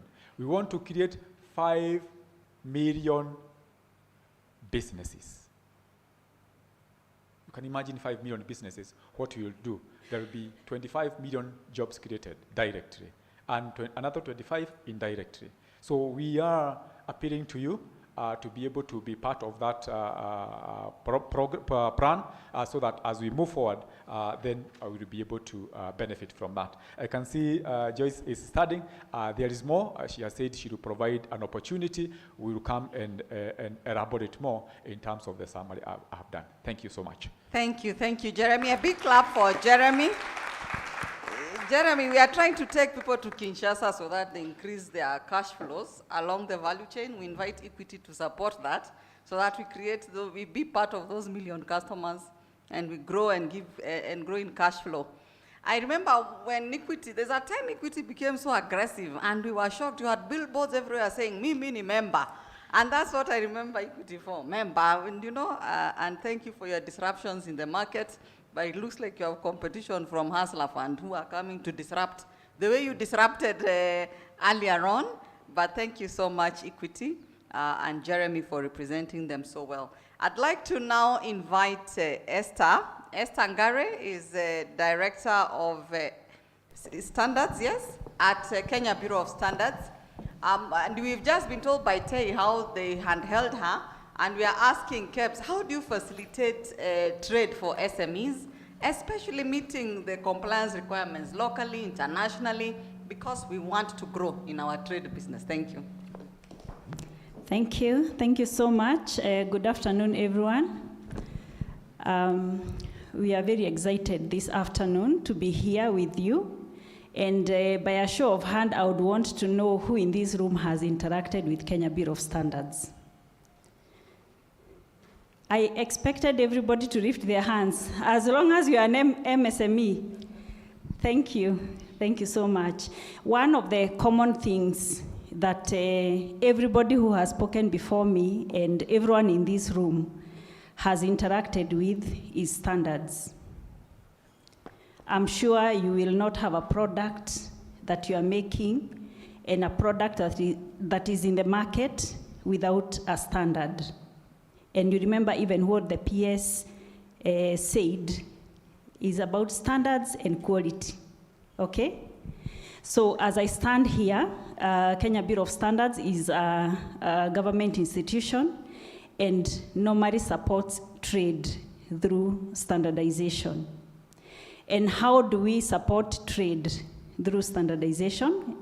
Our role is to ensure that we are able to assist the country to develop standards that are aligned to international standards, that are aligned to regional standards.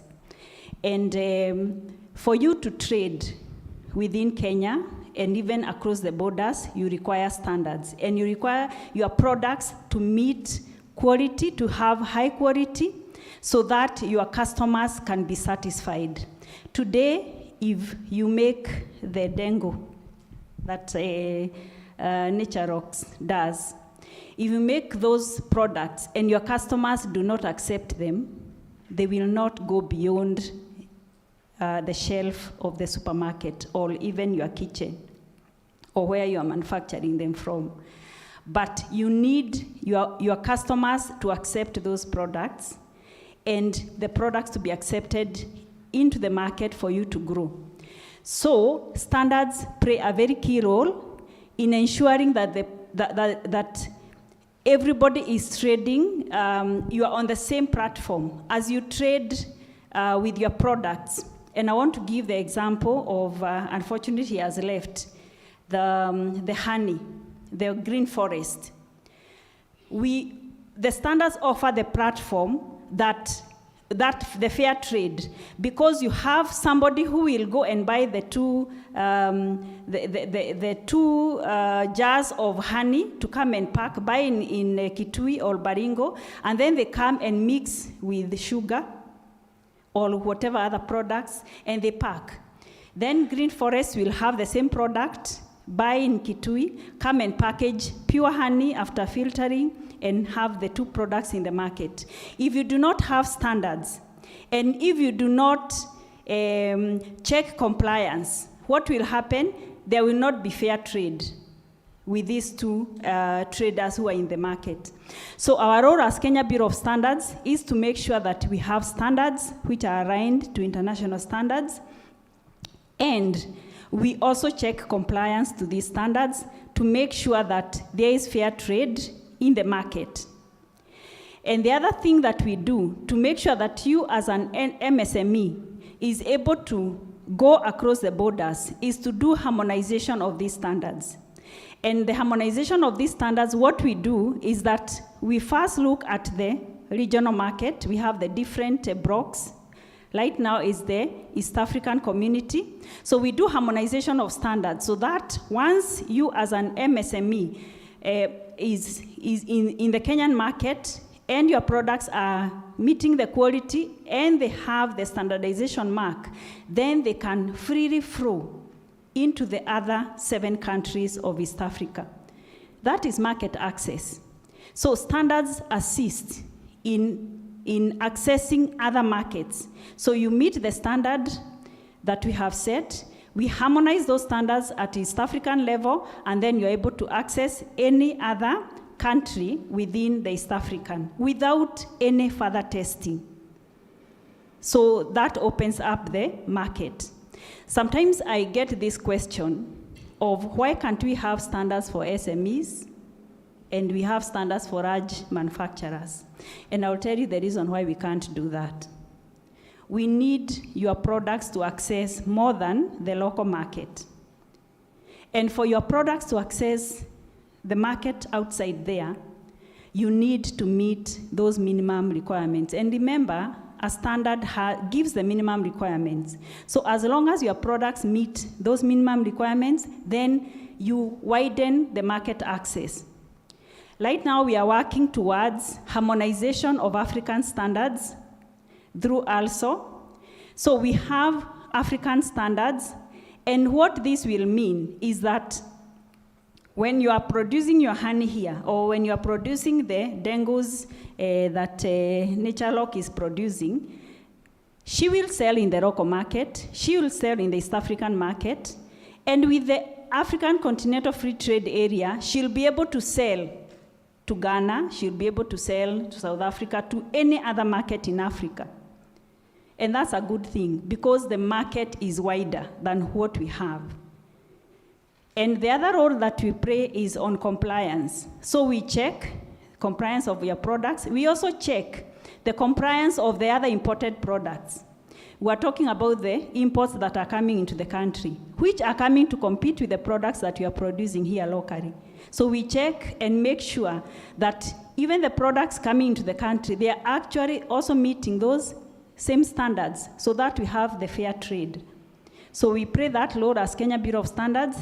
For SMEs, for MSMEs, we have a policy as an institution which is aligned to the national MSMEs policy, and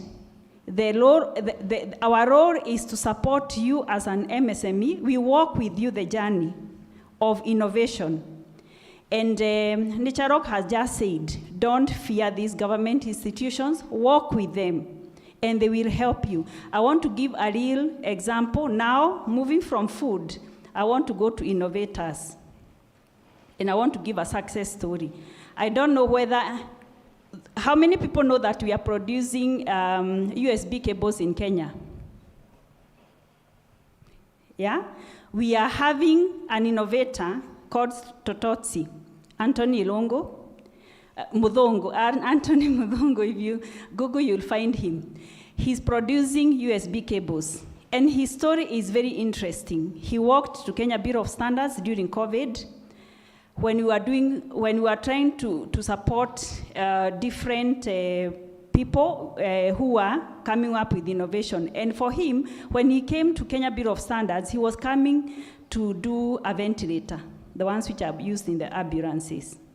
But we looked at what he had, and we realized we gave our opinion, and he had this other cable he was holding. He said, I want to do the ventilator, but I also have this other USB cable I'm thinking about. And we told him concentrate on the USB cable. And he worked with our experts. In Kenya Bureau of Standards, we have different experts. Any sector, food, technology, whatever sector you are in, you'll find somebody who is an expert in that area. So he worked with the experts in that area. And today, Tototsi is producing USB cables, which will be able to compete with those cables we get from China. And it will even be better because he was able to even innovate it further to make it more long-lasting. So you'll not buy a cable, and then within 3 months, it is not working. You go and try that cable, and you will see. It will serve you very well.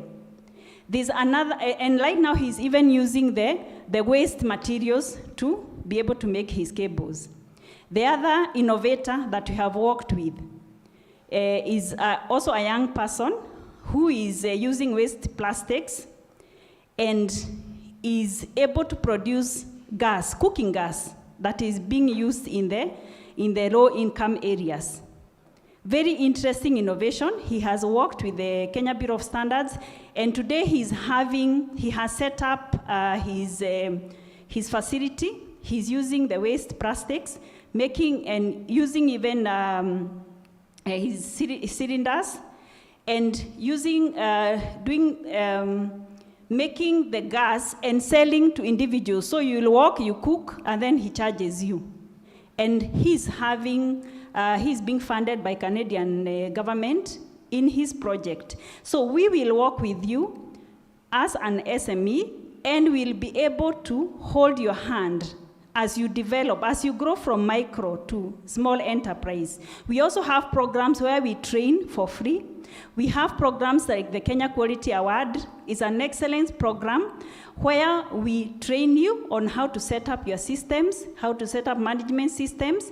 We train you for free, and then you compete at the Kenyan level. And now it has gone a step higher, so we have the East African Quality Award, where now the people who compete at national level will be able to compete at East African level. So all these programs are for you. You only need to approach us, you need to work with us, and you'll be able to grow. Thank you so much.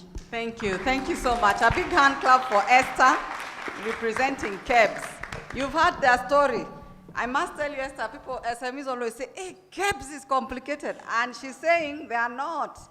They are there to even help you even rethink your innovation. She has told us somebody went with a different story, they shaped it into something else, and they are walking the journey. Thanks for such a story.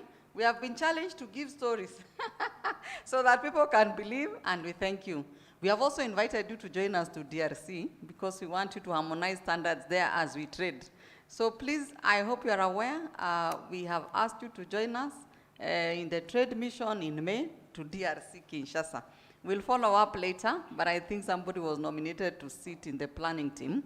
But thank you so much for that. That is KEBS. Kenya Quality Awards, I've picked that one. I'll come to see how we can partner so that we open access to KEBS for SMEs.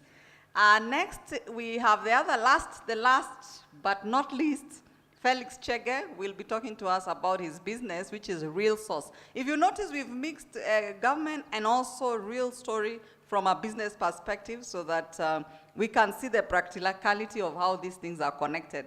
So many SMEs complain about warehousing, whether here in Kenya or in other markets when they want to sell. The logistic costs have become so high for most of them, those who don't know that there are opportunities to get them at cheaper costs. So I'm inviting Felix Chege to come and give us his story about his distribution system and a resource. Karibu, Felix. Let's give him a clap as we encourage him. That's our last speaker for the session. Pack your questions. We'll have, you'll have only one round of questions, so it had better be short, sweet, and precise. Otherwise, that's the only opportunity we'll have. Felix? Thank you. Let me first make a correction. My name is Evans Mwangi, stepping in for Felix Chege, who's my colleague who had to dash out. On top of that, salamu mingi kutoka Batoto Bakongo. I just arrived yesterday from DRC where I live and work. And I think that's why the CEO decided that I should step in on behalf of my colleague. What does Real Sources Africa do? We do sourcing, warehousing, and transport, locally based here. What do we do in DRC? In DRC, we have another company, Pamoja Afrique, that does distribution and marketing of those products that we source. I'm here basically to say there is a market beyond Nairobi, and there is a market beyond Kenya. And there are solutions to your warehousing, there are solutions to your distribution, there are solutions to your transportation and logistics of your product. What we are working on is a solution that involves consolidation of cargo locally. What does that mean? It basically means for me to cost effectively take a truckload of goods to DRC, I need to have 30 tons, 28 to 30 tons of cargo.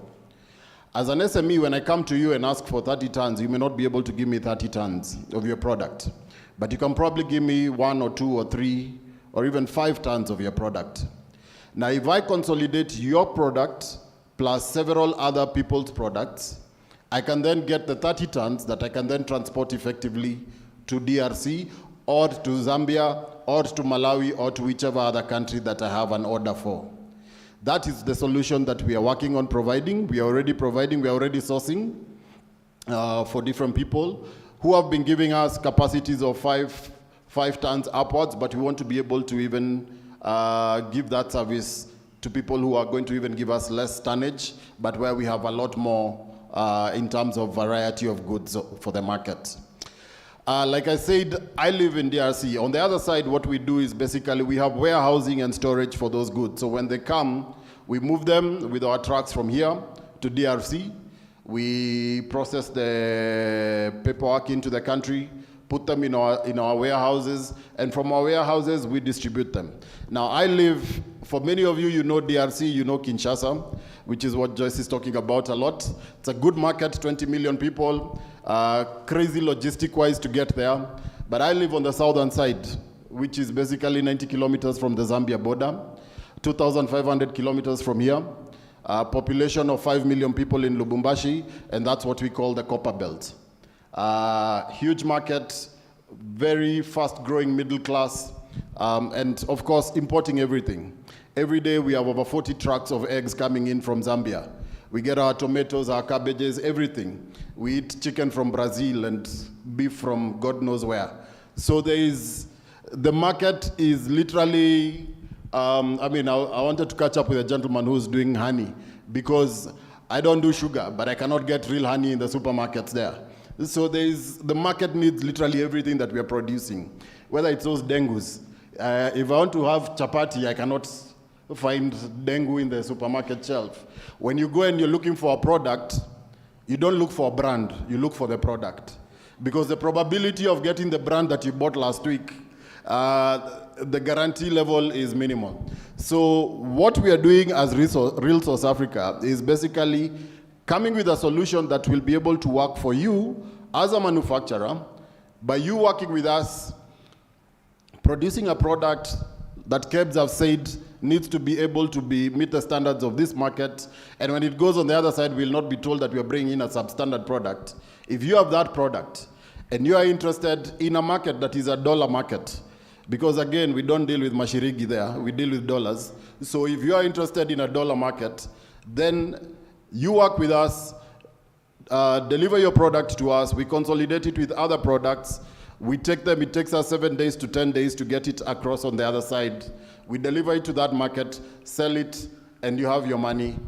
That's the solution that we are offering. And that is why we have a company that is established here, we have a company that is established there, and that is why I live and work there.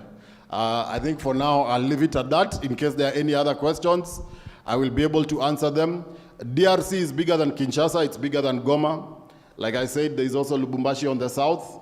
There is over 90 million people, 2.48 million square kilometers of land, 80 million hectares of arable land. When we talk about land there, we don't talk about burotis, we don't talk about acres, we talk about hectares.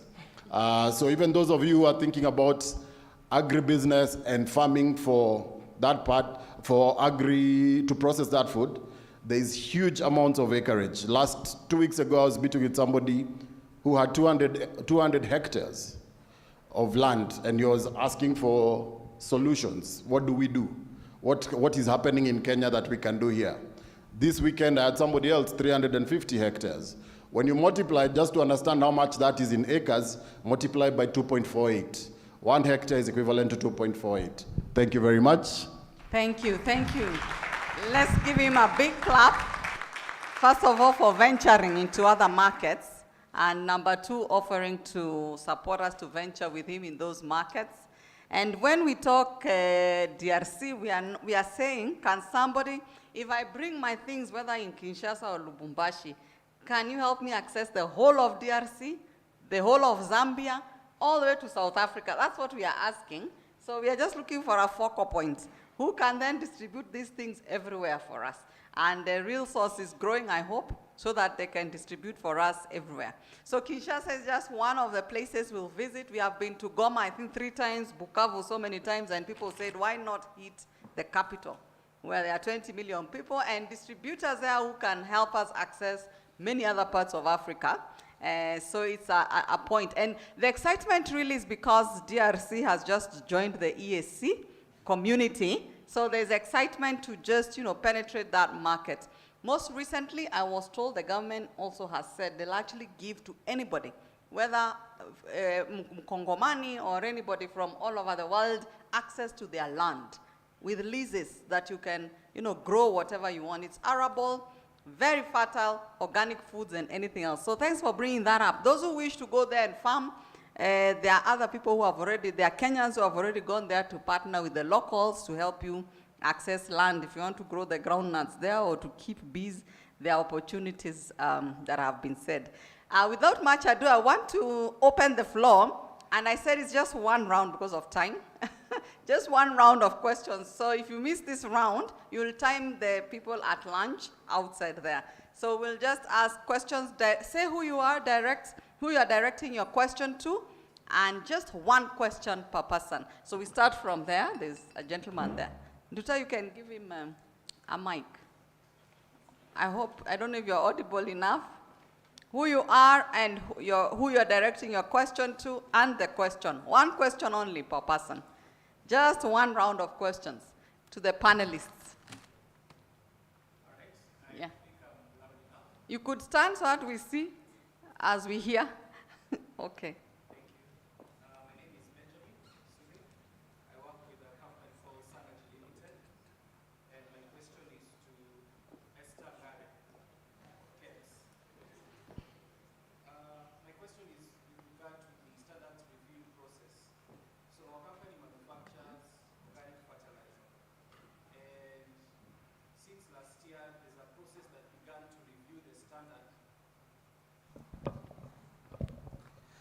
Since last year, there's a process that began to review the standard because some of the things that are in the standard as it is currently are scientifically unattainable, scientifically impossible to attain. And so the process began last year to review, and we left it at KEBS needing to publish this for public review. What has happened is that since then, we have not had renewals of our SMAC because we cannot meet the standard. We were told that the Standards Council wrote to the ministry to give a waiver, but the ministry has also not responded. What has happened is that there's been a dip in sales because now we do not have the SMAC. The dip in sales means dip in jobs, and because we deal in organic fertilizer, it will result in deep in agriculture, deep in food that we can be able to get from agriculture. And it also means it will get into a problem with funders who are interested in, who are doing due diligence to see if our products are certified. So interestingly, the product is not certified in Kenya because the standard is still under review and there is no response yet.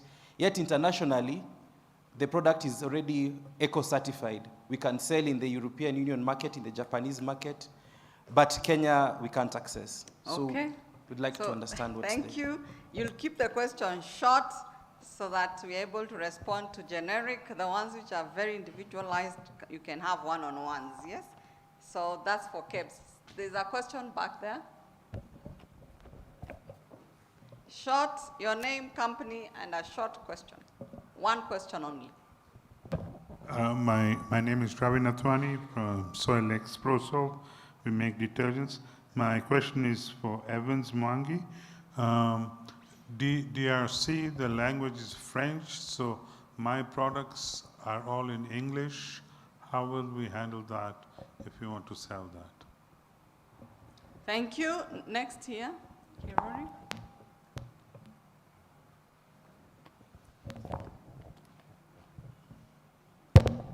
Anthony Kirori from Green Pencils. My question also to Evans. Suppose, how do you deal with fragile commodities, like fragile products? For instance, let's say like pencils. So will I give you, let's say, 100 cartons, then later on you come and tell me, oops, they're in the same container with chumas, most of them broke. And then second thing, we have zero presence in DRC. So, and I'm assuming there'll be Chinese and other products. So what happens to products that are not yet known there? How do you get them to the supermarket? Or how do you move them forward? Thank you. Thank you. There's another question there. Thank you. My question also goes to, it's Edward. It's about DRC market, because we've heard a lot about markets from TEI and from others.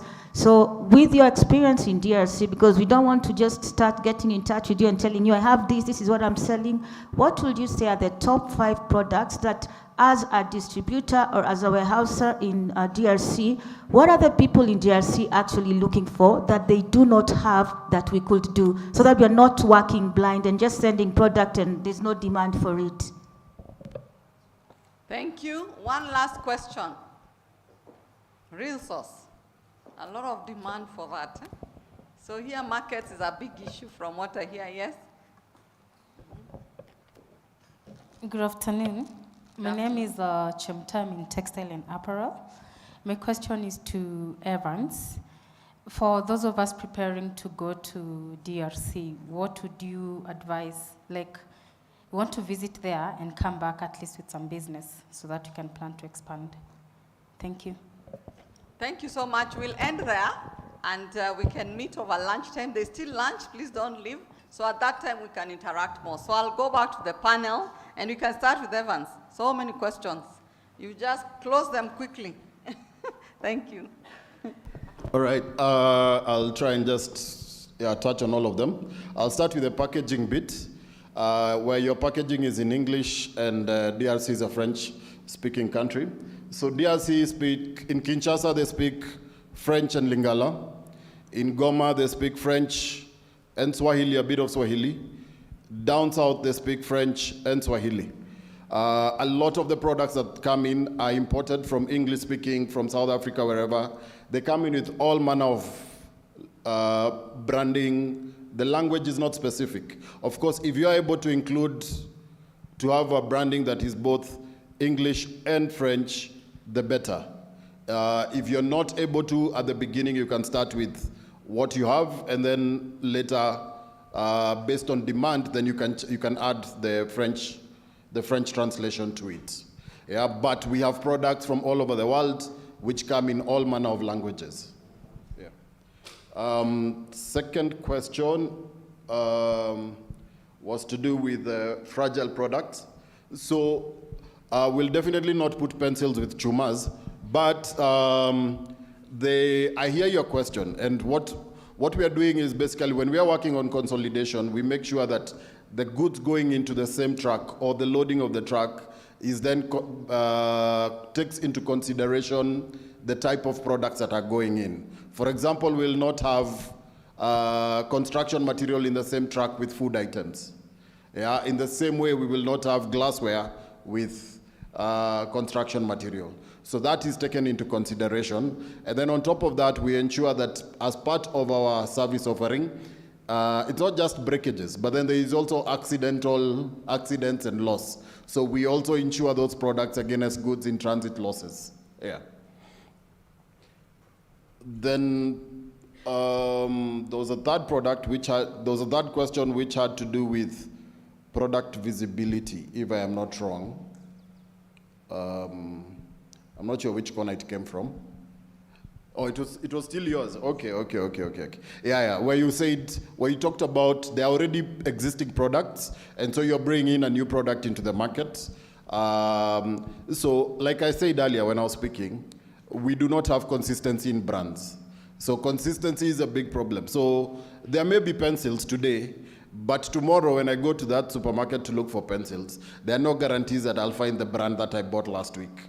So there is no brand loyalty when it comes to products in that sense, because there is no guarantee that you'll find the product that you got yesterday or the day before. Yeah. Okay. For this one, the top 5 products, I have a whole list of products here. So, but like I said, literally everything is imported. So I don't know whether to tell you to bring eggs, yet we know that getting eggs from here to there is a problem. But the products which are, which you basically look at products which are consumed in every household. That's, for me, what I would say. So there's things like tomato paste. I was talking to somebody earlier and I was telling them, a product like tomato paste is a very simple product. It's consumed in every household. It goes like hotcake. Why? Because tomatoes are highly perishable and they're not grown in the country, so they have to be imported. So the product needs to come. Tissue paper, serviettes, you name it. Yeah, I think what you should ask me is, what can't I bring, not what should I bring? I think that's an easier, to be honest, that's an easier question for me to answer. Yeah. And the last one, I think for me, Big Four, I gladly hand over to Kebs, is those going to DRC. Advice to those going to DRC. So my simple advice is this: the Congolese buy what they see. Yeah, the Congolese buy what they see. So if you're doing that trip, make sure you have samples of your products. That's number one. Because they want to look at, touch, whatever it is that you're selling. Secondly, because you're going to Kinshasa, arm yourself with a bit of French or Lingala. Start listening to Lingala. I think it might help. But because, of course, Kinshasa, there is a language barrier. The demand for the product is, the demand for whatever you're able to deliver, if the market needs it, is going to be higher than what you're able to deliver. Does that make sense? Yeah, the demand is so much because Kinshasa has 20 million people and they're importing everything, and logistics to get there is a problem. So there's always be a shortfall. As a stem, for example, let me just give you a simple, one stem, a rose flower stem, is $4.2 in Kinshasa. Yeah, one stem, single stem. So don't think that you'll go flowers for a Chile, that you'll go and give a lady flowers, a bouquet. You'll need to multiply 4.2 times 12 for you to then give her a bouquet of flowers. So the demand is so high that the product pricing then goes high because, I mean, demand versus supply, then also the logistics. So I would say whatever it is, just if you want to come out of there with business, carry samples of whatever the product it is that you want to go and showcase. And then on this other end, be ready to produce. Yeah, be ready to produce because when they give you the order, then they don't have the patience for waiting. They want instant results. All right? Thank you. I have a feeling that's a perfect market. If we can just solve one thing, he has said, if you can just solve one thing, perfect market. That one thing, we must unlock it. We must, and we'll start with you thinking about it because you're in that business of unlocking logistics. So next is KEBS. There was a long question, but pick what is general, and then the details that are specific to his business you can discuss on the side. Thank you. Thank you so much. I was just thinking that I will carry flowers, the roses. Thank you, Benjamin, for your question. I will respond to the review process for standards, and then I'll specifically follow up on your specific issue. As you may all be knowing that standards development process is a stakeholder process, and it's good that Benjamin said that he was involved in the process of the review until it went to public review stage, which is normally 60 days minimum. And once the standard goes for public review for the 60 days, we make sure we circulate to all WTO members, and the feedback we get comes back to the technical committee for discussion. And this is where now you have to achieve consensus before the standard progresses further for balloting. So if the process of consensus building takes longer, and I'm aware that fertilizer is one of those standards where consensus building is normally an issue, then the process can take longer than necessary. But I will specifically follow up on the organic fertilizer review, and I will get back to you. So I hope after this you will be able to engage and get contacts. Thank you. Thank you so much, Esther. It's 2:00. I would have ideally said parting shot, but please allow me, because I gave you good time to, you start with parting shot. Now people have learned in a speech, start with parting shot, then give your stories, so that everybody knows, you know, what you're offering. But let's give a big hand clap to the panelists. We have DG, Engineer Calvin Onyango from Kirdi. Thank you so much, and you could join, you could go back to your seat. We also want to thank Jeremy from Equity Bank. Thank you so much. We really appreciate. A big clap for Jeremy. Also Tay from Nature's Lock. She's told us her story. Thank you so much. Esther from KEBS. Evans, I assumed it was Felix. Evans, don't leave, because there are so many questions here that are for you. Stay with us, please. We have lunch. Thank you so much, Real Source. A big clap again for them giving us their story. And now we've come to the end of this session. It looks like it should have been full day, but we just wanted to, you know, give key highlights on a half day, and then later we can have deep dives depending on the topic you want us to prioritize. I think just from the questions, I can tell where you'd want us to prioritize, but I don't want to assume. You can tell us through the evaluation forms that are shared what you would want us to prioritize, which other partners you'd like us to bring into the ecosystem. We are actually building an ecosystem. So who are the people who provide financial solutions? Tell us who they are, who you work with, who you think we should work with. We want to approach them. Who are the people driving markets? Tell us who they are in your feedback, so that we're able to strengthen this ecosystem and then share it out to a wider range of people who are not here, those who are watching online, so that we're able to make it easy to get to industrialize and to grow. We've had some markets are easy, they have one problem. Who can solve that problem for us? So just rethinking how we can make life easier for us to do business in this country and in other parts of the world. So as we come to the end, I wish to thank each one of you. We had key highlights to share, but I believe because of time, most of us have picked what we want to pick out of here from the different speakers, the calls that have been given for action, and the most urgent is in 2 to 3 weeks we meet and have another deep dive on those value chains, so that you leave there more confused but also more informed. We are told too much information can confuse you, but confusion is around where do you start. Too many opportunities. Which one do you land on? And Tay has told us, don't take everything. Just start, you know, with one and perfect that one. Don't take everything first. So we have those kind of take-homes. Equity have said, really, they are there for disruptions. Talk to them. They'll give you new ideas. Real Source is saying, please come. There's nothing that can't be sold in DRC. Cabs have said they'll handhold you. So everybody here really is giving a good story about how they want to work with us. And I will just end with that as a major highlight. But the big takeaway for you is that we are strengthening the SME ecosystem.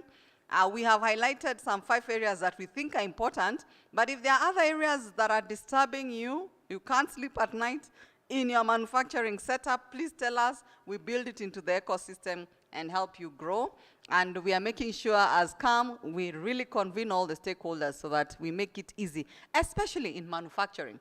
Because many people, when you ask them, which business do you want to start? Rarely will people tell you manufacturing. Is that correct? Out of 100 people, how many do you think will tell you the business they're starting is manufacturing?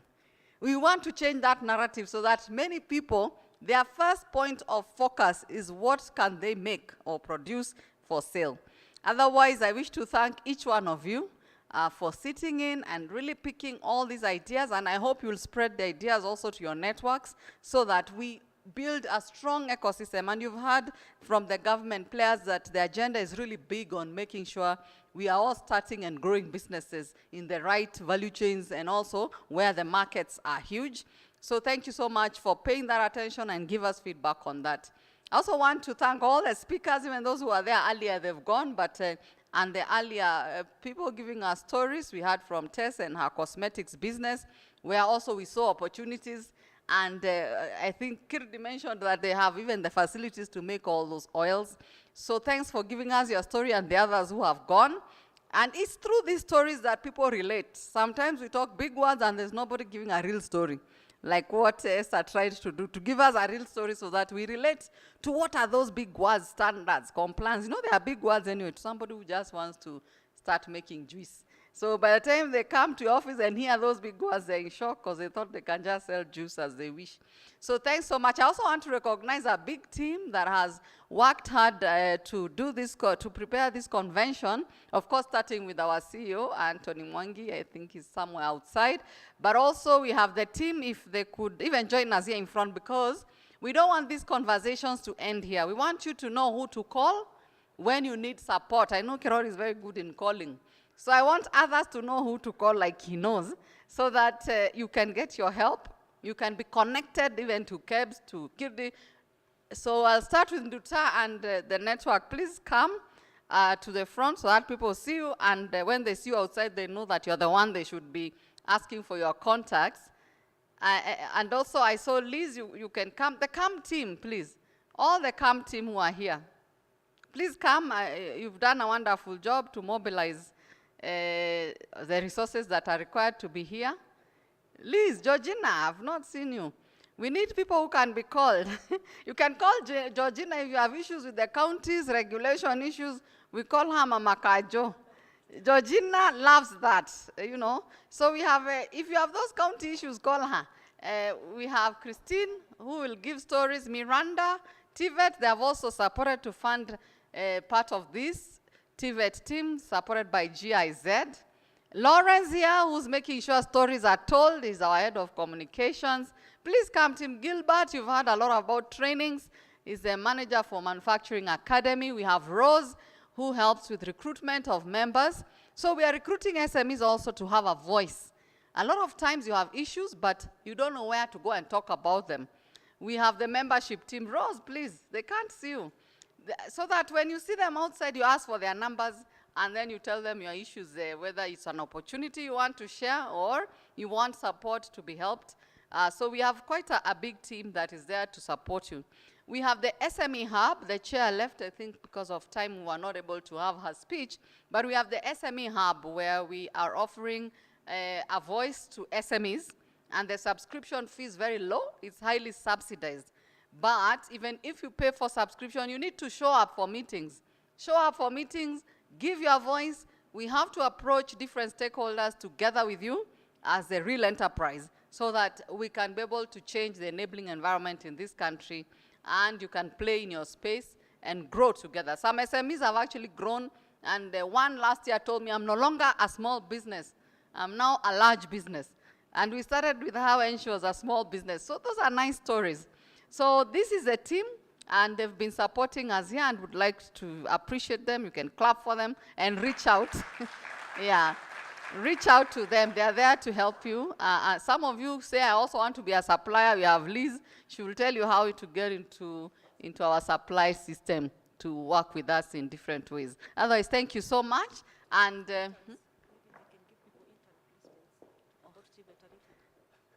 okay. Miranda is passing a message, but she has sponsored this event. We are driving what we call Youth Employability Program, and we help young people to access internships and jobs. A lot of SMEs have been able to take up interns, and actually one SME, we went to visit him in the father's backyard. He was doing furniture, and he took in an intern to help him. And his furniture grew to very high-tech, even cooking stoves, because the intern also had ideas. So in the father's backyard, they were able to diversify their products, and they were so happy. So I think SMEs should be the first to actually take up the opportunity of these interns. They are highly skilled people from TVET institutions with great ideas. They've done a lot of innovations in the colleges. They just need a platform to practice, and as they practice, they share those innovations with you. So please see Miranda if you think you can have, even if it's just one intern, don't fear.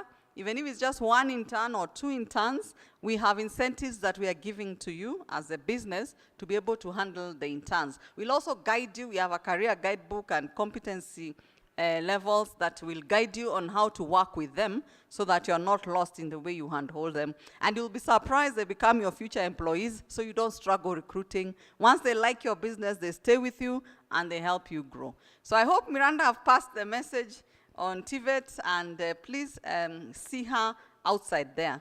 Lunch is also served on second floor at the poolside. There's a poolside garden, and we'll pick vouchers at the exits. You'll be given vouchers.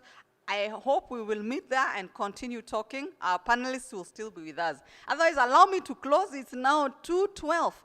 We've taken 1 extra hour of your time, and thanks so much for your patience. And you can continue with the social media platforms, but we'll shut down the live streaming. We've been live streaming YouTube, Facebook, and Twitter. Those who like listening again on whether they heard correctly, or you want to also replay whether you said the right things, you can go back and replay those videos, share them out with your networks so that people know what's happening.